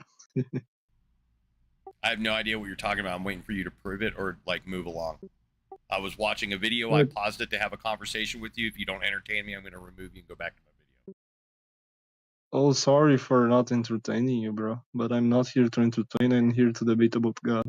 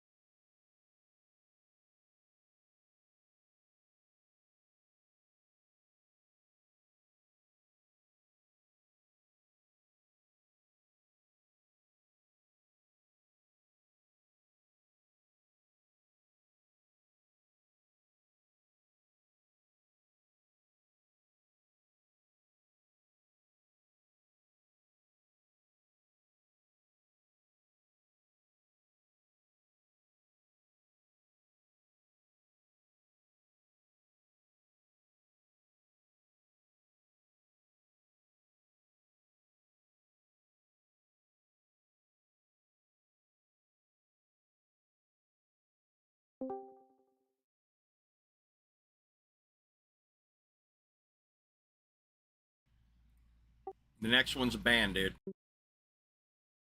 Oh, so you're just kicking me. I told you, man, I stopped doing what I do in order to engage with people to come in the room. So if you're not going to be entertaining and you're just going to waste my fucking time, I'm going to go back to doing what is entertaining.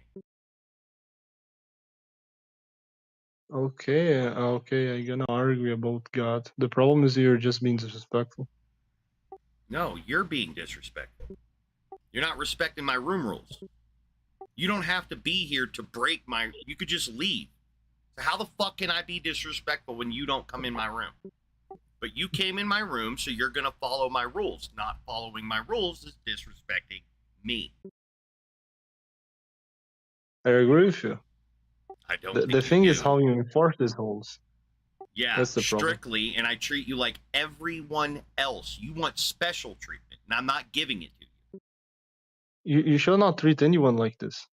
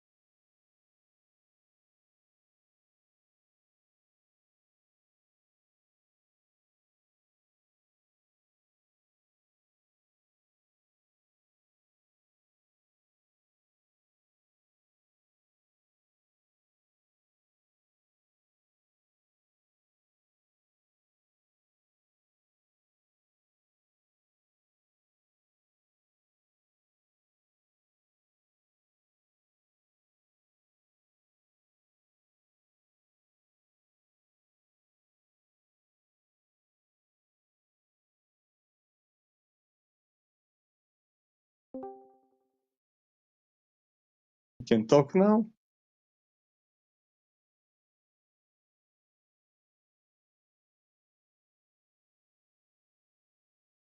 You guys have no life. Bro, just go live I know, yours. We're transsexual, living I our. know. This is the life that we are choosing. No one's forcing us to do this. Go fuck. Yeah, I know. Just go fuck yourself. Quit fucking stalking or whatever weird ragey shit you're doing. Just go fuck yourself.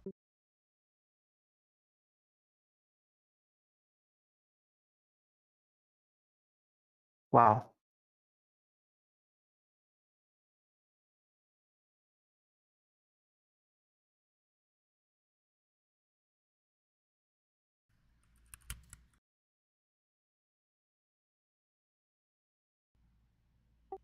Dude, the fucking bot is down. What's with the bot? Like last week, it's just been failing like miserable. Yeah.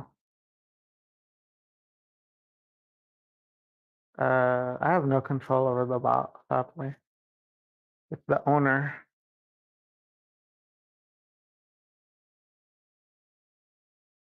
They be messing with shit. Trying to steal our data. Mm-hmm.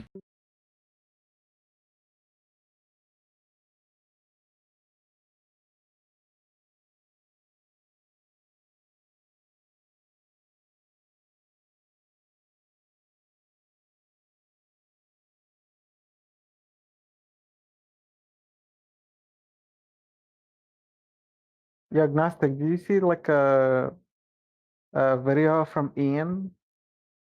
Like it's I think the video is about like him talking to a Muslim, and he was like talking to him about contingency. Wait, who was? And necessity and blah blah blah. Ian.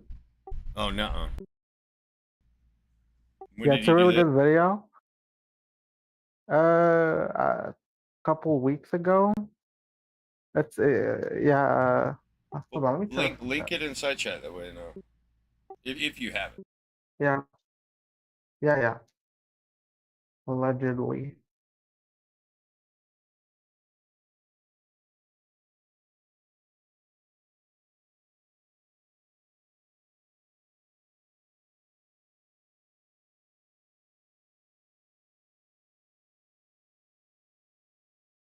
I found it.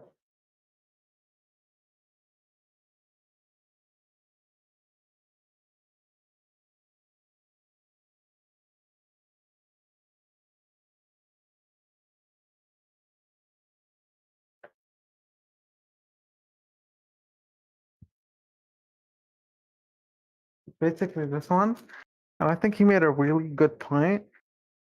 He was like, I don't remember exactly. I need to rewatch it.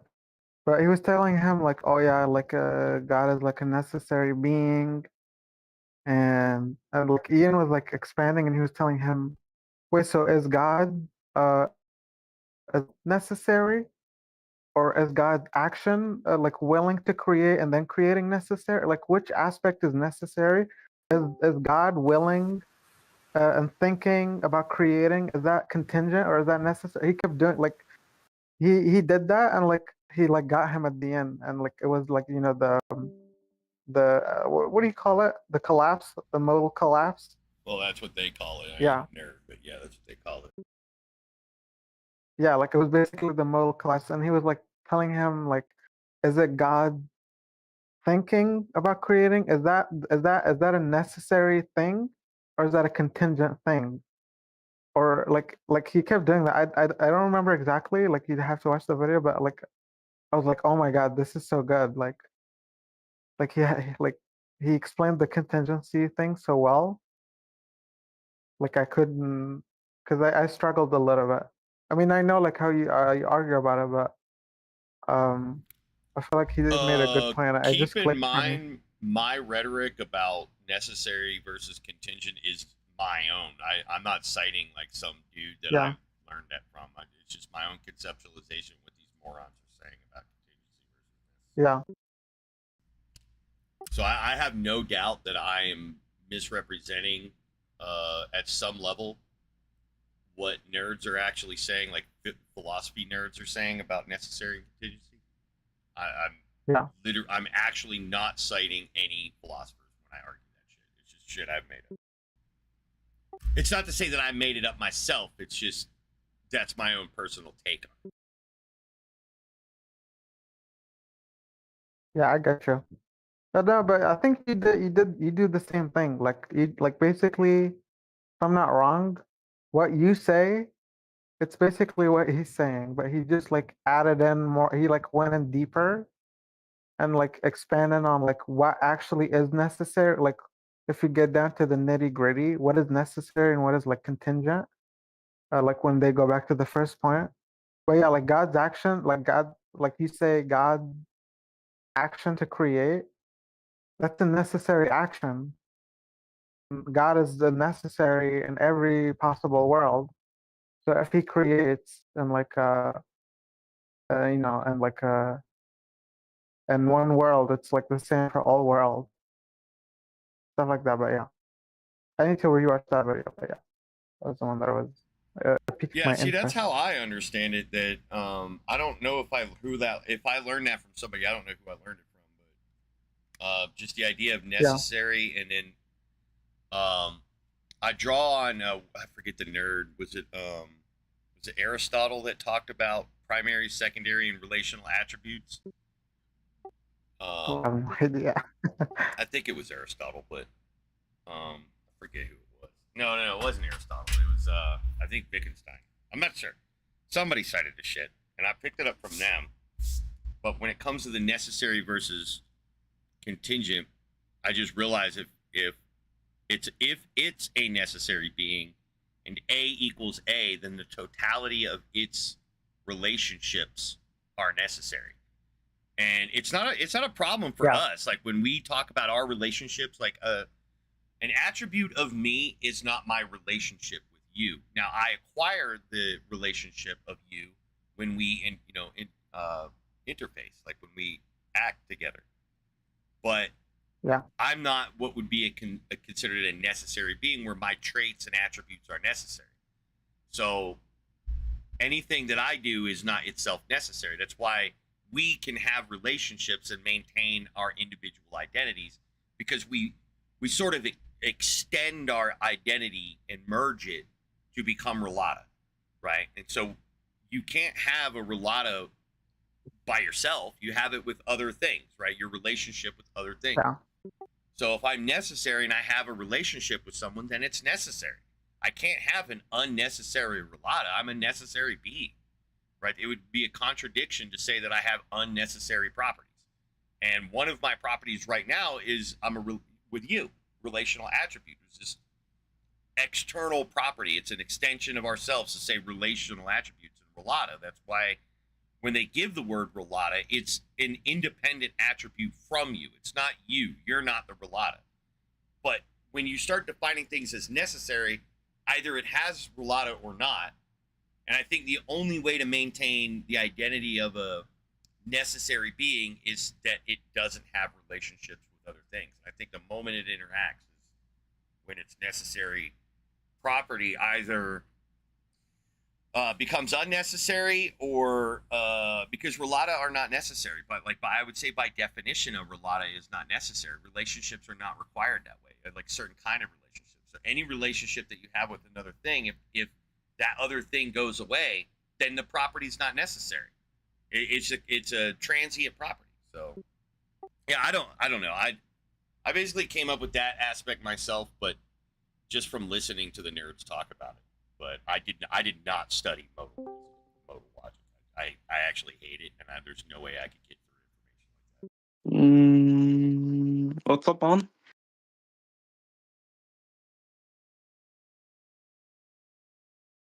Like you said, God is not real. Okay, don't give an argument for God then. And plus that's gonna be like some giving like positive assertion, and like you have to like prove that positive assertion like actually be like true and justify it. Bro, this is an English only server.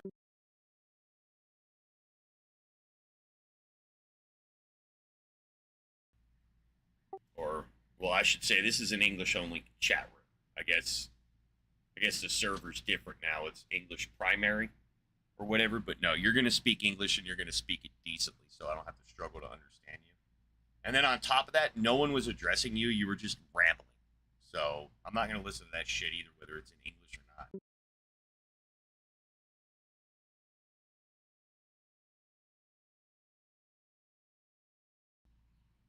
Like, do you want to have the conversation or just get banned? Because I don't want to entertain a moron. So just don't act like one. No, like, okay, that you banned me for, like, you muted me for no reason. Articulate your words.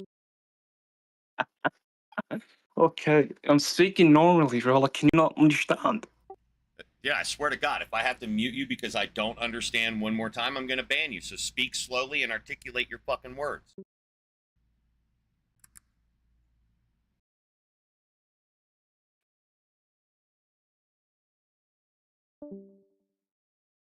Okay, can you, like, hear me?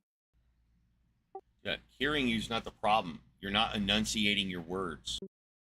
Okay, I'm gonna give, like, an argument for God, I guess. Can you understand that? I understand you're going to try to give an argument, but I wouldn't ask you to give an argument. I would ask you to prove its existence, and you don't do that with arguments. What, like, okay, do you like know, like, the definition of an argument? Do you understand that I'm saying I don't want an argument? Oh my, dude, argument is going to be, like, you know, reasonings like that lead, Yeah, like, I don't the want that. premises. That's not what I'm asking you to do. Yeah. I'm not asking you to give me reasons and explanations or words and semantics. I'm Okay. not asking you to do that. Okay, do you want to... I'm asking you to demonstrate existence. Okay, like, you want to go on, like, the existence, like, what does it mean to, like, actually exist? I don't need to. Why, do you not know what that means? Yeah, we could go to, like, meta-ontology if you, like, want to talk about that. Like, the true, like, what does it mean to exist? We go to, like, meta-ontology. I don't want to have that. Do you need that conversation? I don't need that conversation. No, we could go to the Quinian I go to the Quinian version of, like, meta-ontology if we go to, like, existence. I'm not a Phil bro. I'm not a philosopher. I don't need to do any of that shit. That's boring to me. Why would I want to do that? I'm asking you to demonstrate something. No, okay, if you're, like, demonstrating something to, like, be, like, true, we have to give, like, some sort of, like, reasoning as, like, why that thing's gonna be, like, true. Again, you're the only thing which misunderstanding. I'm not asking for true and false. I'm not asking for that. Not yet. We can't establish that yet. We need ontology.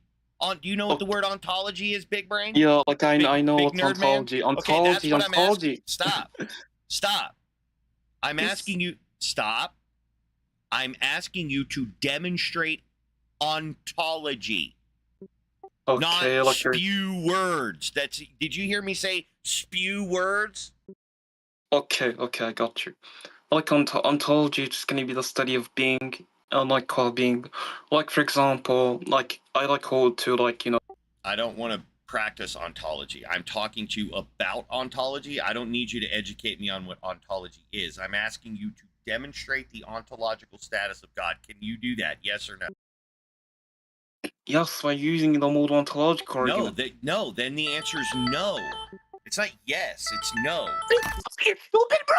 Look, dude, are you stupid, bro? Like, you want to get choked, bro? Like, you might be stupid, bro. Holy fucking shit. You are actually a stupid guy, bro. I'm gonna come to your house. I'm gonna fuck you up, dude. You're actually pissing me off, bro. Like, look, I'm trying to, like, stay calm, but I can't. Dude, are, hold like, on. interrupting me. I don't hear any of your rant, dude. Just hold your thought.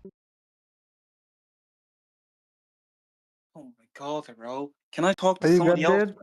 Can I talk to somebody else, bro? No, you can't. No. Because, like, there's no way. This guy's, like, actually so infuriated. You're frustrated. Yeah, you're frustrated. So why don't you fucking stop being frustrated? It's a you problem. It's not, like, a you problem. This guy's It's a telling me, you like, problem. okay, It's a this you guy's talking about problem. ontology, It's a you and problem. I'm giving my commitments, and I'm giving my commitments I to don't care. ontology, right? Ontological commitments, right? So, like, my ontological commitment is gonna be a Quinian view. I take the Quinian view, like what's it called, existence, right? And I take existence as, like, some. Are you a mongrel, dude? That's bragging. Like, again, do you want to discuss with me because, like, your friend is, like, No, I don't want actually. to discuss that with you. Okay, whatever, man. Well, I don't want to discuss that, yeah. Because you're fucking spreading. I'm not spurting. I was like saying I take like existence to be some type of like existential quantifier, which is Yeah, gonna but be like again, we're saying prove it. Prove the God thing. Can you prove the God thing or not? yeah, like if I'm posing some type of like even argument in terms of like Hold grounding on. theory. Hold on. Oh my God, you fucking infuriating motherfucker. So, do you believe in God? Yes, like I hold to God Okay, you exists. believe in God. Hold on. Full stop. So you believe the God that you believe in, does it participate in the state of affairs? Like, can you repeat that again? Does the God you believe in participate in the state of affairs? Does it exist? Does it have being? Like, are you like saying that he acts like atemporally? No. I'm not saying he or anything. I'm saying does this what you're referring to as God?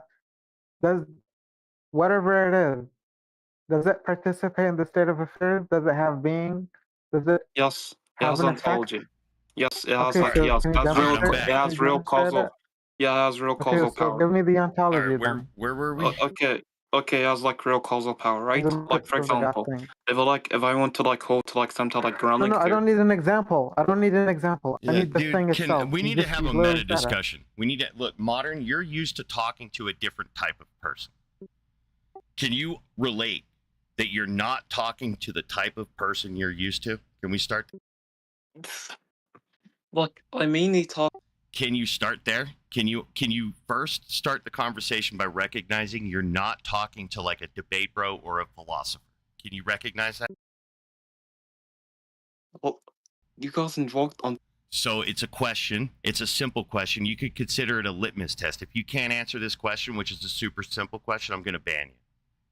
Okay? I need you to establish common ground with me. We have no common ground. So this is the first level of common ground. Can you recognize that you're not talking to a Phil bro or a philosopher? Right now, I'm not a Phil bro and I'm not a philosopher. Do you get that? Yes, yes. Okay, so we have common ground there.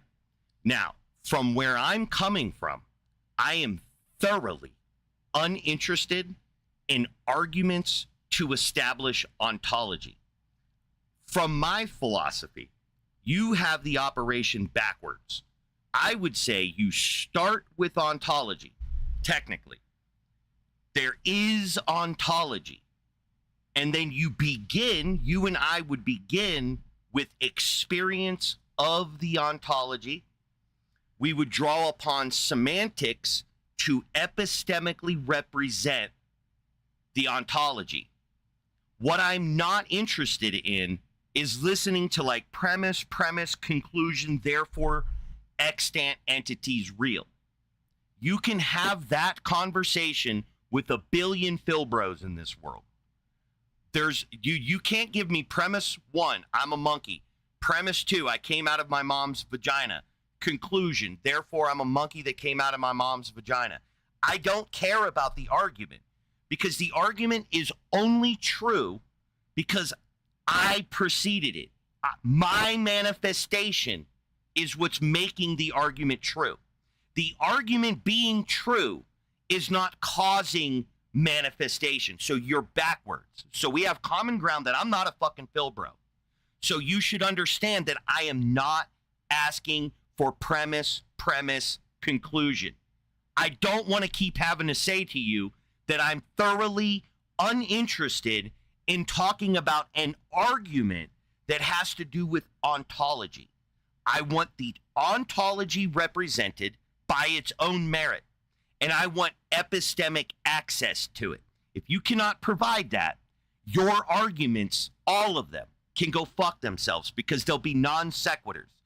Unknown object X cannot be said to have any properties absent the experience that would allow us justification for the assertion. You want to just go into some weird circular modal bullshit.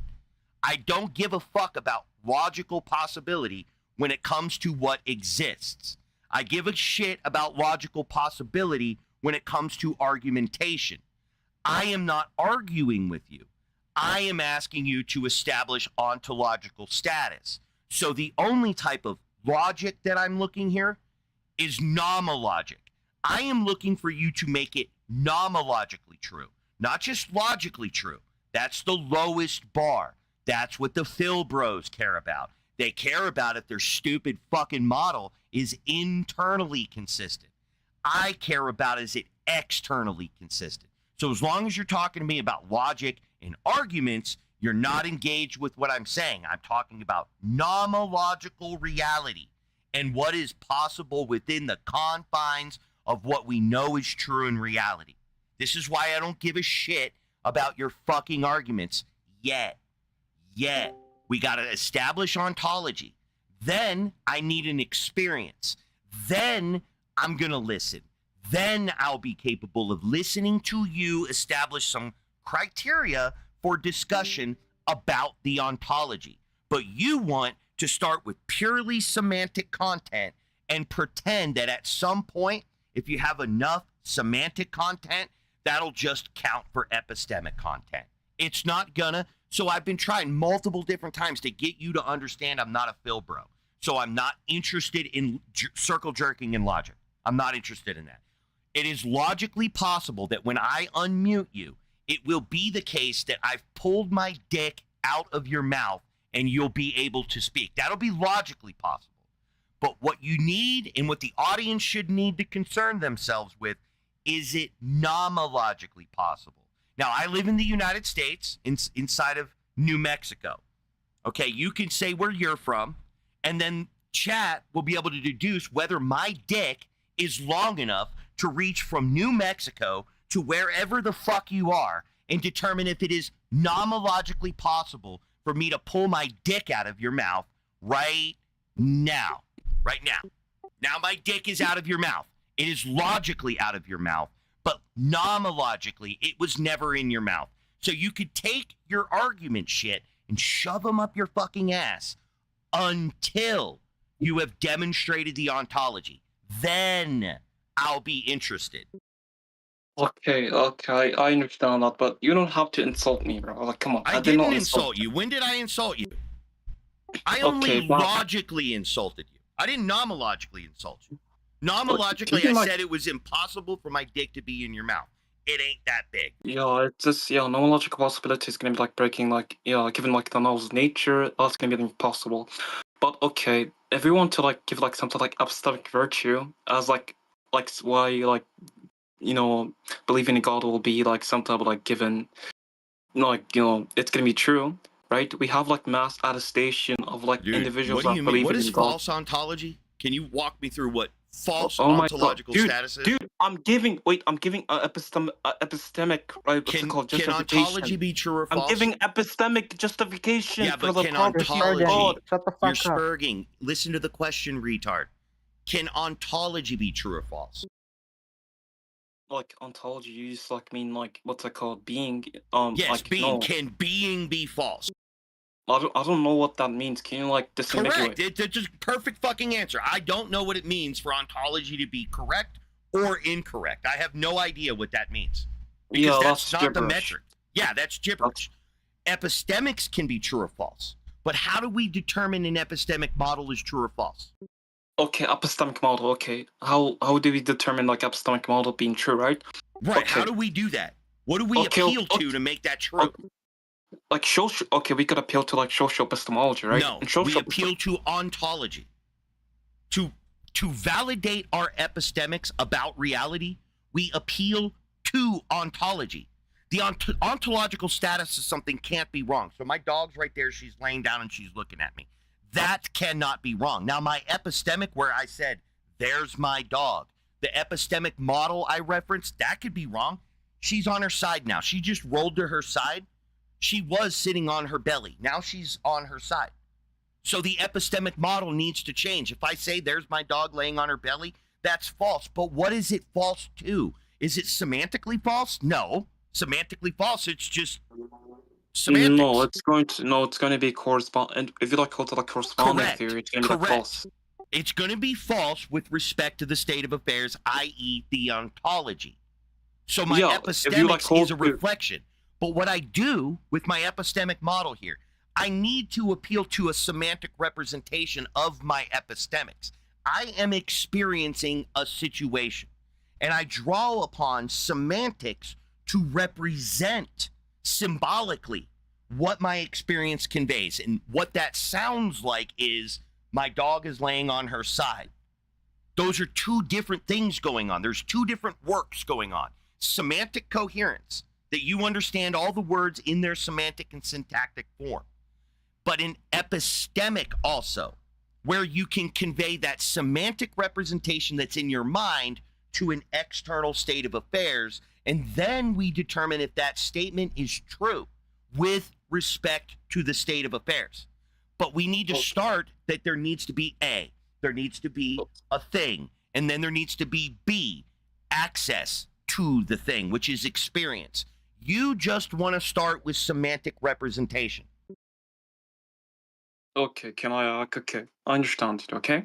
For example, in terms of like, you know, corresponding theory, right? Like, event is going to be like true if it corresponds to like, you know, like active like reality, right? So if you like use like, you know, social epistemology, if you like say that there's going to be like What manifestation, epistemology? like social epistemology, social epistemology, like, what are you like saying? includes like people. Like, okay, let's say that we have like a group of people. Can you spell that? Oh my god. Okay, let's just forget about it, right? Let's say that we have a group of people, and these group of people like believe in God, right? And there's gonna be like small group of people that disbelieve in God, right? So there's gonna be like a mass probability that judging that God exists, right? In terms of like there's gonna be like manifestation of like I God don't know existing. what the hell I've lost you. What do you mean that God exists? That's ontology. No, I'm saying there's a group of people in terms of like their epistemic virtues. They have like, you know, a belief system that, you know, they hold to that the God exists, right? And there's going to be group B. But where's the ontology? No I'm ontology. trying to get into that. I'm trying to get into that. I'm trying to get into ontology. No epistemics. I'm trying to get into that. No ontology. No ontology. Is this like rage bait? Is this rage bait? Is this no ontology? No epistemics. So if you don't immediately have access to the ontology, I ain't listening to the epistemics. The epistemics are indeterminate. They are non sequiturs. Absent the ontology, every statement you make about it is a non sequitur. Every single one of them. Every statement. If there is unknown object X, and I say unknown object X is blue, that statement does not follow the lack of observation. The statement it is blue is a non sequitur to the form of correspondence, in which the statement it's blue corresponds to nothing. Ergo, it is a non sequitur. But what happens when you say unknown object X is not blue? What do you get there? You get an also not true statement. So you get it's not true that God is blue, or unknown object X is blue. That's not true. You also get that unknown object X is not blue, also is not true. So this is an inversion of the second law of logic. This is why you need ontology first, not epistemics. Epistemics is non sequiturs absent the ontology. okay? Like you use like what's it called? Like the example of like people, somebody saying the sky is blue, and like another person like disagreeing with like the sky being blue, right? If there's like maps as a station, the sky is going to be like blue. There's going to be like high probability that the sky is going to be blue. I don't care about skies are not probably blue. Nothing exists in a probable.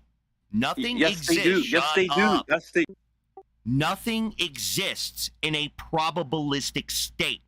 It exists in an actual state. From the actual state, you can infer probabilities, but you don't exist in probability. Probability means not existing yet. It is a status of extant objects, i.e. actual things. Actual things have a metric of probability. Probability does not exist. Actuality exists.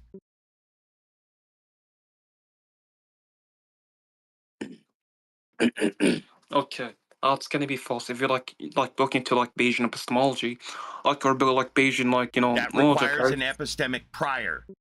Yeah, I know it. Right. Like what's it so called? it's non-Bayesian to start.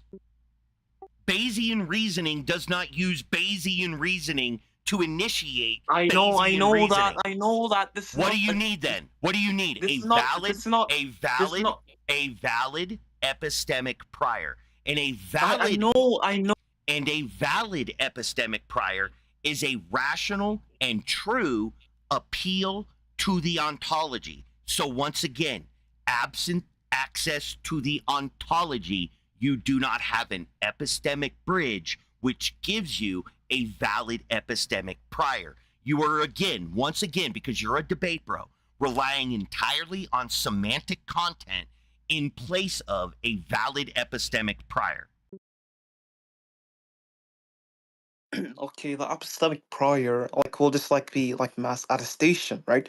If there's gonna be like mal attestation for like, there's gonna be like I don't understand this word. No, the prior is gonna be mass attestation, right? The individuals that believe in God, right? If there's gonna be like Attestation? mass attestation, like many people believing in like one thing, right? And it's mass attested. Oh yeah, just don't say that, dude. Like you're like saying some weird mass attestation. You fuck that expression. That's like I can't even say it, dude. Oh look, I'm saying mass attestament. I know what you're saying now, but just pick something else because you sound like you're fucking saying like weird shit, like you're choking on something, dude. Like I said, I can't even fucking say it. Well, look, I'm just like saying mass testament, right? That's semantics, though. That's semantics. I'm saying the prior, right? The prior is No, gonna be that's like semantics. Attestation is semantics. Attestation. Look, you're saying, right? We were like saying we need some type of like epistemic prior, right? And I'm giving like example like some type of like epistemic you're giving prior. semantics in place of an epistemic prior. Bro, bro, listen. The dog is running, and I'm going to say something completely different that's unrelated to what I just said. The dog is running. Those are two different statements. Two different statements. Listen to the first statement. The dog is running. The second statement. The dog is running. Now, how in the fuck can those be two different statements? Walk me through it. Let's do it. This is an exercise in logic. How can the statement, the dog is running, be a completely different statement than the dog is running? Yeah, it's gonna be like in terms of like which way the dog is running. The proposition could be the proposition, the proposition the dog is running, and the other proposition the dog is running, right? Wrong. There was only one proposition. I only gave you one proposition. Look, I'm saying, right? We could like with these two propositions. But you're wrong. Think about what I'm saying. Yeah, oh my God, think about what I'm saying. I only gave you one proposition. Here's a proposition. The dog is running. Now I'm going to give you a non-propositional statement. The dog is running. What am I doing here? Well, for example, like you're just like repeating the proposition. No, I'm not repeating anything. I just told you I'm giving you two independent statements. If it's gonna be like two independent statements, right? It's gonna be like if there's gonna be two independent statements, right, with the same proposition, right? Each individual. There's only one proposition. I keep telling you this. I know. You're saying. Oh, I know. There's two different propositions, right? One is propositional. Why am I saying only one is propositional? What is it about the other one where it would be non-propositional? How can the dog is running be non-propositional? The dog is running. That's a proposition. What do you mean? Yeah, can you make it non-propositional in your mind? Can you formulate a way in which that statement has no truth value and it cannot be assessed? Okay, I could say dog run. That's not a proposition. No, in that form, the dog is running.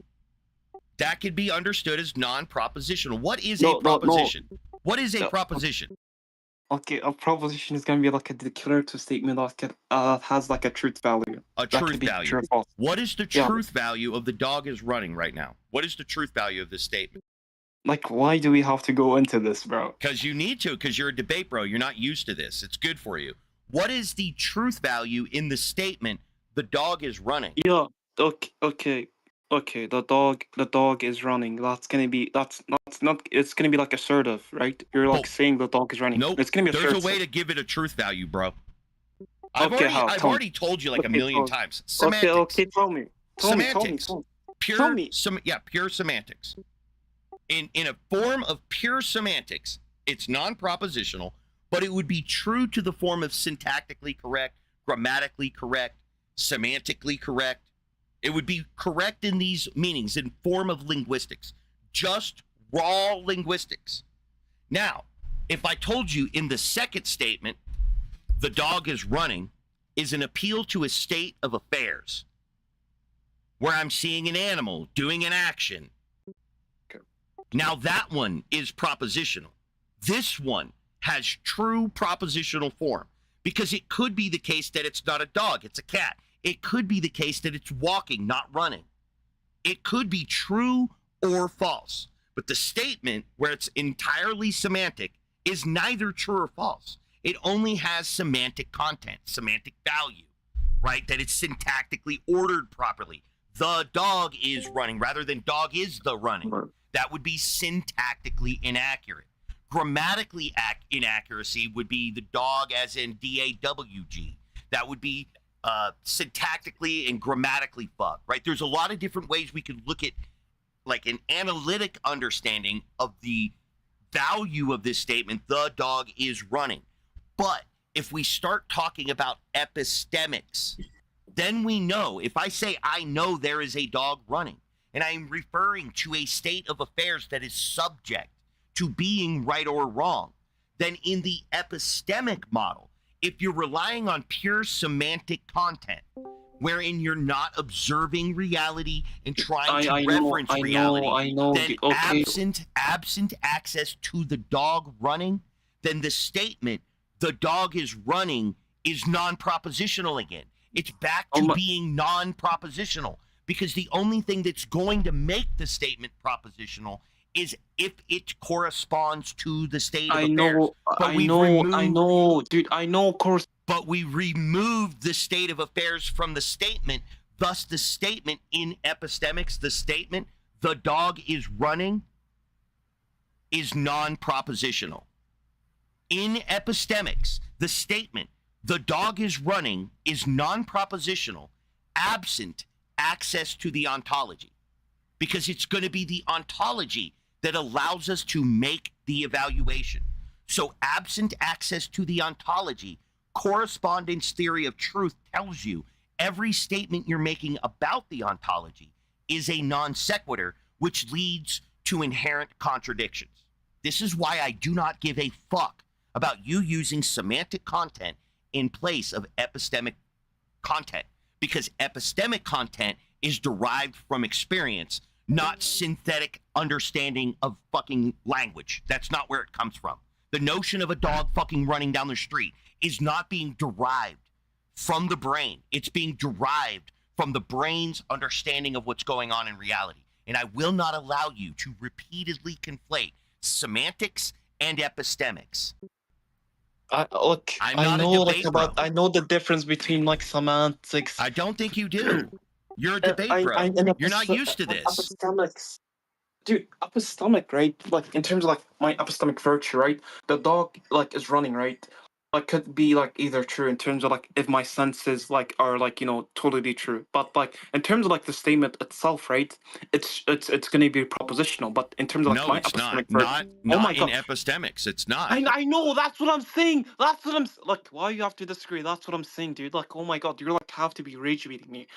I was trying to like say that point. Of course, it's gonna be different. I'm not conflating the two. Right. Together. So why do you think I care about the semantics? I don't care about the semantics. Who gives a shit about the semantics, bro? Who gives a shit? Can I try a thought experiment on you? It's actually pretty No, interesting. can I try a thought experiment on you? Because like you have to be rage baiting me, bro. There's like no way. Bro, I'm not rage baiting you. We have to do it like IQ test, me and you, bro. Like there's like no way, bro. All right, here's a thought experiment. Have you ever heard of any version of my God box? I have many different analogies that use the God box. No, I don't know that. So my God box is a box. It's 3 feet cubed. It's got a lid. You open the lid, anything can fit in the box, whether the smallest or the largest thing. Once the box is sealed, it's impenetrable to all forms of detection. It weighs 3 pounds. It jiggles 3 times. Any test you do to it, you just get back the number 3 in any unit. So now, before the conversation started, I put an object in the box. Now, before I ask you what's in the box, I'm going to remind you that you have full semantic access. You can use from any human language, not just our shared English language. You can draw from any language ever invented, pure access to all semantic information that you want to. I am not restricting your semantic access at all. That is, I'm prefacing that up front, that you can use any semantics you want, any word you know. Now, the question is, what's in the box?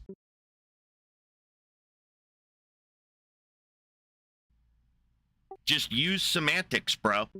Describe what's in the box. Just draw from words. Like, do you know the word flat? You know this word, right? Flat. It's an easy word. Yeah, I do know the word flat. And what about tail? Do you know what tails are? Probably a bunch of different kinds of tails. What about sharp? Do you know the word sharp? Yes, bro. Okay, here, we'll do it the easy way. You stop me. I'm going to start speaking, and you stop me when I said a new word that was not in your semantic lexicon. Okay, you ready?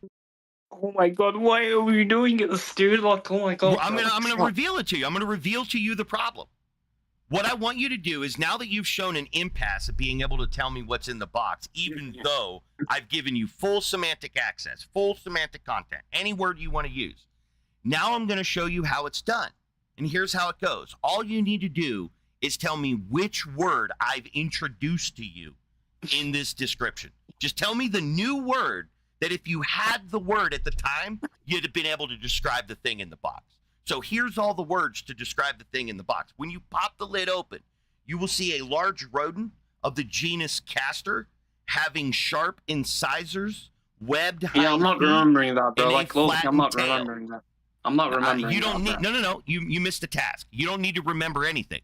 What you need to do is interrupt me when you hear a new word you don't understand, and you immediately gained semantic access to it. It's a brand new word. You didn't have the word, the previous one.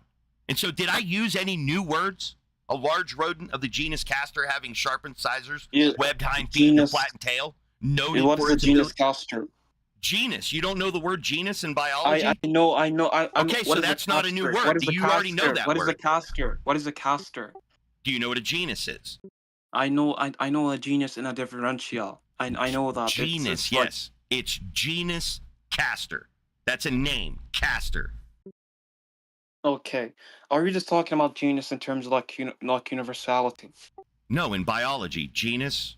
I know. Okay. You're talking about biology. Yeah, So sure. I know. a large rodent of the genus Castor having sharp incisors, webbed hind feet, noted for its ability to dam streams and rivers. You knew all those words. You didn't learn a single fucking word. You had full semantic access to allegedly being able to describe what is simply a beaver inside this box. But even though you had full semantic access, you had zero epistemic access. This is why no amount of semantic access is ever going to answer any question about what's inside of boxes. I agree with you. I agree with you. Like, look, I'm not disagreeing with you. Like, I actually agree with you with that, right? So, like, stop acting like I disagree with you, dude. Like, I agree with you No, in terms you of like do that disagree with me because you keep trying to say that you can argue semantics, which is an argument, offer semantics, and that's going to fill I'm not in. using semantics. I'm using. You keep saying that you will use semantics, and that will fill in epistemic prior. But if I grant you epistemic prior here, then I'm saying there is ontology. My room is to say there is no ontological status of God. So why would I concede to you ever at any point that enough semantic information is going to get me to an epistemic prior, which would necessitate God's existence? This is why it's a broken model. This does not work. This is just you begging the question. That's all you're doing. You are begging the question of God and using post hoc reasoning, i.e. semantics, to make an argument for what is not obviously manifest, which is required to discuss epistemics.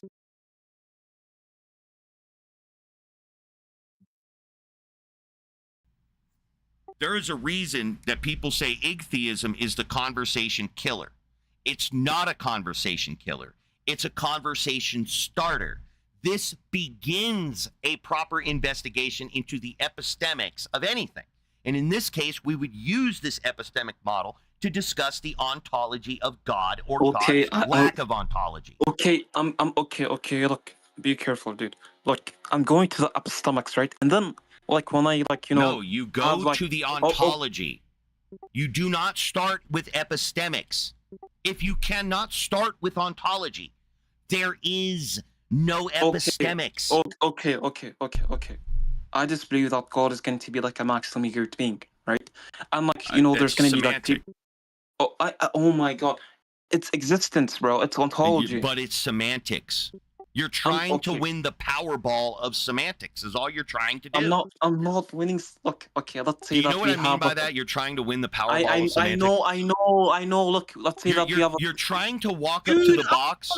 You're actually getting me. You're trying to walk up to the box and just guess that it's a large rodent of the genus Castor having sharp incisors, webbed hind feet, and a flat tail noted for its ability to dam streams and rivers. That's winning the Powerball of describing the epistemics. That's what you're trying to do. You're trying to walk up to the closed-ass box and define God and just get super lucky and fucking nail it.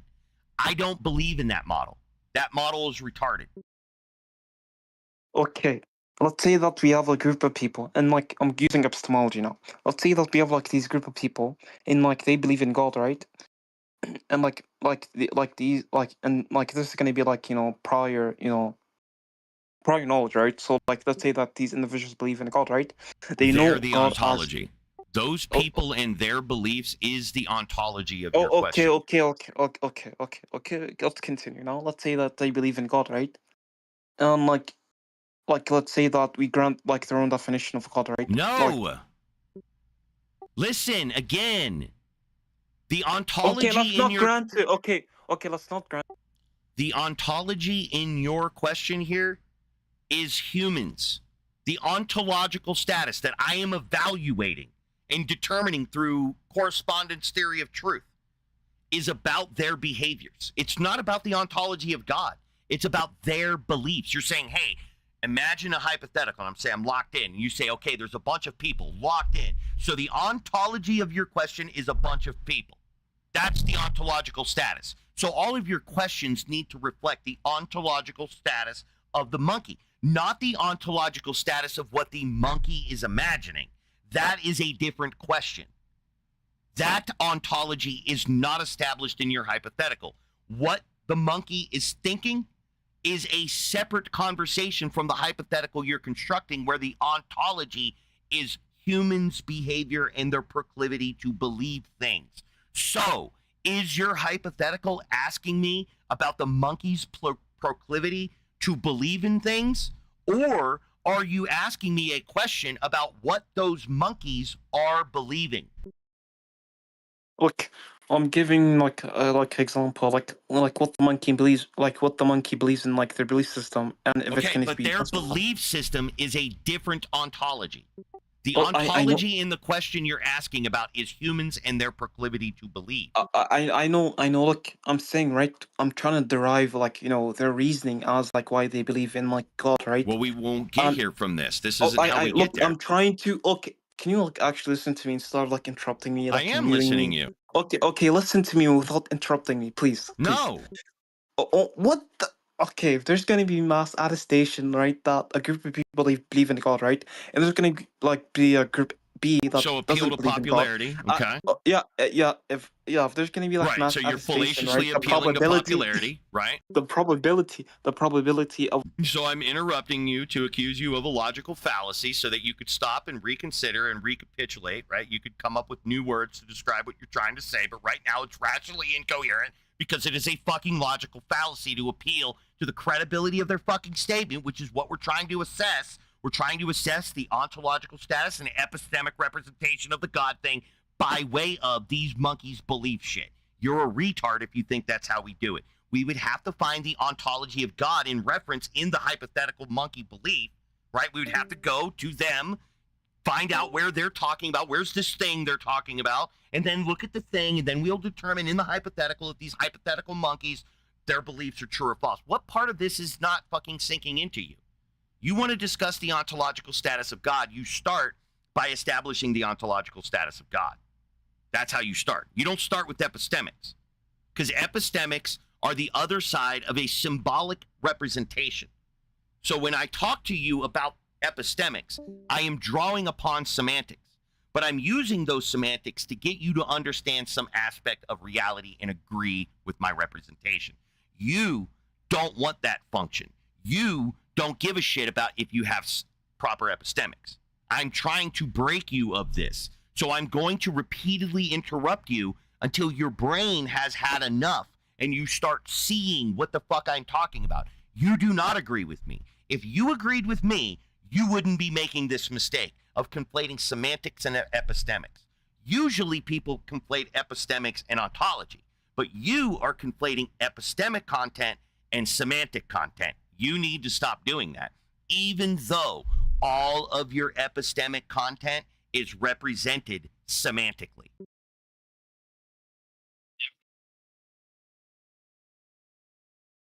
Oh my god. Thank you for like uninterrupting me once again, bro. Like, oh my god, bro. I'm trying to help you, man, and I can't help you if I let you Okay, keep like what do you, derailing your okay, brain. what do you want me like you have to understand me, like you have to like understand where I'm coming from, right? I do. That's why my model is so fucking efficiently eviscerating you, because I know you people. I'm used to talk to Phil bros with like, you know, logical arguments, like using like Those are logic. irrelevant, though. The thing that is wrong with you is you are a Phil bro. Dude, like, okay, let's go to like what's it called, formal logic. You logic. think you understand logic, but the problem is you have been gaslit by fellow Phil bros. You're not doing logic right now. You're Phil broing. Okay. Let's go to like some type like given like formal system, right? And like, you know, model theory. If you like say that this given proposition is gonna be like true, and like do you some type of like given like understand that model. I'm talking to you about epistemics? Oh my god! I don't give a fuck about epistemology. I'm trying to teach you proper epistemics. Exactly. Nigga. You just conceded the whole goddamn conversation right there. I don't give a fuck about epistemology. Right. Bro. Again, I don't study you are conceding. I accept your concession. I don't study I accept your concession, sir. I accept your concession. Wait, how's that? You're forcing the concession. I accept your concession. You're forcing a concession. No, you're offering it, and I'm accepting it. No, you don't care about epistemics. No. I hear you, brother. I hear you. You don't care about epistemics. I hear you. He's rage baiting, bro. Like, there's like. I'm trying to say more, but you won't shut up. I accept your concession that you are not concerned about epistemics. This room is entirely focused on epistemics. You're dismissed. If you're not interested in epistemics, you're dismissed. We're not Phil bros in here. I've done no Phil broing. I'm trying to de-Phil bro you. Bro, it's actually getting so annoying, bro. Then be annoyed, bitch. Okay, let's say that we have like these like, you know, connective, let's say that, no, it's not gonna be connective, it's gonna be like variables, like P and Q, and like P and Q, it's gonna be like presenting somehow like, you know, it's just gonna be this, and it's gonna be that, and it's just blah, blah, blah, it's gonna be some more semantics, and blah, blah, blah, blah, it's more semantics, and blah, blah, blah, and I'm just gonna be semantics, and blah, blah, blah, and it's just more semantics, and blah, blah, blah, and blah, blah, blah, blah, blah, you hear the semantics, blah, blah, blah, blah. Dude, understand this. We are monkeys, and we are grunting at each other right now. There's no difference between this and ooh, ooh, ah, ah. Ooh, ah, ooh, ah, ah, ooh, ah, ooh. Ooh, ooh, ah, ooh, ah, ooh, ooh, ah, ooh, ah. Right? There's no difference. The only real difference is inside our brains. If you were trained on ooh, ah, ooh, ah, ooh, ah, right, you would be getting it. If this was a language, you'd be getting it. And if you don't speak English, what you hear when English people speaking is just like when you listen to somebody from another language and they're like, and you're like, what the fuck is this guy saying? I have no understanding of the semantics. That's what we're doing right now to somebody else. We're just grunting at each other in monkey that is a consistent representation in our brains. That's our lexicon. We're pretending language. Language doesn't have inherent meaning, dipshit. We give language meaning. And the question that Igtheism is talking about is, did we do it right? Are we giving it proper representation? And you want for Wapa Chaba Lubuku, Luhudu, Baduka Chavra, and Bakunji, Rigi, Ralapa Chilavram, and then all of a sudden you're making sense. It's never going to do that. The more you do this for Ramaba Chikubu, which is semantics, I'm never going to understand the state of affairs. It's the state of affairs that turns Furpa Rupa Chubu into the dog is running. That's what it does. So you want to just live in semantic hell, right? In semantic collapse or whatever the fucking nerds would say. You just want to writhe around in your monkey grunts.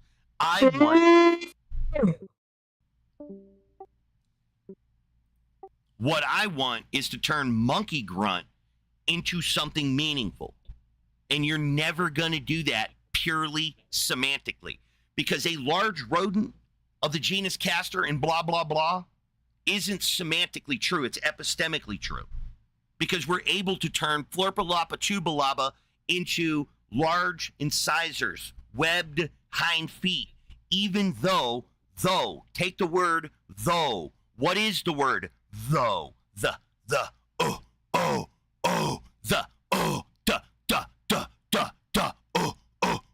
we're grunting. We,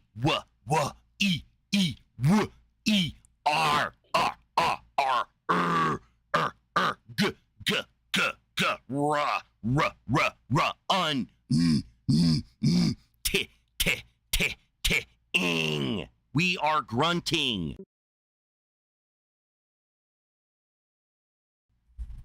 And you think you can grunt at me hard enough where your God will exist. You're that fucking dumb.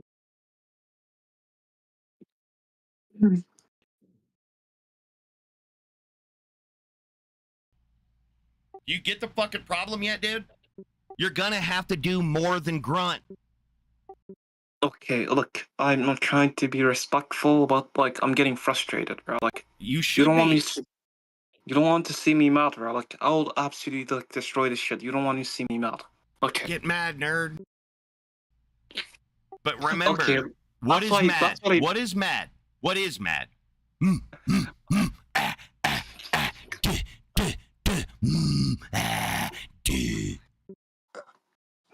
Bro, like how old are you, bro? Like come on. I'm 45. That's how I know this shit. I figured it out by now that we're just grunting. Okay, I'm sick. That we're just grunting at each other in monkey. I was convinced, like you, for a really long time that human language was like something more, and it like did work that it doesn't do, but it doesn't. Language is a symbolic representation of two different things: what's inside the head and what's outside the head. Language is a conveyance. It's a model to transport information. That's all it is. It doesn't mean anything. It's grunting. We are we are grunting at each other, just with articulation. We're very, very good with our grunts. Not as good as a lyrebird, but we're really fucking good at grunting. You have whole structures of the brain. The Wernicke's area of your brain, the Gershwin's area of your brain, the Broca's area of your brain are specific structures of your neural capacity that have evolved to articulate language, to turn grunt into meaningful discourse. There are structures of the brain doing that task. Oh my god, bro, like I'm trying to be like nice as possible, bro. Like I'm like actually like pissed off, bro. Like look, it has been like a long day for me, bro. Like look, can you like, can you like slack me some, peace, bro? That's why you're still here. Okay, look, what do you want me to do? Like, unfuck your brain? I could give a cosmological argument for God. I could. You can't give any argument for ontology. That's not how it works. Yes, dude. you can. Wait. Yes, you can. You cannot give me an argument that my dog exists. My dog exists, and that facilitates the argument. Your operation is backwards. Oh my god, bro. Wait, so all the things that he's been explaining to you, and you want to explain, you want to like try to prove ontology with words? Look, like I don't know what it means to prove ontology with words, but like I like hold to like Quinian view, right? I could give like some type of like meta ontological argument, like why ontology can be like true in terms of like quantification, right? You see, you So I did it could, like, again. Ontology cannot be true.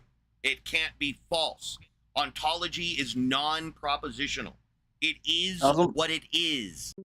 No, that's false, right? No, Like, it's not false. No, I'm not going to listen to you gaslight me. Ontology can't be wrong.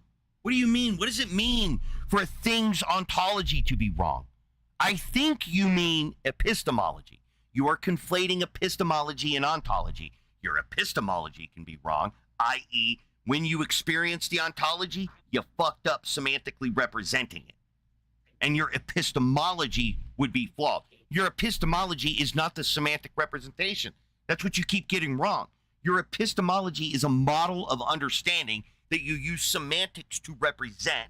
That model of understanding is to be an accurate representation of the ontology. So ontology first, experience second, epistemology third, truth evaluation fourth. Semantic representation is the conveyance model of the information. It is the medium by which we turn monkey grunt into coherent linguistic representation. okay, like you made a claim, right, that ontology, it doesn't, like ontologies, it is right, it's gonna be like something like brute fact, right? Let's say that we have like an individual, right? Any like in this visual, like in this individual passed away, right? Would we say that this individual still has like real ontology in terms of that he exists? Individual, no, because the individual we were referring to the biological processes. Okay, we would say no, this person does not have like ontology. Bro, you realize all you heard was no? That's it. That's all you heard was no. That's not what I said. I didn't say no and then leave it at that. What I said was when you're referring to someone's dead, there is something missing that's not there anymore, and that's called function. The function has ceased. Death is defined as the cessation of life. Oh my god, bro, like, this is actually like... So the ontology, I'll explain it for your retard brain like this. The ontological status has been altered. It is changed. You understand that? That ontology changes? Or are you too fucking retarded to understand that? Wait, look, I hold to equine. The question is, do you understand that ontology changes over time? I know, like, in terms of, like, a being. The question is, do you understand that ontology changes over time? Okay, can you disambiguate? Okay is not yes or no. The question is, do you understand that ontology changes over time? This is yes or no. If you need clarification, say no. I don't understand that ontology changes over time. And then I will educate you more. No, man, no. No, you don't understand that ontology changes over time? No, that's gibberish. That's gibberish. Okay, allow me to explain. So if I get an ice cube out of my freezer and I set that ice cube on the counter over there, I could say there is an ice cube. And that is epistemically valid. Why? Because it pertains to the state of affairs, and there will be at that moment an ice cube on my counter. However, since time is a function of reality and ice is a contingent state, it changes. And in 15 minutes, when I point over there and I say, there is an ice cube, that statement will be wrong now. Why? Because the ontological status of the referent has changed. Now, knuckle dragging Phil bro retard, did you learn something? Okay, look, you're supposing No, the question was now, knuckle dragging Phil bro retard, did you learn something? Okay, can I talk? Yes, I...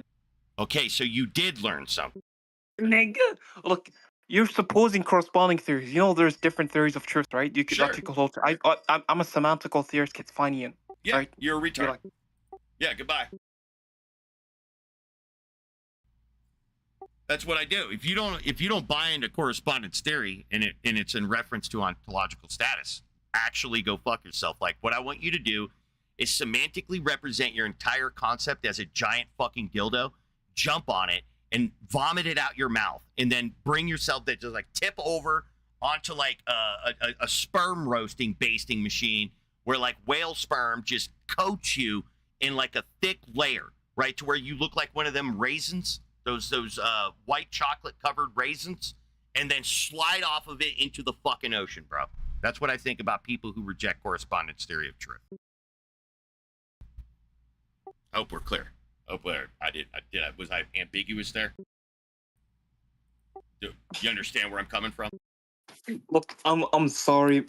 No, I didn't care if you were sorry. I'm asking, do you understand where I'm coming from? That if you're not one of us, right? If you can't chant one of us on correspondence theory, go fuck yourself.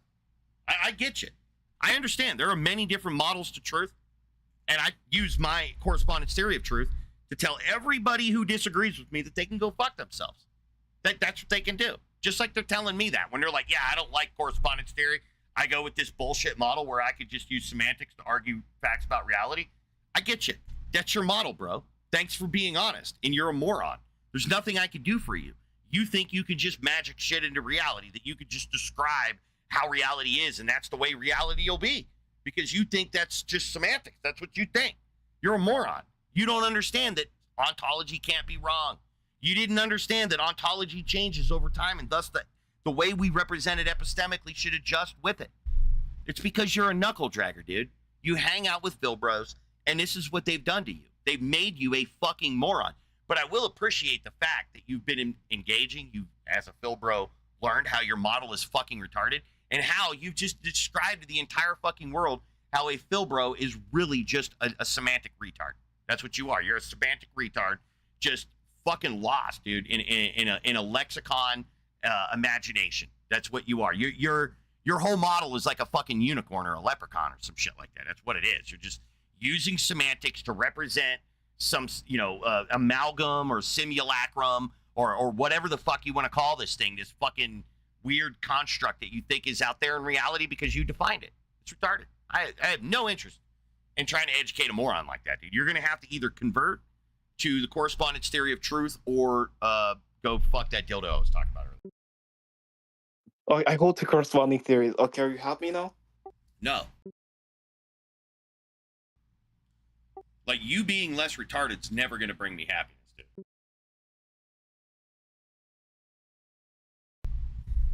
But yeah, I will train you. I'll train you how to be better and stronger, and you can go back to all the Phil Bros and push their shit in, dude. But I don't have. Okay, help me get smarter then. Okay, help me get That's smarter. That's what I'm doing. I'm training you on logic, bro. Okay, what book should I read, man? Oh, I'm not a nerd, dude. I don't read no fucking nerd shit, dude. You think I nerded my way into this fucking philosophy? Look, I read books. I read like a lot of books. I read like Nicholas J. Smith. Like, that's your problem. You need to become an anti-nerd, bro. Those nerds are fucking gaslight. Dude, hey, let me ask you a question. Do you believe that the absence of evidence isn't evidence of absence? That's gibberish, right? I don't know what that means. You've never heard that statement that the absence of evidence isn't evidence of absence? So do you believe the absence of evidence is evidence of absence? No. You don't believe that? So is there an elephant in your room? Like right now, is there an elephant there? A big, full-grown African gray elephant in musk? Or is one of those in your room? No. There isn't? But it's logical. But how do you know that there's not an elephant in your room? What are you doing? Are you doing any evaluation of your room right now? You're looking around, right? Yeah. Yes, I'm doing, I'm trusting my senses, right? If my senses, but say that. What is the evidence of the elephant, though? There is no evidence of the elephant, right? There's no evidence of an elephant in your room? Yeah, the evidence will be you because you're the one that's but I'm saying there's no evidence of an elephant in your room, right? Look. Right? Look. Right? Yeah, man. Yeah. Right. Yeah. So it logically follows that there's no elephant in your room. That logically follows. What do you mean no? What do you mean no, bro? It would be logically valid in terms of the structure of given I don't care about that. I don't give a I asked you, is there an elephant in your room? You said no. I asked you, why do you believe that? You said because there's no evidence. And then I said, okay, so the conclusion is there's no elephant in your room because of the lack of evidence for being an elephant in your room, you're like, well, that's not true. That is totally true. Because what would cause that to be false? What would cause that statement to be false? An elephant in your room. Yeah, there's like actual evidence. So yeah, let me ask you this, big brain. Is the presence of evidence of presence? Yes. So why would the inversion of that not be true? Because there's no evidence. So then it would be incorrect to say that the presence of evidence is evidence of presence. That would be incorrect. If one's true, the other is true. If one is false, the other is false. It's the principle of excluded middle. The third I know the principle of excluded middle, bro. Come on, I know that, bro. I'm not some geek that doesn't study, bro. Oh my god. So it's binary. Either there is evidence for an elephant in the room, or there is not evidence for elephant in the room. I know it's gonna be what's that called? A conjunction. No, it's a dichotomy. No, it's gonna be a conjunction. No, either it's literally a dichotomy.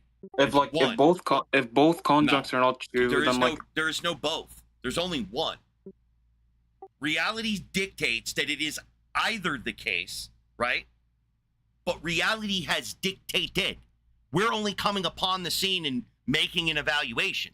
If there's no elephant, there ain't no fucking elephant. There's no possibility of an elephant. The reality says no elephant. Let's have a different person opinion. Let's person that didn't talk. What do you mean a person that didn't talk? What does that mean? I want a different opinion, just not your opinion, in terms of being and qual-being in epistemology. Well, I mean, I'm the only one that matters on this, dude. I'm the one preaching the epistemology to you. This is Igtheism, or at least my epistemic model. Look, I studied epistemology for a bit, and I didn't study mine. This is my epistemology. I've stolen memes from nerds and shit, but this is my personal philosophy that I invented for myself. I tried to read books on epistemology, but I didn't write any books on this epistemology. I've written 0 books, dude. I have a YouTube channel that I'm preaching my epistemology on, but what's your YouTube channel? It's Inside Chat. Scroll up. It's in the agnostic one. All the way up? Well, not all the way, but yeah, Inside Chat. Okay. It's got the brain. Look for the brain. Okay, I see it. Let me visit. Okay, I see you now. It's just a bunch of what I do. I'm doing with you. What I'm doing with you. I put on my live. This is live streamed. And then at the end of the day, I cut out all the dead silence. And if there's ever a good conversation, which I'm thinking about making this because you're first Phil, bro, that I've been able to even fucking reason with, because most of you guys are so goddamn retarded that you can't get past the fucking intro. Yeah. You're gonna post me? You're already posted. This is live. Okay. Delete this, bro. I have a family, bro. Delete this, bro. I have a family, bro. I don't care. A family. Not my problem. Not my problem. Okay, how many views do you've been average, bro? This is only 8 viewers in 3 days ago, 11 viewers 3 days ago, 12 viewers. Bro, I don't care, bro. You're not bro, my Phil bros are not gonna see this, bro. My friends are not gonna see this. That's fine. I don't care. I'm not doing it for you. I am doing it for you, but I'm doing it for the world. Anybody can watch this and learn how to argue like an atheist, how to use my epistemic model to push your guys' fucking shit in. You said built it on ontology. Okay, man. Yeah, because that's what you guys do. You guys try to construct ontology. You build it. You build the ontology with your semantics. It's your semantic bullshit. So I'm trying to say, when you use semantics as a valid epistemic prior, you bake into that notion the existence of whatever the fuck you're talking about. If I pretend that my knowledge of leprechauns is a valid epistemic prior and start making conclusions about rainbows and gold, that means there are leprechauns, if I'm saying it's epistemic. Now, if I stick to strictly semantics, yeah, you can't get me for that. It's just imaginary. It's just a bunch of bullshit in my head. I don't know what a fucking leprechaun is. Oh my god, the moment I say it's a real leprechaun, then all bets are off. Now we're epistemics and we have to have an ontology. And is that really what leprechauns look like? I don't know what leprechauns look like, man. I know what the description, the semantic description, but I don't know if those descriptions are accurate or not, because they're talking about an ontology in this case. lacking access to the ontology. Therefore, epistemically, I have no fucking clue what a leprechaun is epistemically. I know exactly what a fucking leprechaun is semantically. Dude, like, are you gonna actually post this, bro? It's already posted. Can you, like, delete it, bro? Like, actually. No. Dude, like, look. Bro, I'm gonna use you to brainwash people. That's what I'm gonna do. I'm gonna use you to brainwash people into not being like you. And if you want to use you like I am to unbrainwash you, to unfuck your brain, do it. But no, I'm not taking it down. Look, I debated all my teachers in school, and they all lost to me, right? I see myself as, like, you know, unstoppable, basically, because I destroyed all my teachers in a debate in terms of, like, history, in terms of, like, politics. I'm not your teacher. Okay, I'm not those people. I would probably push your teacher shit into same way as I done you. Yeah, look, I debated, like, plenty of, like, Phil bros. I debated atheists. I proved that God exists in terms of, like, atheism. Like, I destroyed so many atheists, bro, and, like, I destroyed you. So, like, how does it? So, like, how? Oh, look, then what are you then? What is my channel name? Just not like listening at all. Like pathetic. You said God, like, God ain't real. No, Prove me what wrong. is my channel name? Not the chat room, my YouTube channel. Okay, ignorant one. Try again. Agnostic one. There you go. I'm an Igtheist, bro. This is Igtheism. Like you're agnostic, so like Church of Igtheism. Wait, you're gonna be a deist then, like if you don't deism's retarded. Atheism and theism and all the orbiting philosophies that deal with the ontological status of God, they're all retarded. Every single one of them. Okay, let's say that God is going to be like an axiom within like this axiom. Oh my God, like, Jesus Christ! You're doing it again. I don't Shut care. the fuck up, You're doing that this shit is your again. comic book character. Like at the end, I'm just gonna say nice comic book character. You want to know about Square Circle Man? He shoots at the beam from his chest that deletes reality. Whole ass beam. Within model theory, yeah, but like within my model, Square Circle Man is like an amorphous blob that's where he phase shifts from like a sparkly purple to midnight black, bro. He's got this one crazy eyeball on the back of his head, bro. So you cannot sneak up on Square Circle Man. Okay, if you study like model theoretical like virtue in terms of like Square Circle Man, he'd be 37 kilograms. It's just going to be the case. Yeah, no, like if you study model theory, if you studied model theory, but if you studied Square Circleism, manism, you'd understand that the sparkle factor is actually inversely proportionate to the beam length that he's capable of producing at any given moment. So it's just going to be the case that the more Philbros in the world, the more sparkle factor Square Circle Man attains. And so then, therefore, ergo, as an addendum to modally, it is the case that Square Circle Man can modally is not going to be the case, right? You did it not is even like implement. Okay, it is going to be the case that necessarily under three contingent factors and rule separations, that Square Circle Man is pushing your shit in right now. Okay, like what type of like modality are you gonna be like invoking? Are you gonna be like that'd be Square Circles. Square Circle Man has his own.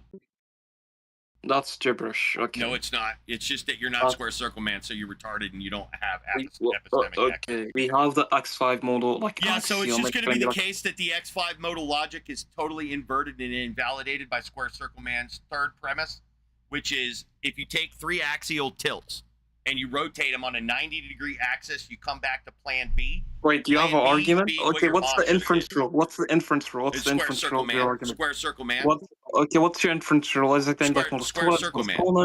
Hypothetical syllogism, or like Square Circle Man.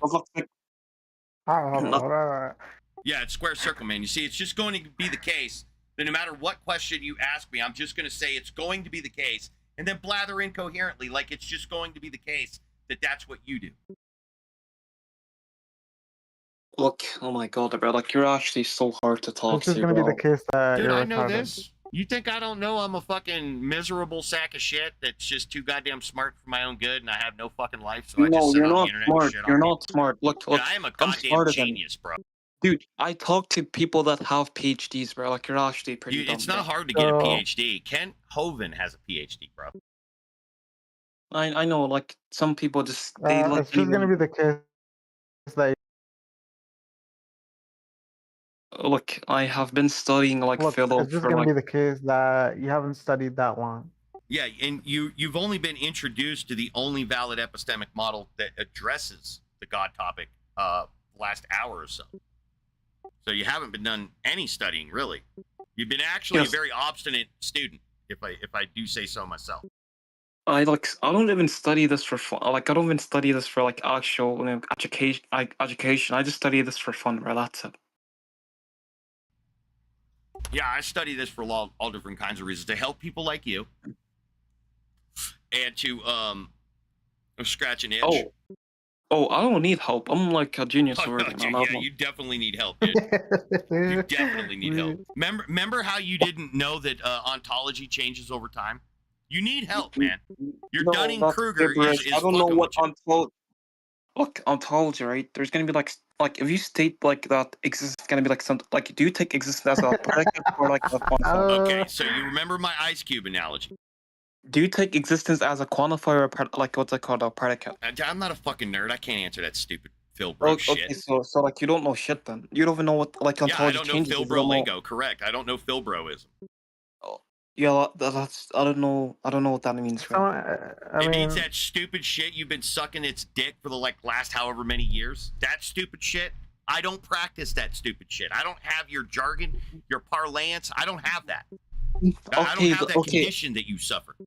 Okay, I will give you books on metaphysics, ontology. I'm not interested, dude. I'm not a fucking nerd. Read my goddamn name. Anti-Nerd United Strike Force, bro. Okay, what do you think about those nerds that study like mathematics then? I think they're fucking nerds, bro. Okay, what do you think about them? Do you hate them? What do you mean? Why would I hate a nerd, dude? Okay, then why would you hate me? Because you're fucking retarded, dude. You're not a nerd. Okay, You're a retard. okay. I'm not. I can't never claim to be a nerd. Bro, I you don't want to literally be a nerd. still don't understand that ontology changes over time. Oh my!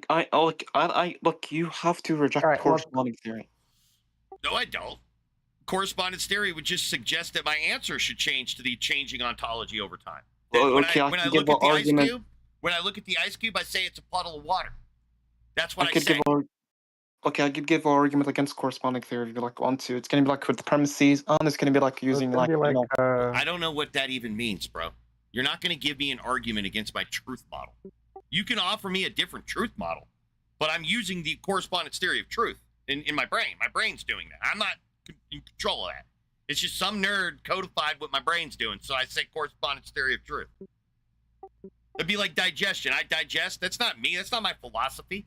That's just I have to use digestion. Well, I have to use the correspondence theory of truth because that's how it fucking works. You want to believe some bullshit, you go ahead, man. But I don't. I don't have that. Look. It clearly states that I like knowledge gap you like every single like way. Like I knowledge gap you. That's true. Bro, you confuse semantics and epistemics like for an hour.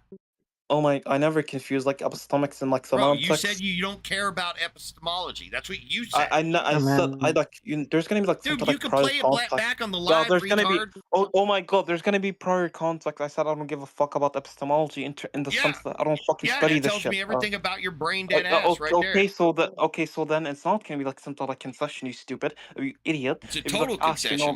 You're a moron that doesn't like epistemics, bro. Well, I don't study epistemology because you should. Boring. I'm trying to help you, man. It's boring. It's no, boring. It's not. It's super fun. I've been using it to push your shit in this whole goddamn conversation. Bro, you don't. Okay, what's social epistemology then? If you don't, Dude, why would I need to know that shit? Okay, because like you don't know shit about epistemology then. I don't know shit about social epistemology. I didn't claim to know anything about social epistemology.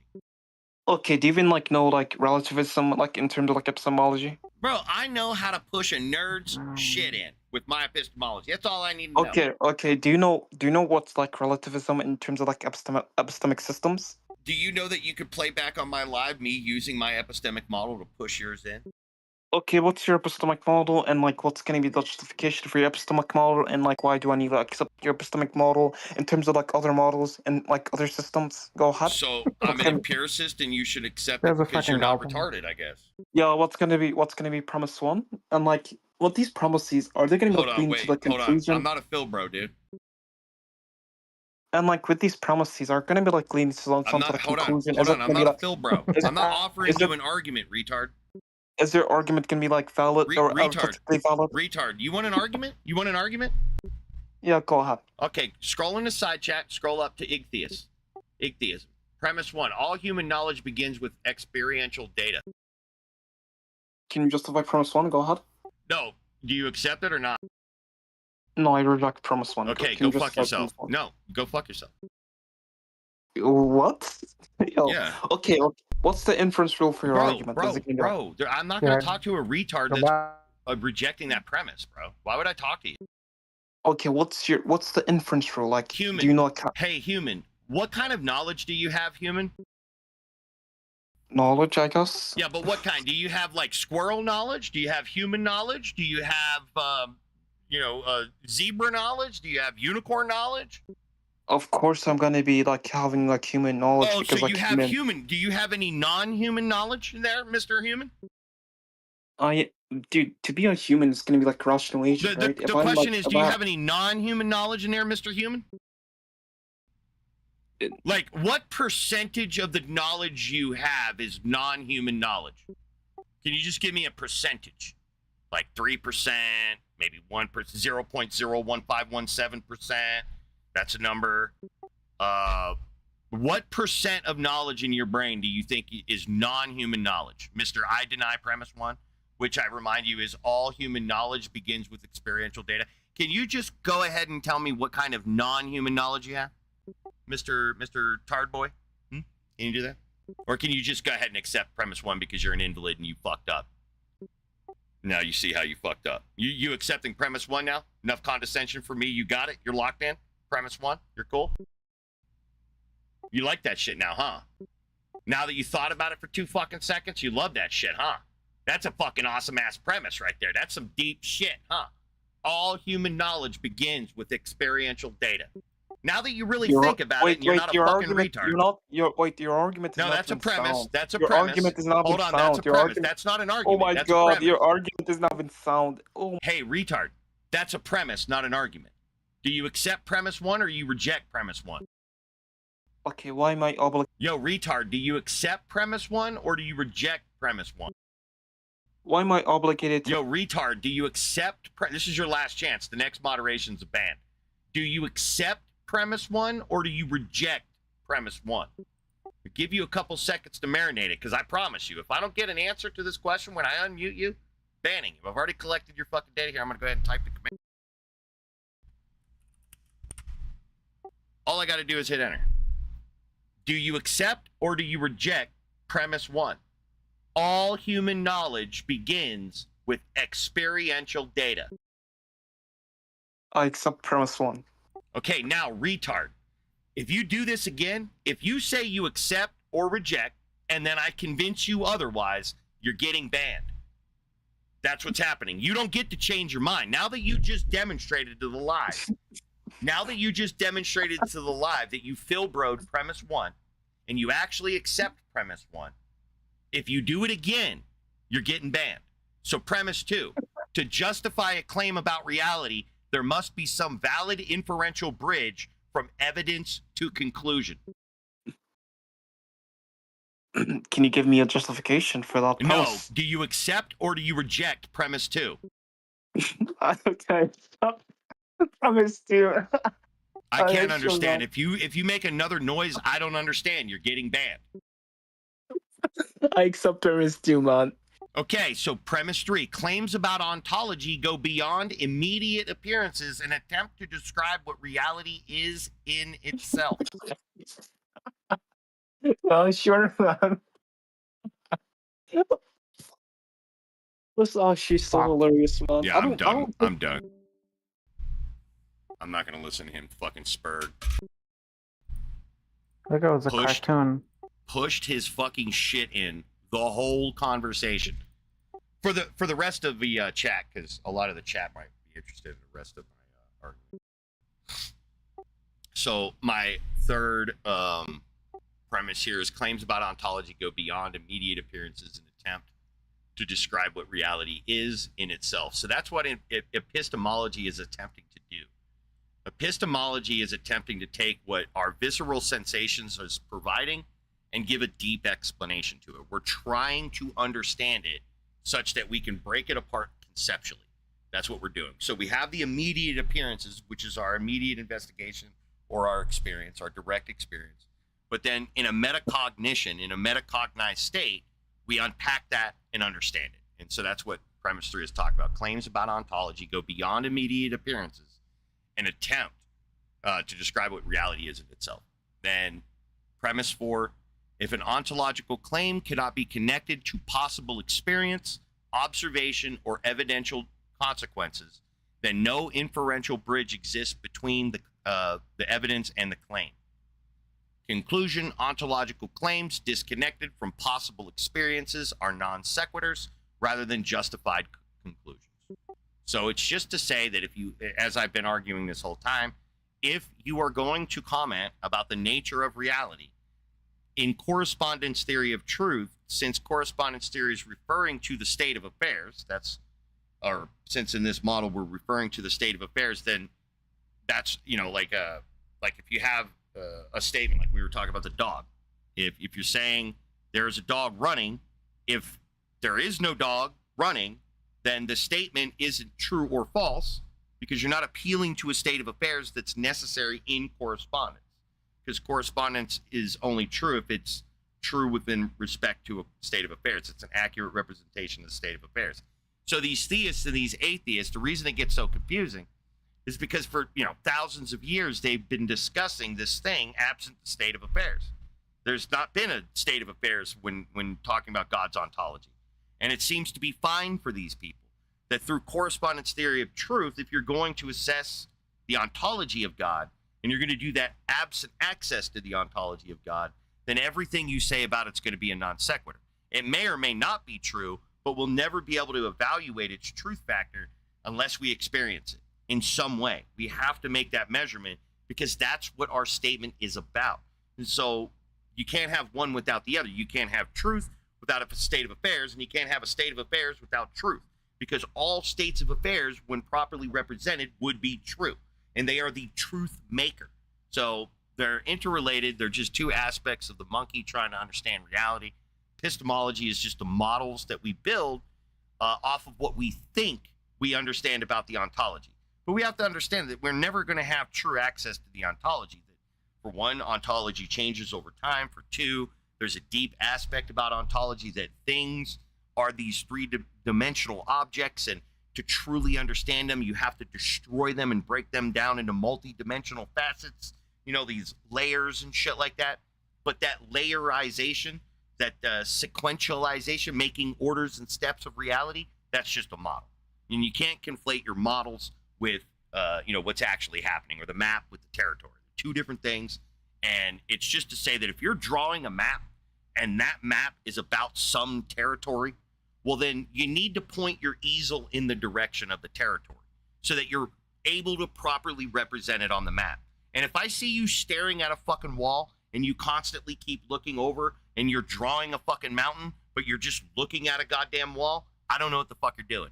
I don't know if that's an accurate representation of this thing that I can't observe you seeing. You may or may not be looking through a portal in space-time at a vista or some shit like that, and you're painting it.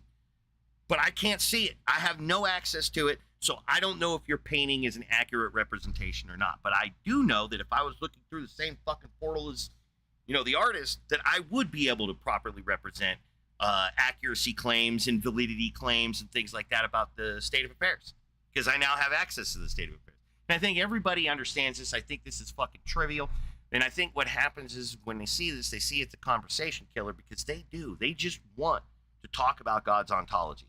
They just, for whatever reason, need to talk about it. And for whatever reason, they don't like this ontology, where it's like, hey, instead of God being the element of discussion, how about monkeys and their behaviors? And it's true. Monkeys believe in stuff. Look, there is one right there. That's a true statement, right? But you don't have that luxury in the other isms, right? How do you look? There is a God. Well, I mean, some people do that. They point at the sun or the moons and fucking planets and shit. Point at those things, like those things are God. Or they'll be pointing at a thing that's transcendent beyond space-time. And it's just like, dude, I mean, if you're going to do that, you're going to point in a direction that ain't even a direction. Fuck yourself, right? I know you ain't looking in a direction that ain't a direction to see a thing that's imperceivable. So everything you're saying about it's fucking retarded, right? So that's the problem. You got to have a proper epistemic model to discuss these things, and theists, atheists, and the orbiting philosophies all deal with the ontology of God. I don't see why they're doing that. Because some God's ontology is there, some God's ontology is not. Some so incoherent, you don't know if it's there or not. Such a convoluted mess.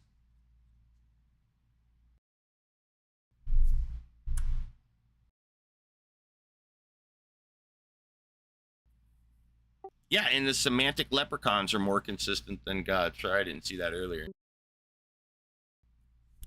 It's like every time somebody describes a leprechaun to you, it's like the same fucking thing. Rainbows, pots of gold, they're green, little people, got an accent, big old ears and shit. You know, they're always represented the same fucking way. It's not like somebody's like, you see that leprechaun, you look over there and it's like some ginormous fucking, tentacle monster.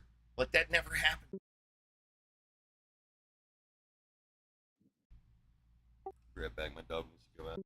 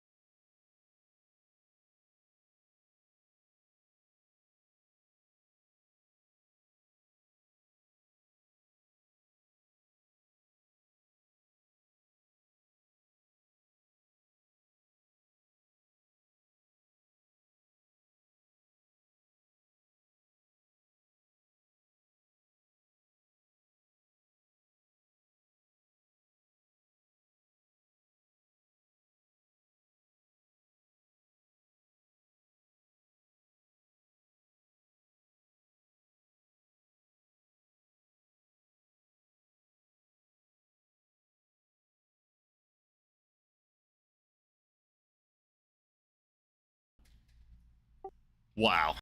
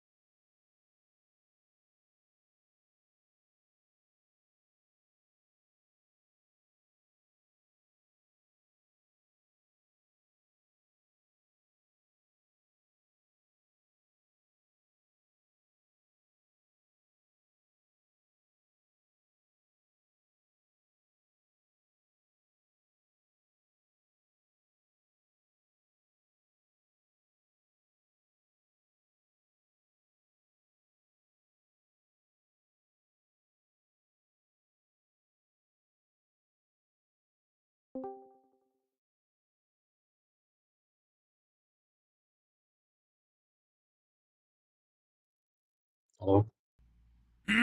Prove it. Or what?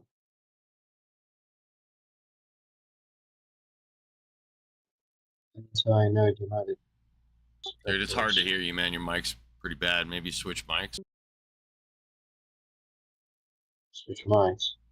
Yeah, or your acoustics or something. It's hard to understand you, man. Sorry. I think I'll leave. Okay.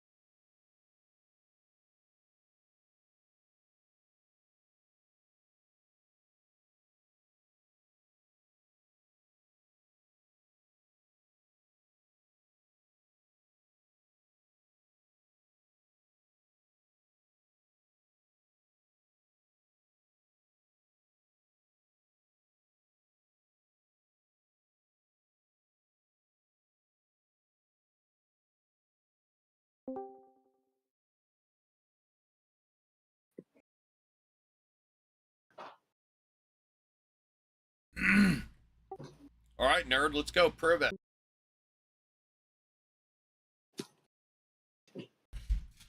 What's taking so long, man? MPJ or MJP?